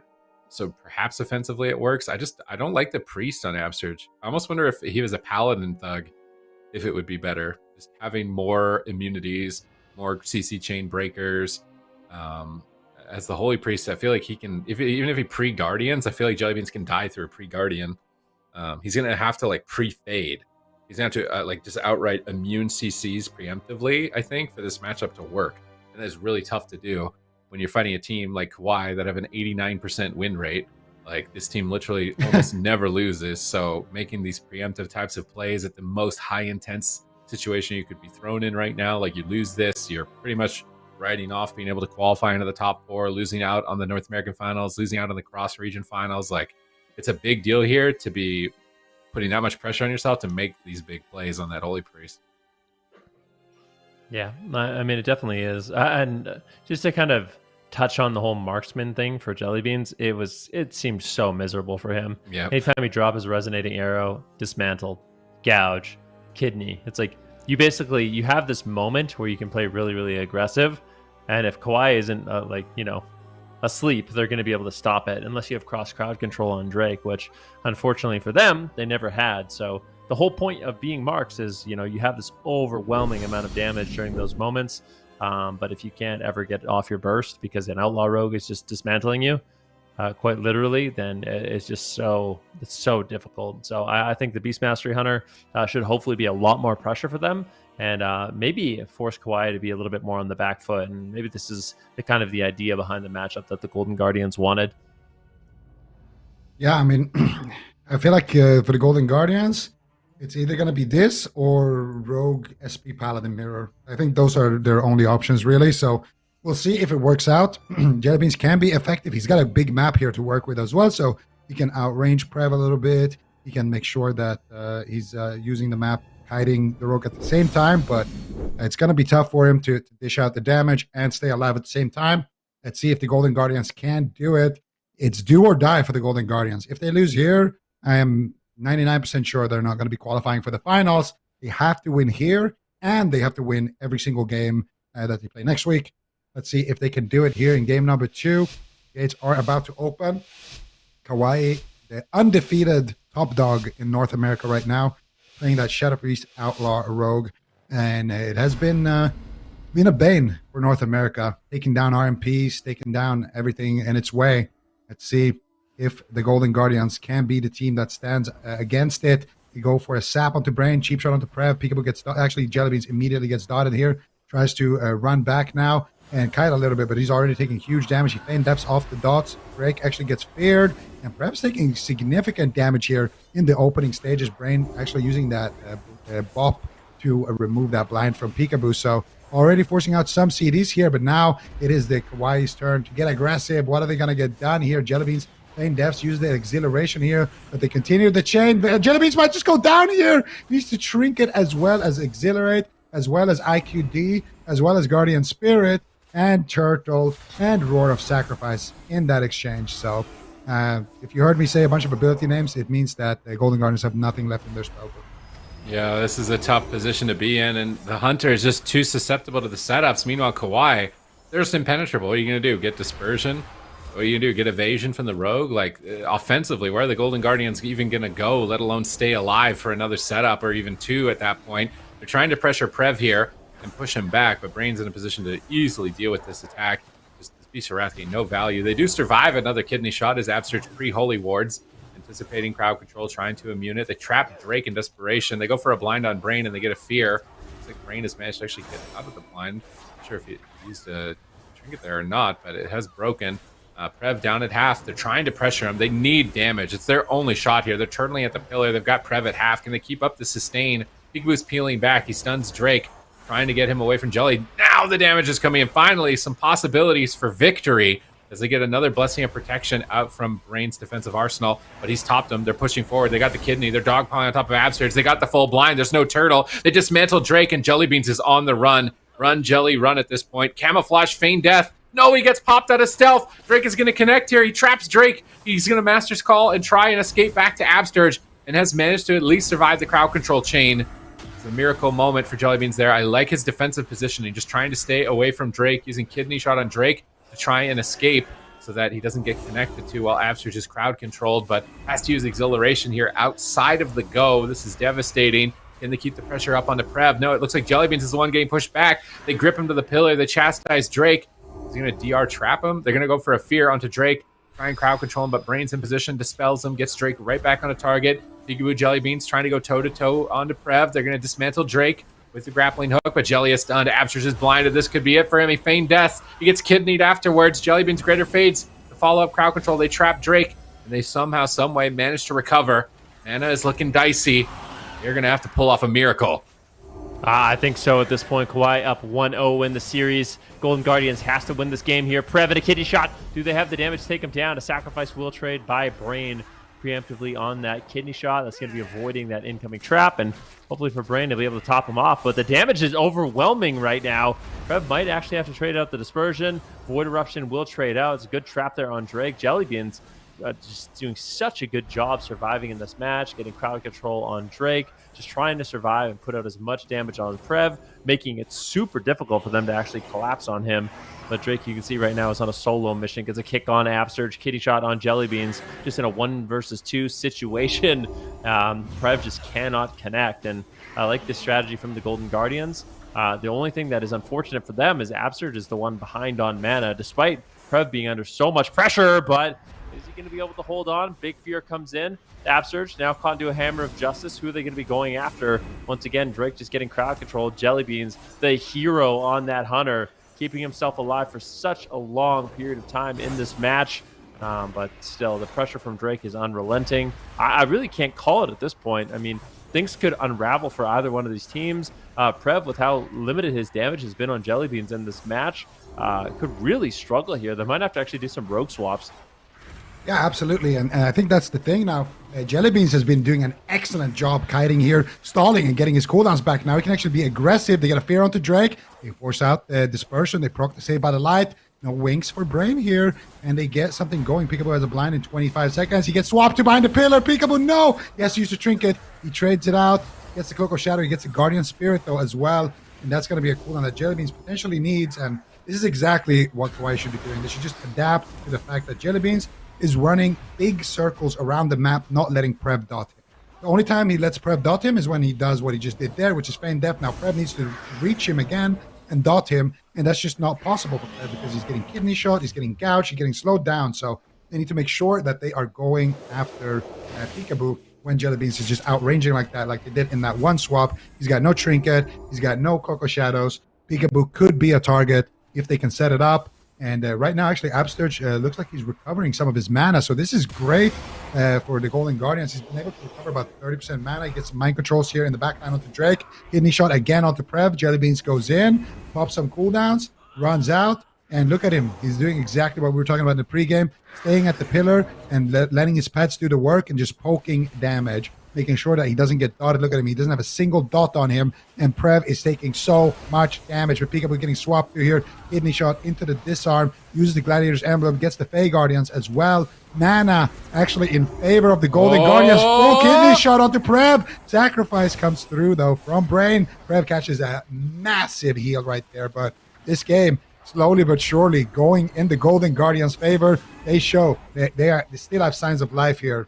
Yeah, the possibilities are here. Brain is drinking, though. The pets move over from Jellybean, stopping the drink of Brain, but mana is basically empty on both sides. Peekaboo's trying to lead the charge, chasing Prev behind the pillar into enemy territory. Kidney shots the Shadow Mend, forcing the dispersion, and Brain manages to recover. I love the positioning of Jellybeans in game 2, just kiting on the outside of the map, trapping Drake, pulling him into bad positions, avoiding Prev, and trying to utilize that mobility to his strengths on that Hunter and just poking back when it is safe to do so. This key change of strategy is going to be what allows them potential victory, but it's not over. Both healers get a drink as dampening hits 11% and 30% mana is remaining, but another round of Bestial Wrath. Massive damage incoming. Brain is interrupted. Doesn't have big heals right now. He could fall over. Is he going to go down? Fade at 10%, but Jellybeans is in trouble at the same time. He disengages around the pillar to the opposite side, but momentum has been lost. Prev has recovered, and Jellybeans needs to get away. He's caught into a kidney shot right now. Upsurge is bombing and heals with the Guardian Spirit. Gets off-kicked by Drake. Perhaps he could swap to Drake and solo him, though. He's down at half. Evasion Cloak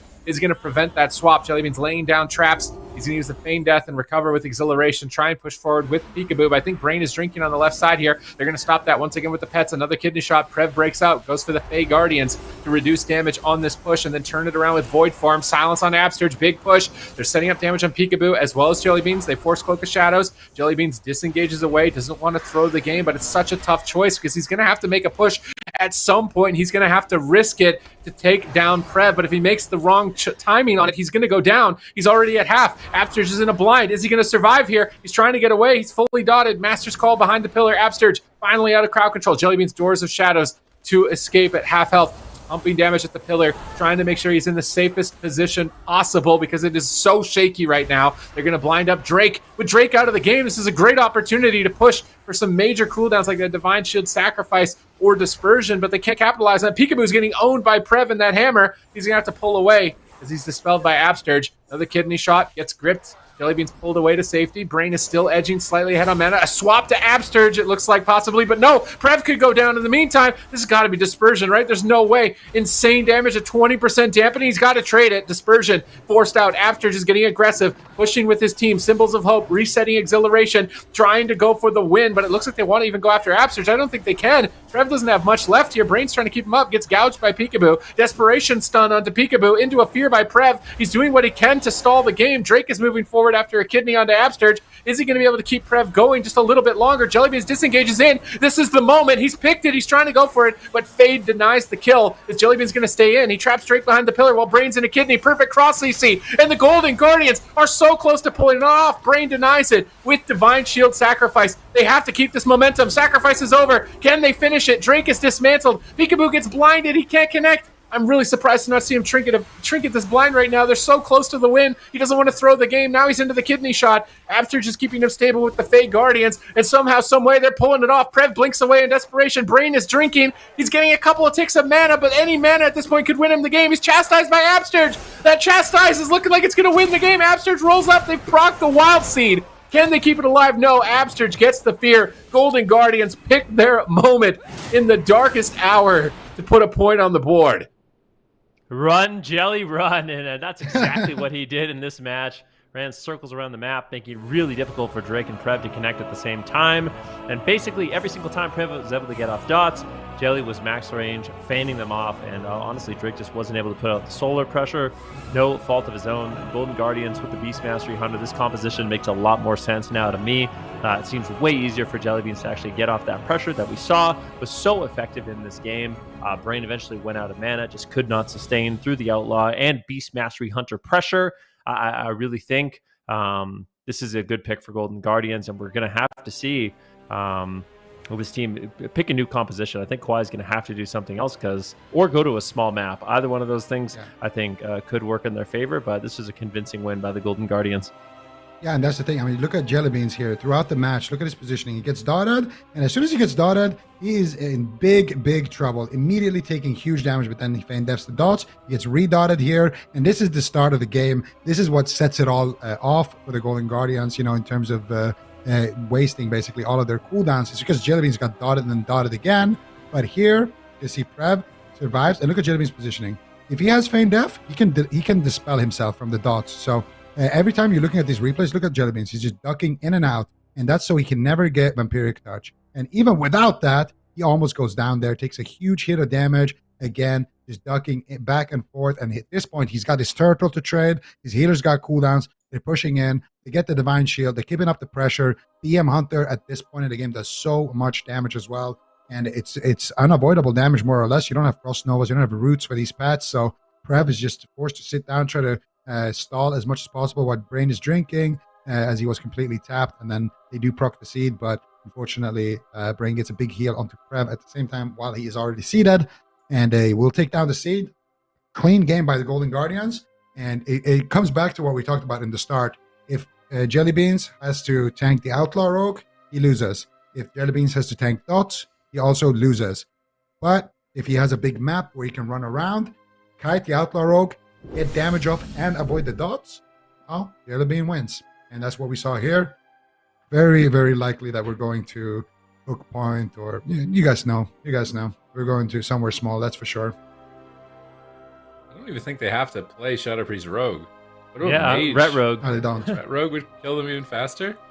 Or Mage, yeah. They Mage have to rally them. I think Mage Rogue would kind of end this Hunter Rogue comp pretty swiftly, so we'll have to wait and see here, because the Golden Guardians, Hook Point, small map. What are they going to blind lock? Are they going to RPS blind lock? And then does KAWHI play some type of cleave? Like, they have so many options. Or is Golden Guardians just going to ride the Thug cleave like they did that one year at BlizzCon, where it got them to the finals? Like, it was like, are they just going to bank on that again here? They're banking on it again. Outlaw Peekaboo, Jellybeans BM Hunter. Can they pull off the miracle again? How many years later is it now? Like 3 years later or something? Feels like it's been a while. And here comes the Ret Rogue. It's scary times. How is he going to survive a Ret Pally? You know, like, he's feign deathing the dots, lining the Shadow Priests. Prev on a Ret Paladin. Yeah, you're not getting that opportunity. This is going to be very scary for them. This is a composition that KAWHI have began to pioneer. I know Avenge, the Ret Paladin, he was telling me that about Outlaw Ret. Like, he thought it could actually be the counter to Double Outlaw, and he was right.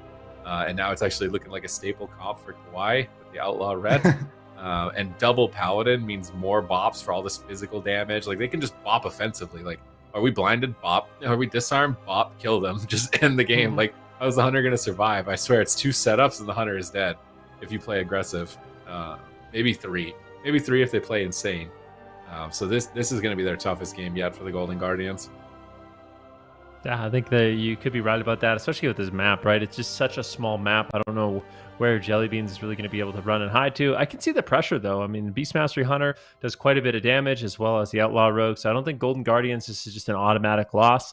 I do think Prev could be pressured quite heavily in this matchup. Absurge, if he's there to dispel the Blessing of Protections, Mass Dispel a Bubble, there are openings, but there's a reason why KAWHI picked this composition. It looked really good yesterday in their series against Liquid, and I anticipate that it's going to look really good in this match, in particular here against the Golden Guardians on Hook Point. It's just such a small map. I think Prev is going to have a lot of uptime, and it's not going to be as simple for Peekaboo to just put every single off crowd control on Drake, which he did a really good job of in the last match. If he does that, then Prev's going to be open, and both the Rep Paladin and the Outlaw Rogue are just really, really, they're kind of heavy hitters here. With the wings up from Prev, he can just knock someone out of the park.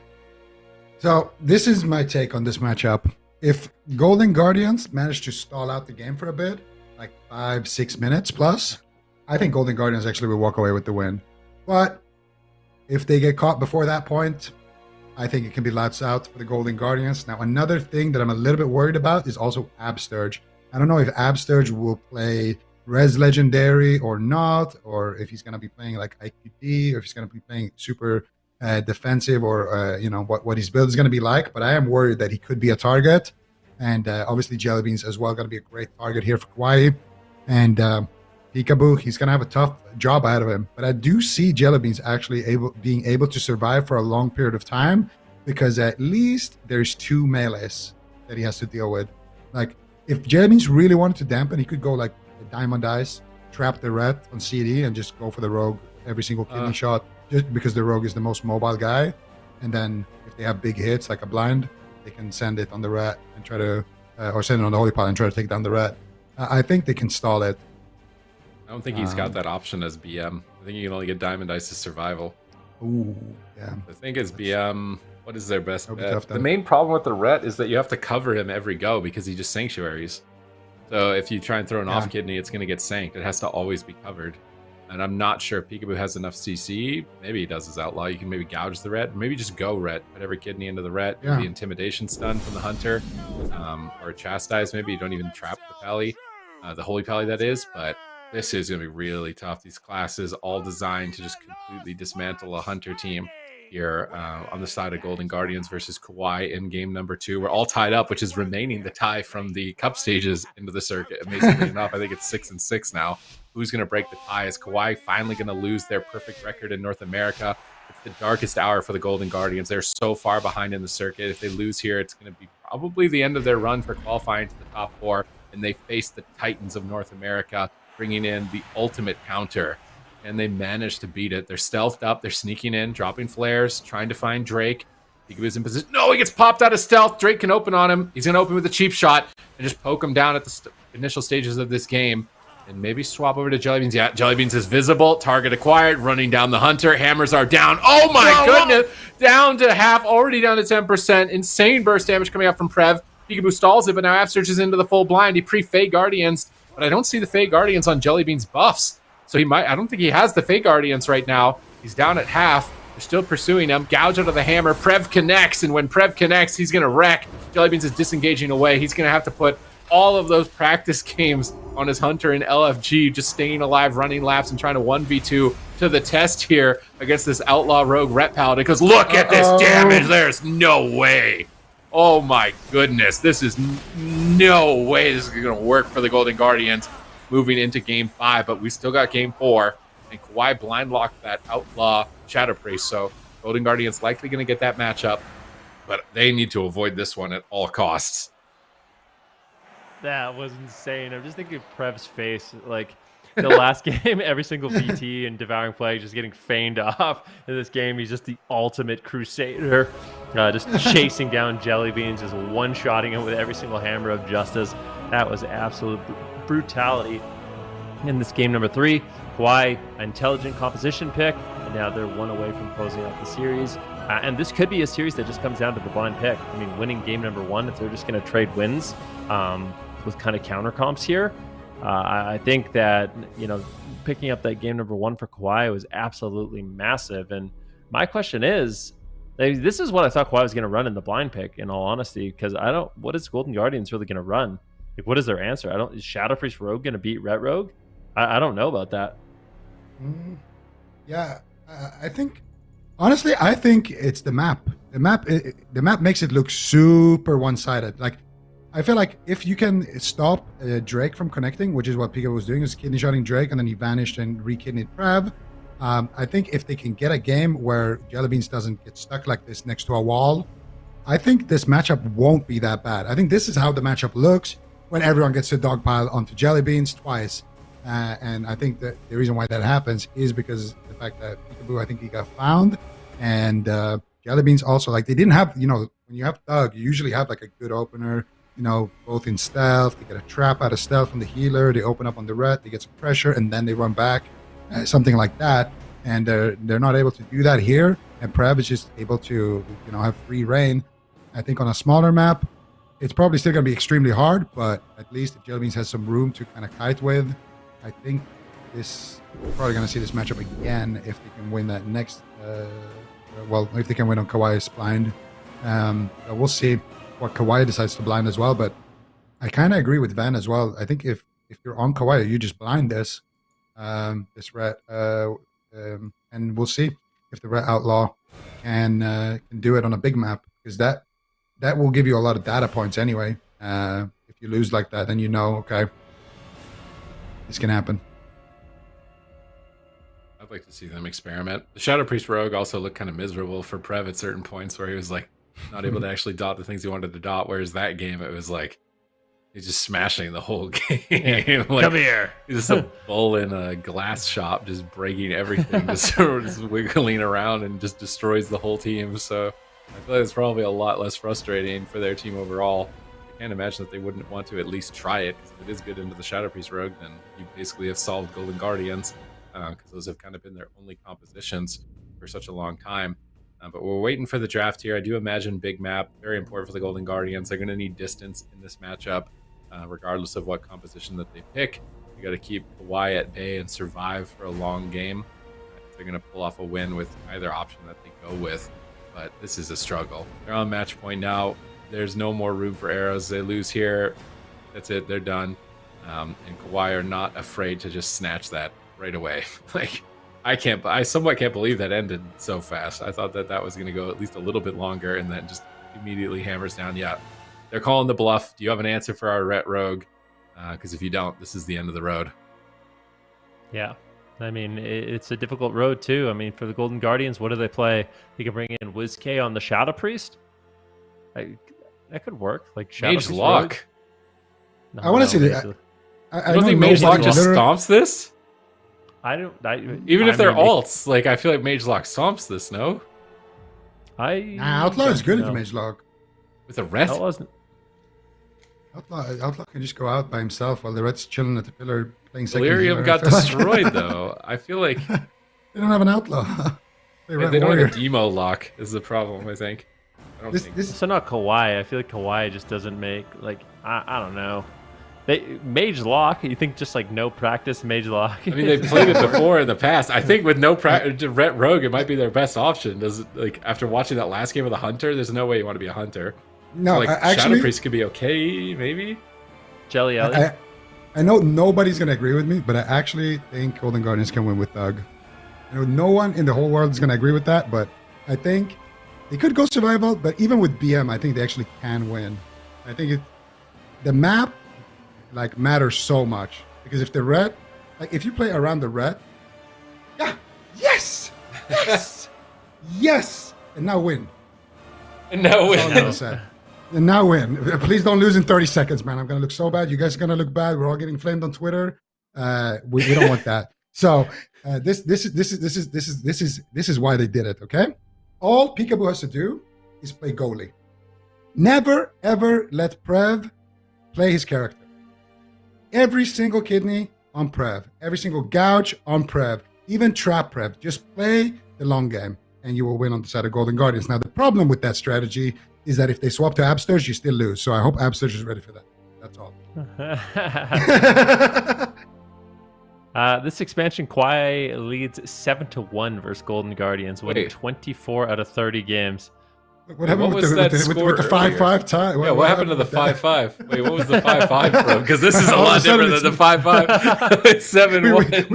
7-1. We went from dead even to like 99% win rate, man. What happened here? Wait, what happened? Okay, I mean, this might make more sense if this concludes here. Then I thought that was a lot closer than this, but apparently not. Golden Guardian struggling here. Can they beat them? They're still banking on the Thug, the Outlaw, the Classic. It got them so far in tournaments prior. They're not going to be ulting to their full extent that their roster could. They're just going to rely, breaking out the beans.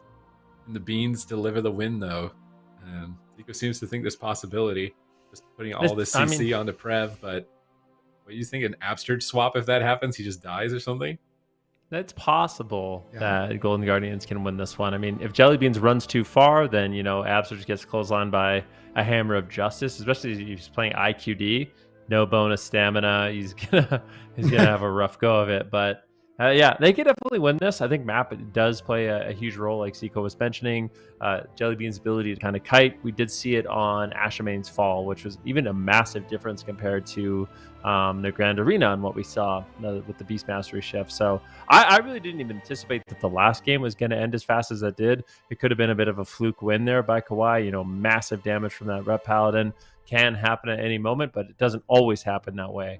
Golden Guardians, they feel like this is their best bet going to a large map. Challenge is, if KAWHI loses here, we're going to, Dalaran Sewers, something like that. And that's where it's going to become really difficult for the Golden Guardians. But need to focus on one game at a time. Let's see if they can win it here on Empyrean Domain. KAWHI up 2-1 in the series, just one away from closing it out. Golden Guardians needs 2 more. They have to win these next 2 games, or their hope of qualification is done.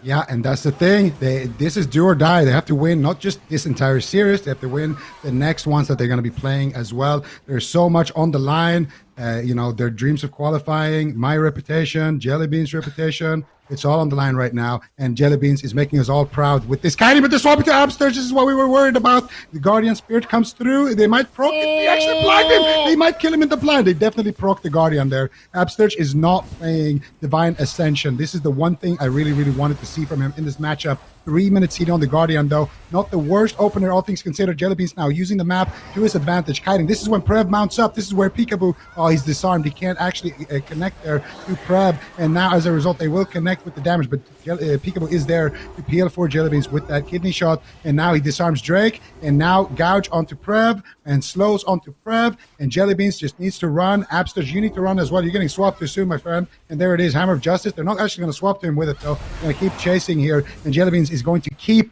kiting, and Prev is going to keep dying. Things are not looking too bad right now for the Golden Guardians, considering, sure, the Guardian procced, but at least they didn't use Trinket, Turtle, all those things that they used in the previous game, but we might have spoken too soon. Absterge does have a grip here. 2 seconds left on that Leap of Faith. Jellybeans and Absterge in perfect position right now. The Golden Guardians stabilized from the opener, and they're going to trap up Drake here and continue the push. Prev is trying to push in, but he's getting pushed back at the same time. They're dogpiling on top of Absterge and Jellybeans. This could be it. There's no Guardian Spirit. Big swap onto Jellybeans. Prev gets bopped aggressively. Hammers are down onto Absterge. Another Hammer of Justice. It's match point. He cannot afford to falter. He survives. He gets a triple fear. Can they turn it around now onto Prev? Peekaboo gets dismantled. He's getting swapped to massive Rep Paladin damage. Peekaboo's going to Cloak of Shadows off that Crimson Vial and start restoring his health. Absterge and Jellybeans are on the run, but Peekaboo is getting clocked, and Jellybeans is kidneyed. It's match point. Big heal comes in on the Jellybeans out of nowhere, but Absterge is still sapped. He needs to get away from the fight. Drake gets dismantled. Prev gets kidneyed. Peekaboo emergency peels for Jellybeans. Manages to get some distance. Chastise onto Brain, trying to buy some time, but another swap onto Absterge, and I think that's it for him. Is he running the Res Legendary is what we'll find out in a moment as to whether or not he just leaves the game, but it looks like he is not playing the Res Legendary at this point. Trying to heal his team in this Angel form, but there's still so much more defense to get through, and they are going to tap out. Valiantly fought. They stuck to their guns with Jellybeans on the Hunter, but it will not be enough as KAWHI remain undefeated. Beautiful performance by KAWHI once again. I mean, that was just... I really like how precise KAWHI is with their setups. They go Absterge at the beginning of the match. They proc the Guardian. They go Absurge once again. They don't train Absurge either. They do these big swaps of the kidney shot, Hammer of Justice again. I mean, you are getting crowd control forever in stuns. What is that, like a 12-second stun chain coming in onto Absurge, even with Relentless? So you see the opening stages of the match. You got the Hammer of Justice, into the Hammer of Justice, into the Blinding Light, and Guardian procs. Super unfortunate there for Absurge. And now they just go after Jelly Beans. So they make the swap onto Absurge, and then they try to get control of the game and limit the pressure of the Golden Guardians by going after Jelly Beans here. Then they do another setup on Jelly Beans where he barely survives. I think it's out of the sap. They actually make an attempt here on Absurge. Actually, it's a little bit later on. So this is where Jelly Beans kind of gets away.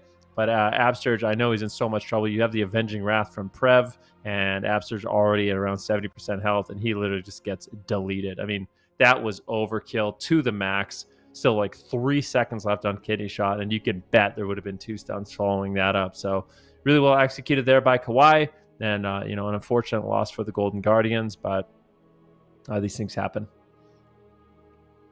Absolutely. Go ahead. I was just gonna say, I think Golden Guardians actually, with their options that they had, I don't think they had bad picks. I think they played their picks well. I think they played their games well as well. I think game number 1 is a little bit unfortunate. And in this last game, if they had the foresight there to know that Absurge also was going to be a target, then it could have gone a lot better for them. The problem is he was playing Quantum Device with he's losing out on the set bonus. He's losing out on 500 or something stamina.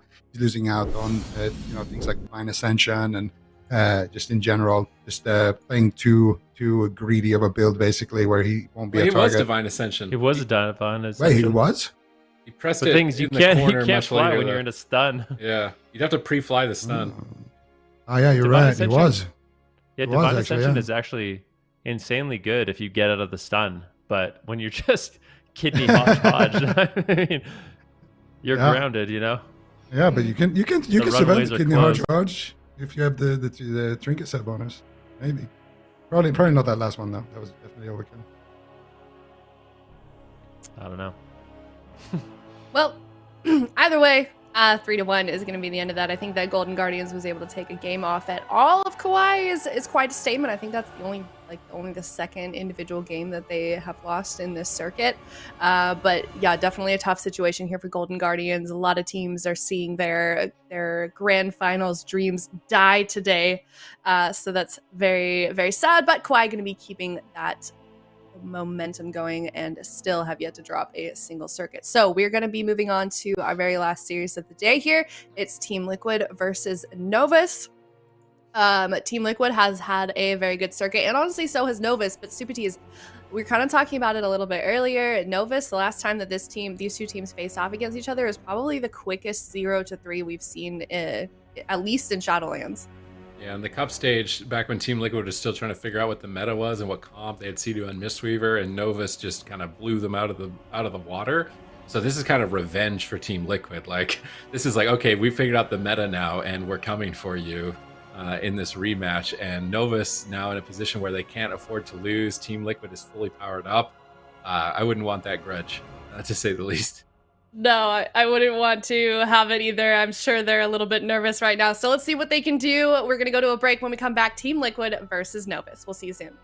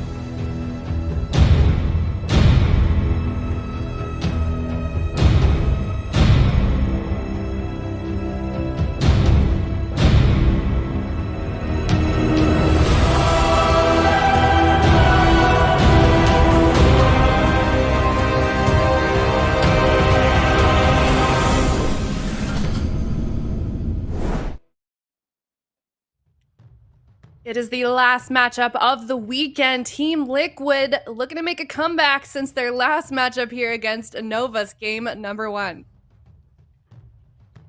Okay, here we go. Team Liquid bringing in the double outlaw rogue once again. There seem to be the only team that has been able to make the double outlaw work into RMP, and it has looked solid so far. Both rogues obviously going to be super durable, putting out lots of pressure and lots of crowd control. Let's see if NOVUS can kind of rise to the occasion here, because this is a matchup that is winnable for Rogue Mage. It's just not easy. Yeah, that's the thing. We're going to need to see Dopamine really bringing out his inner wealthy man here against this, because he's going to be targeted a lot. There's going to be a lot of blinds thrown Whaler's way, and we'll see what they decide to do here in the opener. MIM running around in stealth, Trill also, both of them trying to find somebody on the RMP side. Dopamine does find Trill, and Trill is going to get taken out here. Palomar is going to open up onto Trill, gets gouged. Dopamine trying to build up a little bit of damage here onto Trill, gets kidney shot, and he gets blinded on that first combustion immediately. So if you're a mage, you definitely, this is not ideal for you, but Dopamine gonna get dispelled now on his combustion, and it's not too bad from Team Liquid. They still have one blind that they can send offensively, but right now, Edu actually in a blind. Do they have anything to follow it up is the question. It doesn't look like it. Edu will come out of crowd control, make sure that Sam stays alive, and now it is going to be Trill's turn potentially to set up a blind aggressively, and there it is, full blind onto Whaler. Dopamine, alter time, blink, soul shape, Trill, sap, and they're gonna go back here to Dopamine. Actually get a cheap shot there onto Edu as well. Trill getting a kidney shot, getting peeled.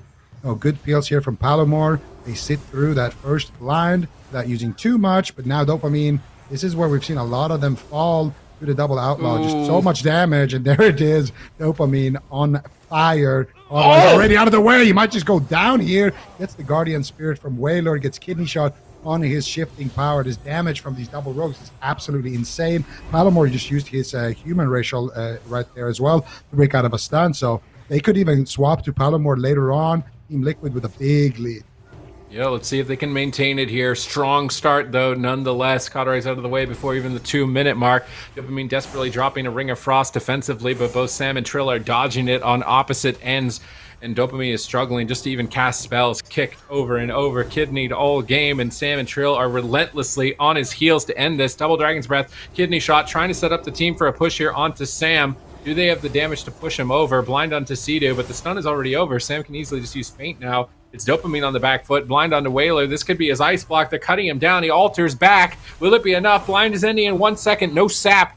Follow-up is going to get dropped. Nice Frost Nova by Dopamine, hitting the whole team there. Kidney shot onto Trill. Swap over to him to try and blast him out. Chastise on Sam to peel for Dopamine to actually cast, but even still while casting, doesn't look like it's enough. Pre-Fey Guardians by Edu reduces damage by so much. Trill is just pushing forward. Kidney on the Mage, kidney on the Rogue, a kidney for everybody when you're running double outlaw. Another kidney out of the kidney just for good measure. Palomar dismantles Sam. I am trying to slow down their assault as Trill gets polymarked, but they are going to ultimately connect onto Dopamine. He Dragon's Breath them, trying to find a ring. Looks like he's dropped the Ring of Frost, tries to reposition away. Edu deaths the ring, runs in, puts himself on diminishing return. His team is taking a lot of damage, though, a staggering amount of pressure on Sam. But because of Edu taking that diminishing return, he should be able to top his team, and now they can just run down Dopamine. Yeah, I mean, this is a really scary situation here for Dopamine. Whaler in the back line, just throwing in as much damage as he can. There's a lot of cleave pressure out right now, but a big kidney shot on Palomar. Dopamine just throws his combustion out, trying to just get some damage rolling. Line of sighting right now. Kidney shot on Trill. He's going to get gripped away to safety. Sam IM goes for a really clutch gouge there on Dopamine. Slow down that combustion damage, and that will ultimately fade. Now, Trill gets the full blind after the death there. Fakes it out there by Whaler. Can he get the Vanish Sap? Sam, I'm incredibly low. Might get dropped. He actually goes over the Vanish Sap. Bit of a tag team situation there by Trill and Sam. Now you can tell they have some pretty good synergy on these double rogues. Yeah, and we're going to see Palomar again. Stuck in a kidney shot. Taking some damage here, but should recover. Whaler in the back line there. The Fey Guardians will be able to keep him alive for now. Trill also get put in a kidney shot. Also receives the Fey Guardians as well. Now gouge onto Palomar, and they are going to continue that onslaught onto Dopamine. Dopamine with basically no cooldowns left. Sam I am with a blind. He should have a Vanish as well. Well, Trill has a Vanish, so they can definitely blind sap Whaler here. Dopamine is quite low, and they already use Alter Time, so this is kind of their opportunity to get aggressive here. If they can secure that blind onto Whaler, this might just be the game here. and Whaler tries to avoid it right now with that ward, and he clears up Sam I Am. They're going after Trill. He cloaks that combustion, still taking some damage though. Edu now coming out of crowd control, gonna be able to top Trill up. Trill does not want to have to use his vanish right here. Wants to try to save it. Actually did have to use it, and if they can get that blind from Trill, that will be the setup potentially. What happened to the chastise there from Whaler? It actually broke, I think, or he might have IQ'd it. But he was getting chastised feared there. Potentially Cedar gets counterspelled on Shadow, throwing out some heals. Dopamine still very, very low. They still have those blinds in their pocket. Dopamine still with no cooldowns left. That's going to be the Guardian Spirit now as well used here. Dopamine is going to have his alter time rotated back up. So they had a kind of a window there where they maybe could have sent it without an alter time. I think Dopamine would have died, but just too much pressure right now onto Trail. There's a kidney shot. Whaler with the Holy Ward. They can't blind him just yet. They need to try to get rid of it. Actually, did he Holy Ward the blind there? It might be the case because Trill has used it. So now no offensive pressure actually on the side of Team Liquid, and Novus doing a good job so far staying alive and keeping up the pressure here on the Rogues.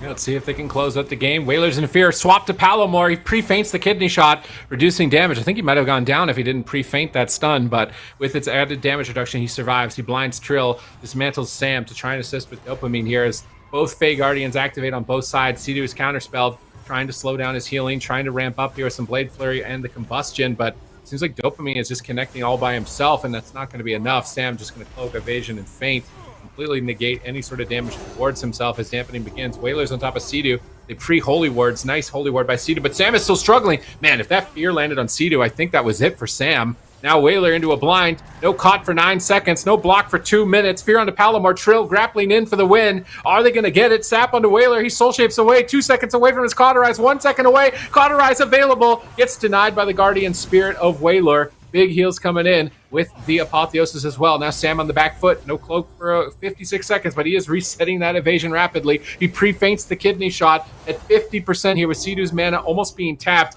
This would be quite crazy for Novus to pull off this win. I think I would have considered almost an upset in the matchup for them based on their circuit performance. So possibilities for Novus still in this match, but Dopamine's mind controlled low. Trill and Sam tearing in, trying to maximize their uptime and finish this game. But Dopamine's 20 seconds away from a block. He still has that caught after it's reset. Combustion is available. They could make a push. No cloak on either rogue. Yeah, this is a really scary situation. Palomar in a kidney shot. The second kidney shot getting low. He's just going to vanish out, but at the same time, Trill's incredibly low. Dopamine just doing as much damage as he can wherever he can. Sam I Am now going to be going after Palomar. Still low. Whaler almost completely tapped on mana at this point of the game. Kidney shot coming in from Palomar, doing everything he can to survive. And where's the crowd control on Whaler? There's no blinds available. Actually, Sam I Am has a blind. If he gets the blind on Whaler, kidney shot on Palomar, that could be the end of the game. He's going for it. He does. He connects it. Palomar, how are you going to get your way out of this one? He goes for a feint, goes for an evasion, reducing basically all incoming damage. Sam I Am just kind of babysitting Whaler right now. He goes for the blind, into a sap, into a potential resap. Palomar still just kiting, but this next stun could be absolutely devastating. Sam I Am goes for a cheap shot on Whaler, and Palomar might get caught into a stun, a gouge on Dopamine. This is just such a back and forth game, but this is a lot closer than I thought it was going to be. Palomar, though, still getting incredibly low. He's been pressured for the better part of a minute at this point of the game, and Whaler's just really struggling to keep him topped off. Yeah, and Palomar trying to kite here. He gets a full kidney onto Trill. Trill has no human racial here. He's burning through to that ring of fire. He gets kidneyed into another kidney there by Palomar with that vanish cooldown legendary.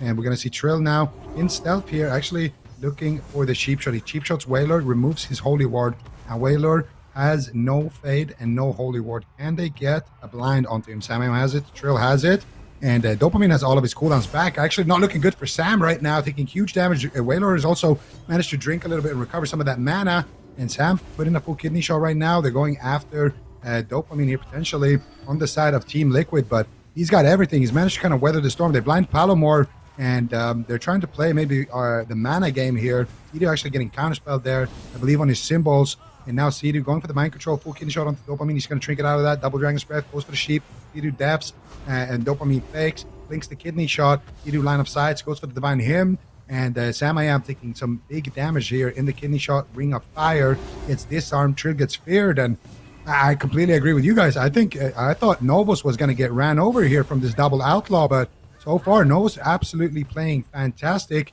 making sure that they're definitely in this one right now. Cedu sitting up for a drink. MIM vanishes there on that combustion, but Dopamine will connect with the last couple of seconds of that combustion, goes back into his Rune of Power, gets kicked there, actually avoids a lot of damage with that kick, so nicely done there by Team Liquid.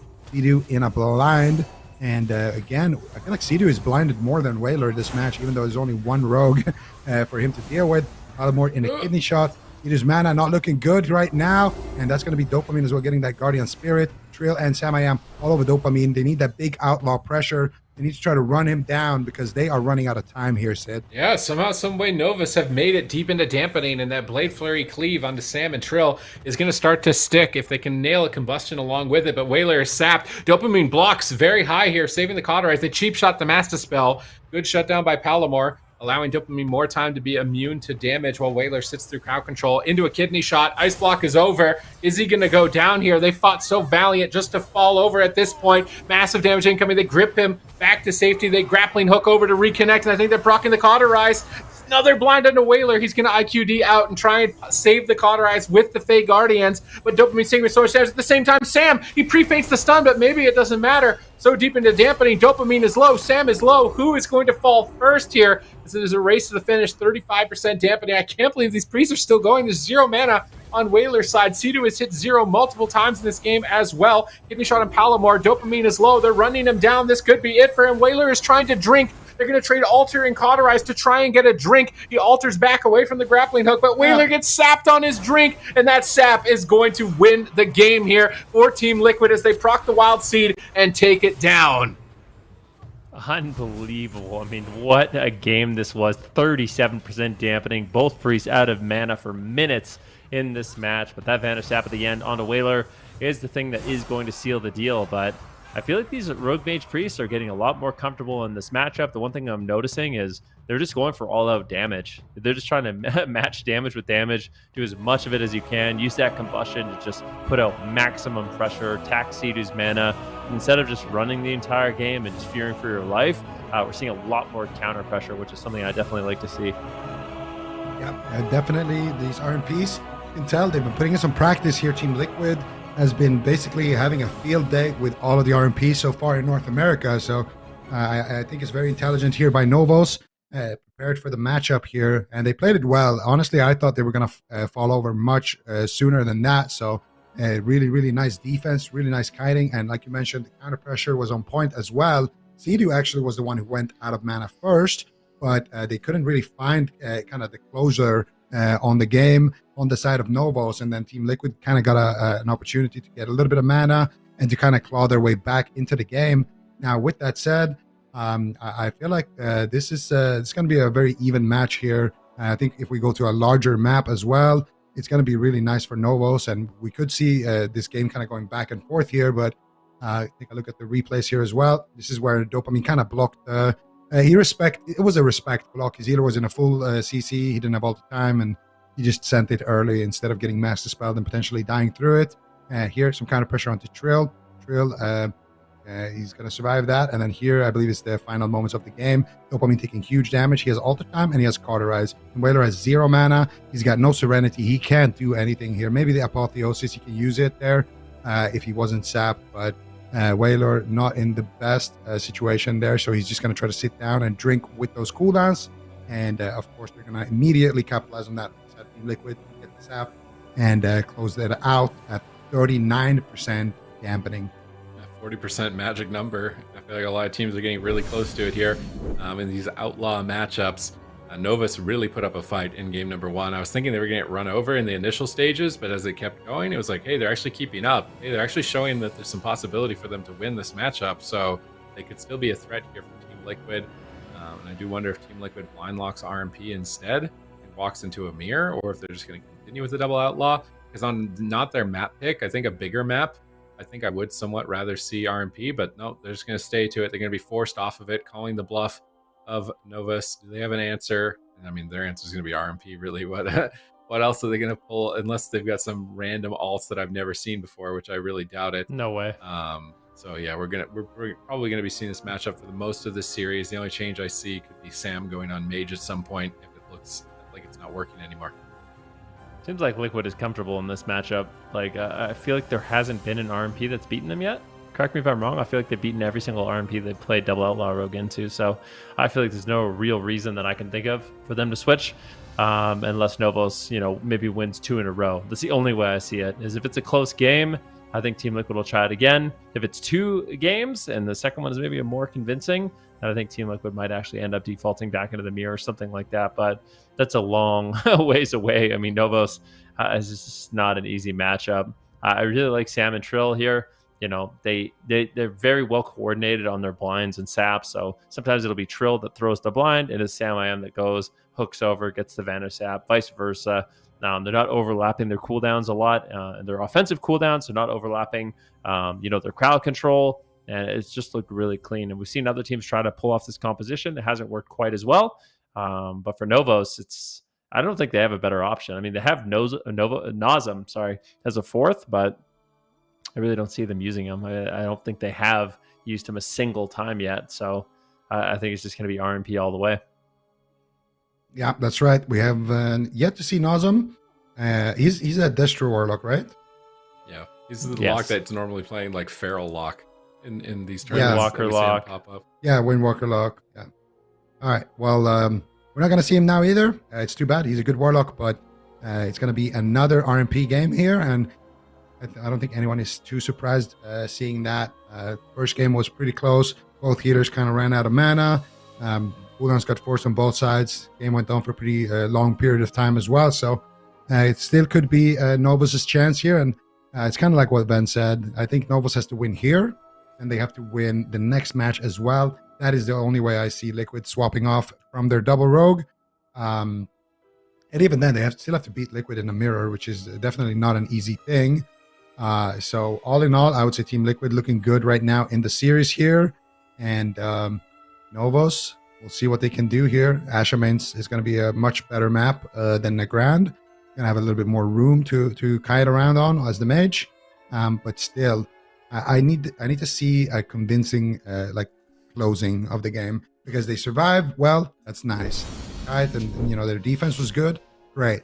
But I want to see the offense as well. I want to see, some near-death situations on Team Liquid. I want to see maybe a swap to Sea-Doo if he uses his IQD out of a blind, or, I want to see them actually have a convincing kill onto something before I am ready to say that Novus, can walk away with a win here. But we'll see. It all starts here with game number 2. Palamore and Trill, dangerously close to each other there. Trill just walks into Dopamine here, and he's going to be able to open up on him. Palamore's going to open up on Trill, and Samaham is going to open up on Palamore, and that is what we call the Outlaw triangle right there. And now Dopamine's going to be the target here for Samaham and Trill, and it's going to be up to Palamore here to get some work done. Evasion for both rogues, though, going to make that very difficult, but he does get a kidney shot there onto Samaham despite having that evasion up. So nicely done by Palamore. They get a full blind now onto Wailor. It doesn't look like anybody's going to sap that. Actually, they do get the sap from Trill, and it's Sea-Doo that doesn't get sapped there out of that blind. So it could potentially force something here onto Dopamine. Sea-Doo pushing in. He gets a fear onto Palamore as well as Dopamine. They're doing big damage here, and Dopamine will receive the Guardian Spirit. So not a bad opener here so far for Liquid. I would say a bit of a lead, but Trill did have to use his cloak there as well. So we could see Novus potentially sending a combustion onto Trill soon and maybe grab something back. We'll see if they can get that set up. Siege's got Apotheosis already rolling, so unless Dopamine can find a sheep here, I don't know if they'll be able to just kill him with damage on a kidney. I'm still waiting to see when Palamore pulls the trigger on it, because Dopamine's being pressured. They're going to have to go for it soon. I don't think he can take this too much longer. This is the double DB, kidney shot, popping the bust, gets gouged on it, manages to break it. Now Combustion connecting onto Trill. He's going to Aegis. Sea-Doo isn't crowd controlled. He's easily healing it. They swap to Sam, though, with the remainder of the damage, trying to force Sea-Doo to use casted heals, and I think that's like one of the best things you can do against a Holy Priest is send your go on one target. They use Serenity, switch targets, and try and slow down their momentum. And when they don't have those Serenity charges, they're going to spend so much more mana casting Flash Heal.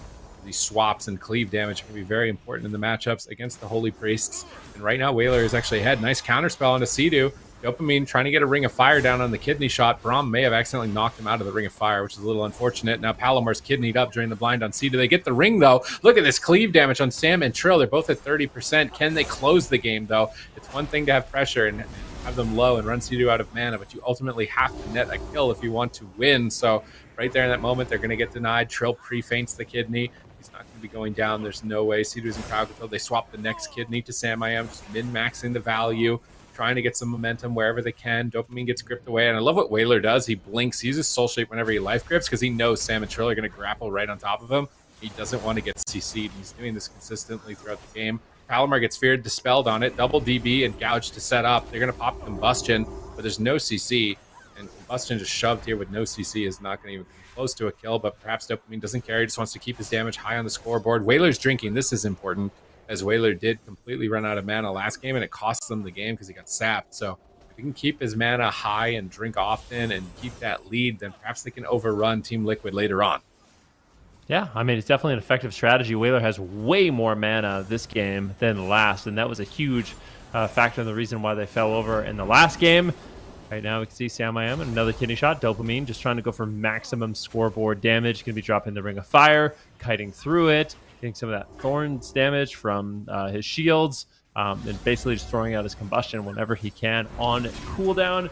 And also, the one thing that's really, really nice for Palomar in this match is he's able to get out a lot of Blade Fury, kind of cleave damage. At the same time, that's what Trill and Sam can do. They managed to get the Ice Block out of the way. Sea-Doo going for a Mass Dispel. It gets gouged. Kidney shot on Palomar now as they make a swap. It's like, okay, you want to heal Dopamine in the Ice Block? We're just going to kill Palomar. And they almost do. Kidney shot into kidney shot on Palomar. He gets gripped away at 10% health, but guess what? Now Whaler has to heal up Dopamine, and he is burning through all of that extra mana that he had so incredibly fast that they basically evened out once again with Team Liquid. That was a great push there by Sam and Trill. Absolutely fantastic work. And this is Dopamine with his Combustion right now. It does get dispelled, and right now his HP bar is getting dispelled. He needs to be careful here. Dopamine catches the Guardian Spirits, trying to cleave here with just Arcane Explosion spam onto Trill as well as Sam I Am, but Sea-Doo has no problems healing through that, and now Sea-Doo has a mana lead like you mentioned, so Sea-Doo's going to be feeling even more comfortable, trying to push in there and dispel the Alter Time. Dopamine now on half HP, full blind onto Sea-Doo, and he gets something onto Whaler. Holy Watch, do they have a blind here? Trill has it, and they get something, they gouge Whaler, but they don't send the blind there. Unfortunately, Sea-Doo still in crowd control right now, with Dopamine taking huge hits of damage. They proc the Cauterize. Why on earth? Okay, they did send the blind. Oh! Dopamine will potentially fall here, and they will take the seed as well. Sea-Doo with the IQD, coming in with that execute, his kind of patented move now. We see him every single weekend grab kills with that trinket. And Liquid, now we said that we kind of needed to see some convincing stuff here from Novus, but it's going to be Team Liquid that's showing us complete domination here and going in game number 2. It's not looking good. It's not looking good for Novus, and Sea-Doo has his finger at the ready on those IQDs. He loves pressing that button to kill people. I feel like a lot of other healers are sitting on that to trinket out a CC. Sea-Doo's not thinking that. He's thinking, I'm getting the kill with this, and lines it up for the win here against the RMP. And this was a much more dominant game in terms of pressure onto Dopamine by Team Liquid. Whaler did a great job of drinking in this match, but it didn't really even get to the point where those drinks were going to ultimately matter because Team Liquid could run them down, and that's what we'll see in the final moments of the match, is just Dopamine constantly at 50% and gets gripped away. He's burning, and I think this is where the IQD comes in and snipes him. He blinks towards the wall, and little just white needle flying in from Sea-Doo is going to snipe him. He actually didn't get the kill, though. I guess it's a Wild Seed procs, and the kill counts on the Wild Seed, I would imagine. But yeah, this is... I think so. Definitely potted him. What happened with the blind there? Did Whaler IQD that blind at the end, or did he F it, or what happened? Because I was, during the cast, I was looking at the blind, and I was like, why on earth is Trill just not pressing blind right now? He's literally on fire. He's dead. Like, it's game over, but maybe he had IQD still on the side of Whaler, probably what happened there, because he was in the replay as well. He was blind for like 0.1 second, so maybe he defed it, and maybe he just insta-IQD'd it and didn't have the healing. Either way, Team Liquid 2-0 right now, looking to get a clean sweep here on Novus. It's looking good for Team Liquid, that's for sure. Novus, I'm not sure what are the adaptations they need to make. Maybe they could do more. What about Subtlety? Think Subtlety has any chance? I mean, at this point, I feel like it's play triple I like resonator. To see them try Subtlety and go after sub. Sea-Doo maybe. Yeah, play sub, triple resonator, play Ventier Priest. try and go on Just Holy throw them off Priest. their game a little bit, you know? I feel like Liquid's pretty comfortable in this matchup. It seems like, yeah, they know exactly what they want to do. Novus, I think they just need to go back to the roots, play that confident Rogue Mage Priest with the Subtlety Rogue that we know and love them for, because it doesn't seem like Outlaw is really getting it done. They're putting out a lot of pressure, but they just can't actually seal the deal, and I think that's maybe what Sub will be better at. Sub could also just not work. I'm not entirely sure, but yeah, it feels like I'm not sure where the improvements could really be here for Novus. It seems like they're fighting a brick wall. It's not easy to take Team Liquid down. Makes me wonder if Team Liquid fought Kungana in EU, like would they be able to RMP into them? Wait, Team Liquid have played double Outlaw into them? They wargamed it or something? Yep. And Kungana was winning? Yep. Okay, so Outlaw RMP can win. We just need to get some. We just need the Kungana tips for Novus. Outlaw RMP can win with ping, from what I'm hearing. Oh, so if they're not on high ping, they lose? No, I'm saying they're winning with high ping. Oh, they're winning with high ping. Okay. Well, then there's obviously some. I think they lost some as well, though. But I think, from what I've heard, they won way more than they lost with the war games. Is it map dependent? I don't know the win rate on big map versus like neutral or small.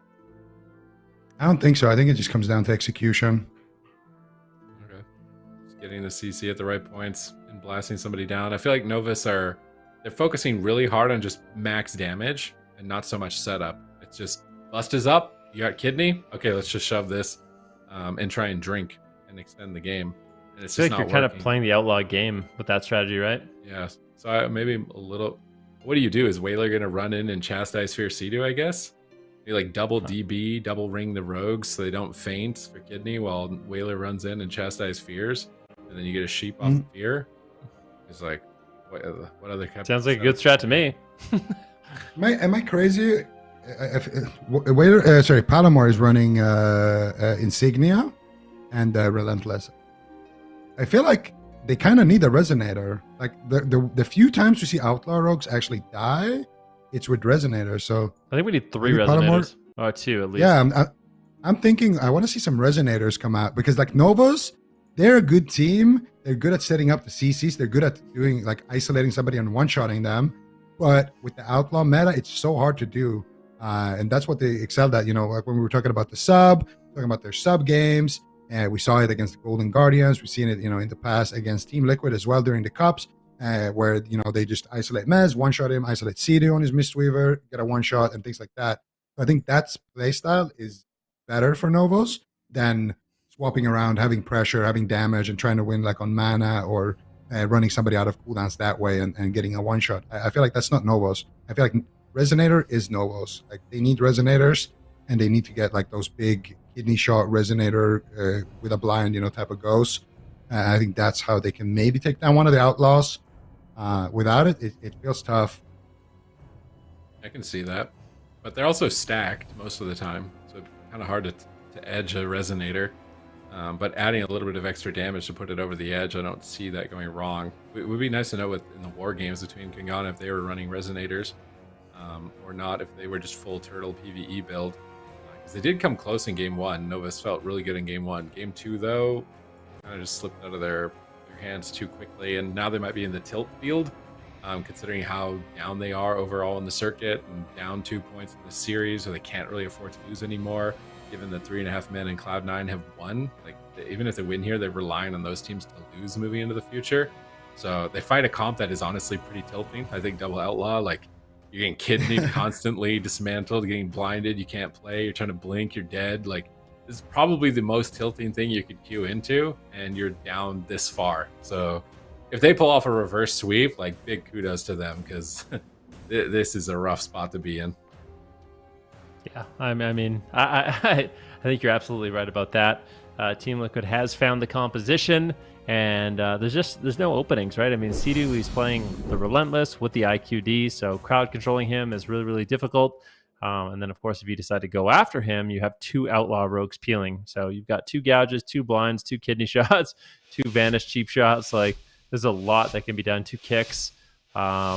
they can really shut you down. So I think making swaps onto Sea-Doo going to be really difficult. I think what it comes down to is just clean crowd control onto Sea-Doo and trying to cross crowd control. I like the idea of, you know, a double Dragon's Breath, a sheep on one of the rogues at the same time. Maybe you get a Chastise onto Sea-Doo. It's a lot easier said than done, especially because Sea-Doo is able to play at range, right? So you can kind of predict the setups. If he sees a double Dragon's Breath, he's just going to hide out of line of sight, maybe preemptively Holy Ward himself, et cetera, et cetera. So we'll see how Novus decides to adapt and if they can pull off a reverse sweep here.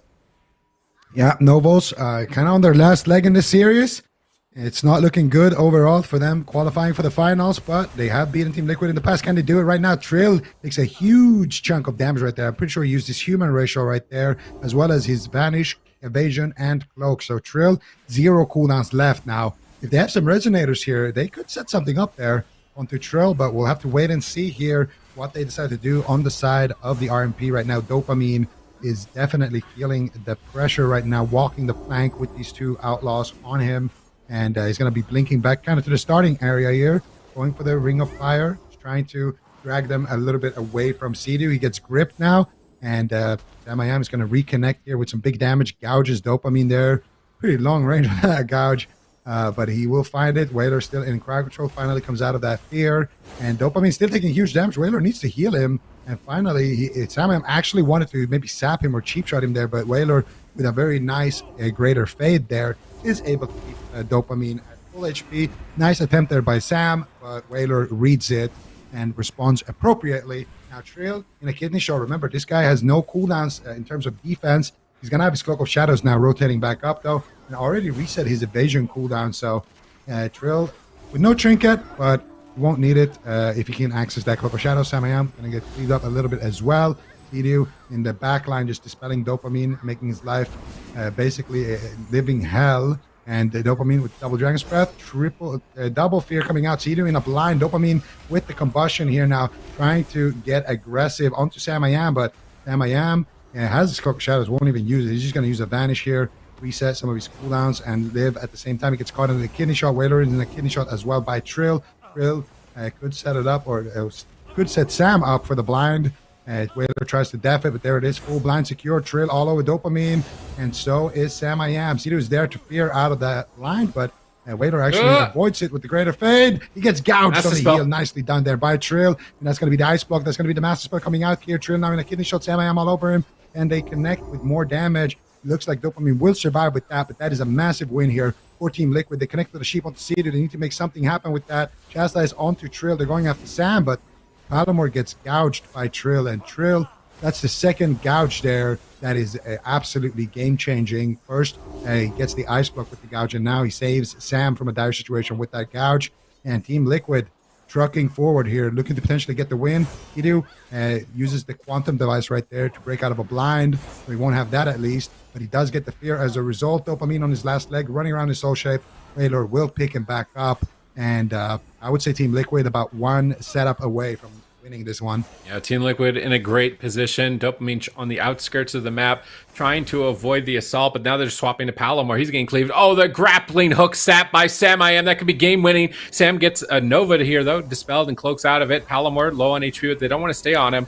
Trying to get back to Dopamine. He's going to shove a combustion to scare Sam away. Sam's just going to line of sight, pop the Crimson Vial, heal himself back up to full, stun into Palomar, swap onto the Rogue on match point. Is Whaler ready for the hits? He's so low here. Does manage to get a Serenity, bringing him back to half. Now it's damage onto Sam. Sea-Doo picks him back up. Dopamine still being pressured, getting cleaved down. Mana slightly in favor of Sea-Doo. His Fey Guardian still available. Actually decides to activate them here. Start regenerating that mana as soon as possible as Whaler's Fey Guardians fade. He's going to lose out on that mana return. He is behind the pillar if he needs to try and sneak into Symbols of Hope at some point. Have to wait and see if he goes for it. Pre-Holy Wards, casting out some heals, trying to get the slow cast efficient ones. Sea-Doo into a blind. They need to make something happen with this blind. Can they finish Sam? He's down at half. He evasions. He pops the Aegis. He's not going to go down. They swap to Trill. He looks like he's ready for it as well. Sea-Doo's out of crowd control, topping the team, getting aggressive, running them down. Whaler almost completely out of mana. We're not even at dampening at this point for their team. This is looking grim for this round and grim for their qualifications. Can they keep themselves alive and pull off a miracle reverse sweep? Whaler does manage to recover Dopamine. Sam gets gripped back to the pillar on the kidney, looking to reconnect with the grappling hook. Whaler is drinking, keeping his dreams alive, keeping his team's hopes alive, but he gets sapped at the end of the drink again. Can they get a cauterize off of this sap? Sam is chasing down Dopamine. Kidney's in behind the pillar. Cedar's in position, ready, possibly with the IQD for an execute. Oh, triple Dragon's Breath. Dopamine so low. Is he going to go down? Apotheosis from Whaler. He gets blinded on his Apotheosis. This still could be the end for Novus. He frost Nova Sam. Palomar grappling hooks over to try and assist as well. Doesn't want to break the Nova. Vanishes for a cheap shot. They're desperate to peel for Dopamine. He's getting crushed by Trill, and he's going to have his cauterize proc. The DR blind going for the win as Dopamine is burning down into the chastise from Zidu, and I think this is going to be the wild seed somehow, some way. They've managed to hold on, but a DR kidney isn't going to be enough. He grips Dopamine away from Trill. Trill grappling hooks over. Palomar blind Sam-I-Am. They are fighting for their tournament lives. They're fighting for their qualification lives. They're putting everything they've got just to keep breathing at this point. Can they still do it? Oh, Sam-I-Am maybe in some trouble. They used a lot on that push on Dopamine. There could be an opening here for Novus. Can they close it out? Dopamine has 20 seconds left on that ice block. He's going to use the alter time. Line of sight on the pillar. He just needs to buy a little bit more time. Another kitty shot here on Whaler. Dopamine should likely be able to alter time back to the middle of the map. Does get it off. 4 seconds left on that ice block. Double Dragon's Breath to deny. Blink once again. Whaler sitting down for a little bit of a drink here, but they might actually proc the ice block as soon as it's off cooldown. Master Spell comes in. This is an absolute disaster here for Novus, but Sam getting low. He does have a vanish. He's going to trade out the Guardian Spirit. Dopamine just so far on the back foot. There is no defense left whatsoever. He's getting cleaved down by Trill and Sam. He can just not escape. I mean, he's limited on mobility. He does have the soul shape, so there's a few lifelines left here for this poor mage. He's just, being assaulted by Team Liquid on this double outlaw for so long, but there's actually a little bit of damage here on Sam. A blind comes out, a defensive blind on Polymore, and you could tell, I mean, Team Liquid, they know at this point, Whaler has no mana left. All they need to do is just keep up the damage and survive. If they can just keep up the damage and survive, that's their ticket to win. Polymore once again in more crowd control. Is in a kidney shot, takes his hands off the keyboard, and Dopamine flails to survive once again, but Whaler somehow, some way, recovers some mana, connects the Fey Guardians on Dopamine, keeps him strong enough and healthy enough to potentially survive this kidney shot, but this could also be it. Chastise on Whaler. There's no follow-up crowd control. Sam-I-Am, as soon as I say that, throws a kidney shot onto Whaler. Dopamine still lower and lower. A sap out of the kidney. There is no way Dopamine is going to survive. An absolute nightmare. Can he keep the seed alive? There's no way. Fear on Trill. Gouge on Sam. Dopamine actually survives. Nicely done there by Novus. They defy death, but no. Dopamine just throws at the combustion. He realized they've ran out of time. Can they take him down? Dopamine in desperation once again. He's come back from the grave to try to put a point on the board in this series. This is an insane back and forth matchup. Oh, Trill though. Trill is dropping low. He's got no Cloak of Shadows. He blinds Whaler here. And what a hero play from Sam. Kidney shot Sap to get that seed popped. But another hero play from Whaler and the rest of Novus to keep him alive. Trill right now super low on mana. He gets counterspell on the Sea-Doo. Super low. No way! Trill, he gets Cloak of Shadows. Kidney on Palomar. On the Sea-Doo. Trill is trying to cut, but Palomar puts him in combat. He gets the dot. And they get more CC onto Sea-Doo. Trill is line of sighting. He's dodging. Palomar on one side, Whaler on the other. Trill gets a restep for 1 second. Holy fire! Kidney shot. Holy fire! Big damage coming in, but Sea-Doo out of crowd control gets a flash heal. Is it going to be enough though? Counterspell is ready for Dopamine once again. Sea-Doo knows he can't cast here. He has no heals. He's got no mana. Bay Guardians onto Trill. He gets a restep potentially here. Goes for the evasion here. Trying to get the restep. Trying to stay alive. And they blind something maybe defensively. They don't have it. Trill is actually potentially going down right here. Dopamine's got the combustion up. Trill is in a kidney shot. Novus are pulling it off. He gets the Guardian on 1 HP. They Dopamine! Trill with the vanish. He's surviving. Dopamine now on 1 HP. Catches the Guardian. Whaler with big heals in the back line. Can they keep this team going? Can they survive? Sea-Doo with no mana left. Whaler with no mana left. Both of them completely out of cooldowns. Trill, no Cloak of Shadows for what feels like an eternity. Polymore into a full blind sap. Trill connects with the kidney shot. Polymore, you can see in his cam, he's not happy about sitting in CC right now. He wants to kill Trill and take down this pirate ship, but he can't do it. He can't connect. Sam-I-Am finally into a blind. Whaler in a kidney shot. Trill trying to kite Palomar here as much as possible. He gets feared up. He gouges Sam, tries to reconnect onto Trill again. 10 seconds left on that Cloak of Shadows. Trill with the evasion, but he gives Palomar his back. He needs to be extremely careful right now with how he faces his character because you can only dodge from the front. And right now, Sam I Am also takes some damage. Dopamine, though, looks like he's going to be in the most trouble. He's full kidney. He gets an ice block back and has to use it right away. Sea-Doo trying to get some mana. They deny it. Waylord actually getting some mana, though. And this is actually kind of good for Novus. Sea-Doo getting counterspelled. Can they snowball this into a win on the side of Novus, Sid? Double Outlaw Rogue, an unkillable composition that Team Liquid have crafted to counter the RMP meta. Novus are battling into the deepest, darkest points of dampening, coming back from death of the Wild Seed to try and pull off victory on their last leg. They cannot afford defeat. Their qualification lives are going to be for forfeit if they fall here. Their pressure has been massive, though, in dampening. Sam and Trill so close so many times to death. Can they pull it off? A chastise on Sea-Doo. Whaler in position. Gets a fear. Kidney onto Trill, but Dopamine still being pressured down. That drink from Whaler. He's already burned all of his mana from that Oasis previously. Sea-Doo has regenerated mana. He has Apotheosis in 4 seconds. Can the Priest survive? They proc the Cauterize. It's still match point. Sam is blinded by Palomar. Palomar gets gouged by Trill. Trill is going for the kill. He jumps in to finish it, but Dopamine alter times. Back to midfield. Frost over Sam. Sam vanishes out. He blinks away from the grapple of Trill, but there's no mana. He's feared up by Sea-Doo, and that is it. KO Team Liquid 3-0. Wow. What did I just watch? I mean, that was such an insane game number 3. Team Liquid, they had such a crazy push there onto Dopamine in this match, but you really got to give it up to Novus. They did not make this easy for Team Liquid. What an incredibly close game. Trill with some insane evasive maneuvers at one point in that match, just barely holding on at like 10% health, and Sea-Doo got locked out into a full polymorph. I mean, this is just top-level gameplay on all sides.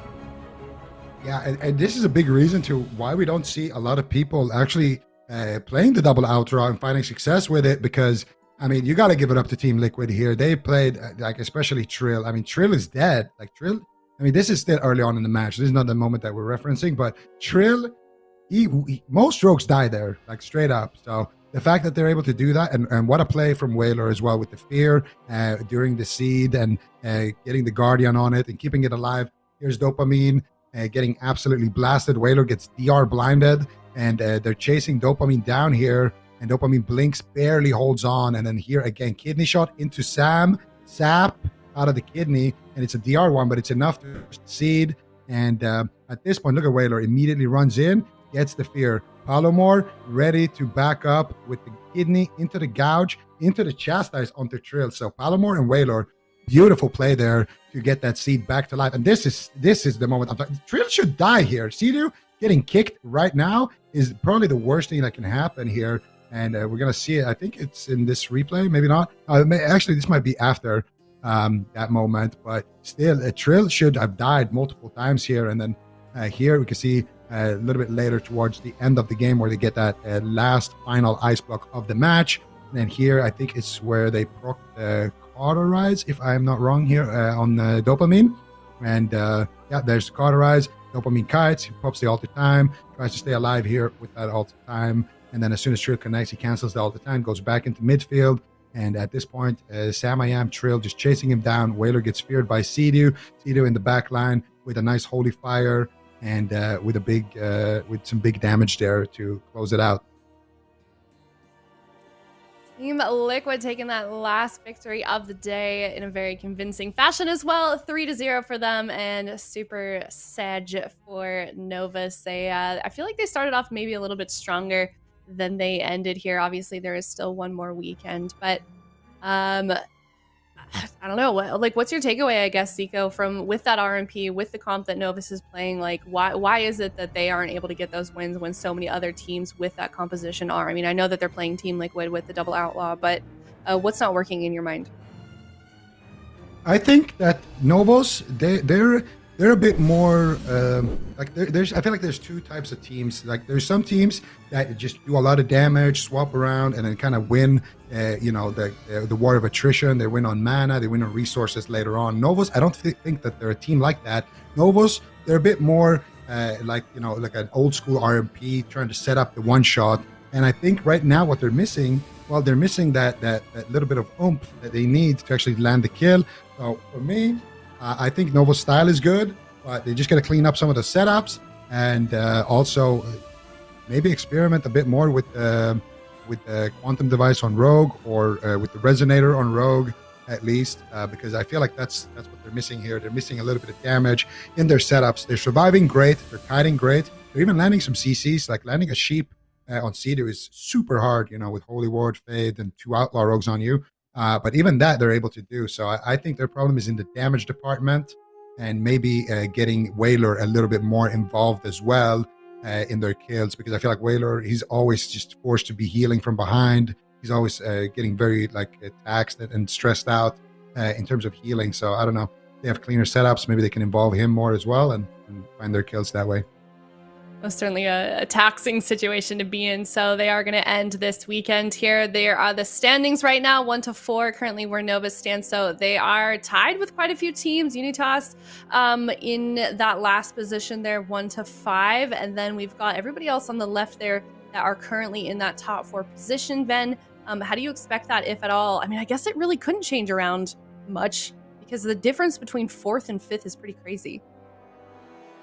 Yeah, it's pretty massive. I feel like this is, it may not be 100% the top 4, but it is looking pretty good at this point. Like, some crazy stuff would have to happen. If not, it's just outright impossible. So KAWHI, Team Liquid, 3.5 man, definitely looking, solidified. Cloud9 could be up in the air, but yeah, it's interesting. I feel like both Europe and North America kind of have this similar thing where there's 3 teams that are kind of doing really well. There's one team that's they're barely making it in, and then everyone else is having a really rough showing. As you can see, Delirium 0-5, No Money Just Funny 1-5, MYWAY 1-4, and then LF Oregon Bugs are the ones in contention. SK Gaming, Casual Dads, KUNGARNA, they're looking rock solid once again, and yeah, just a lot of teams kind of struggling in this current meta, and while at the same time, certain teams are really thriving. Yeah, and I think it's a little bit contrasting here on the side of EU. You've got quite a few teams, just like you already mentioned, LF Oregon Bugs, just kind of right on that cusp. And then in contrast, as a parallel, you've got NA, where it seems like it's kind of set in stone. We'll have to do the math as we come up on to next weekend. But I feel like that these EU games next weekend are going to be super intense. Looking for Org, definitely watching their back. Bugs trying to get some wins in to see if they can surpass looking for Org. But yeah, it's been shaping up pretty nicely for a really good circuit. I'm unfortunate. I'm sad that Delirium wasn't able to get any wins at all. There's one more weekend left, but what do you make of the European region in their current state here, Supatis? Casual Dads have leveled up a lot. It's really nice to see their improvements and progression over time throughout the series. Very enjoyable. SK Gaming as well, bringing in ZPie on both Ellie as well as Outlaw has been impressive. We always love to see the teams kind of progress, because at the start of this, KUNGARNA was looking unmatched. They're still somewhat unmatched, but there might be some glimmers of possibilities now from these teams having leveled up over time, and now they got another week of war games to move into it. And yeah, that series between KUNGARNA and Casual Dads, this is the last team of Europe for KUNGARNA, and then they will have dominated everyone if they manage to pull it off. Otherwise, Casual Dads will be the last bastion of hope to try and remove and prevent that from happening. 3.5 men versus KAWHI. This is going to be a nice showdown as well. One of the best RMP in North America. And Golden Guardians versus Power Men. And they're basically praying that Cloud9 loses. So what situation can Golden Guardians tie them? It would have to be Golden Guardians beat Power Men, Cloud9 lose to Novus, and Cloud9 lose to Golden Guardians. So there might be some hope here. But Power Men also, if Power Men win and Cloud9 lose, I think it's still they can't qualify. It's literally, I think only Golden Guardians could still qualify, but they'd have to win. Novus can as well. Also, Novus could too if they win both their series. It'd be a 3-way tie if that happens. But either way, Cloud9 has to lose twice. Right. So do we think Cloud9 is going to lose to Novus and going to lose to Golden Guardians is a real question. Yeah, I don't know.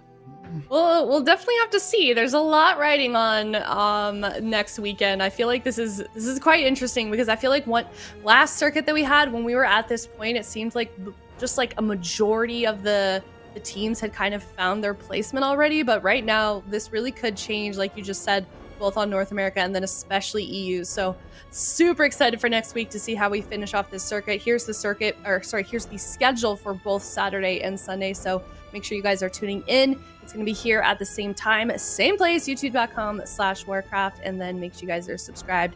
Make sure you are hitting that notification bell and also following us on WoW Esports, because there's all kinds of great information there as well. So thank you guys so much for hanging out with us. It's been a great third weekend. I'm excited for more games to come for the fourth and final weekend before we head into that grand finals for both regions, as well as the cross-faction tournament. So thank you guys so much. We'll see you tomorrow, once again, at 10 a.m. Pacific and 7 p.m. CEST here at youtube.com/Warcraft. So thank you guys so much. We'll see you next weekend.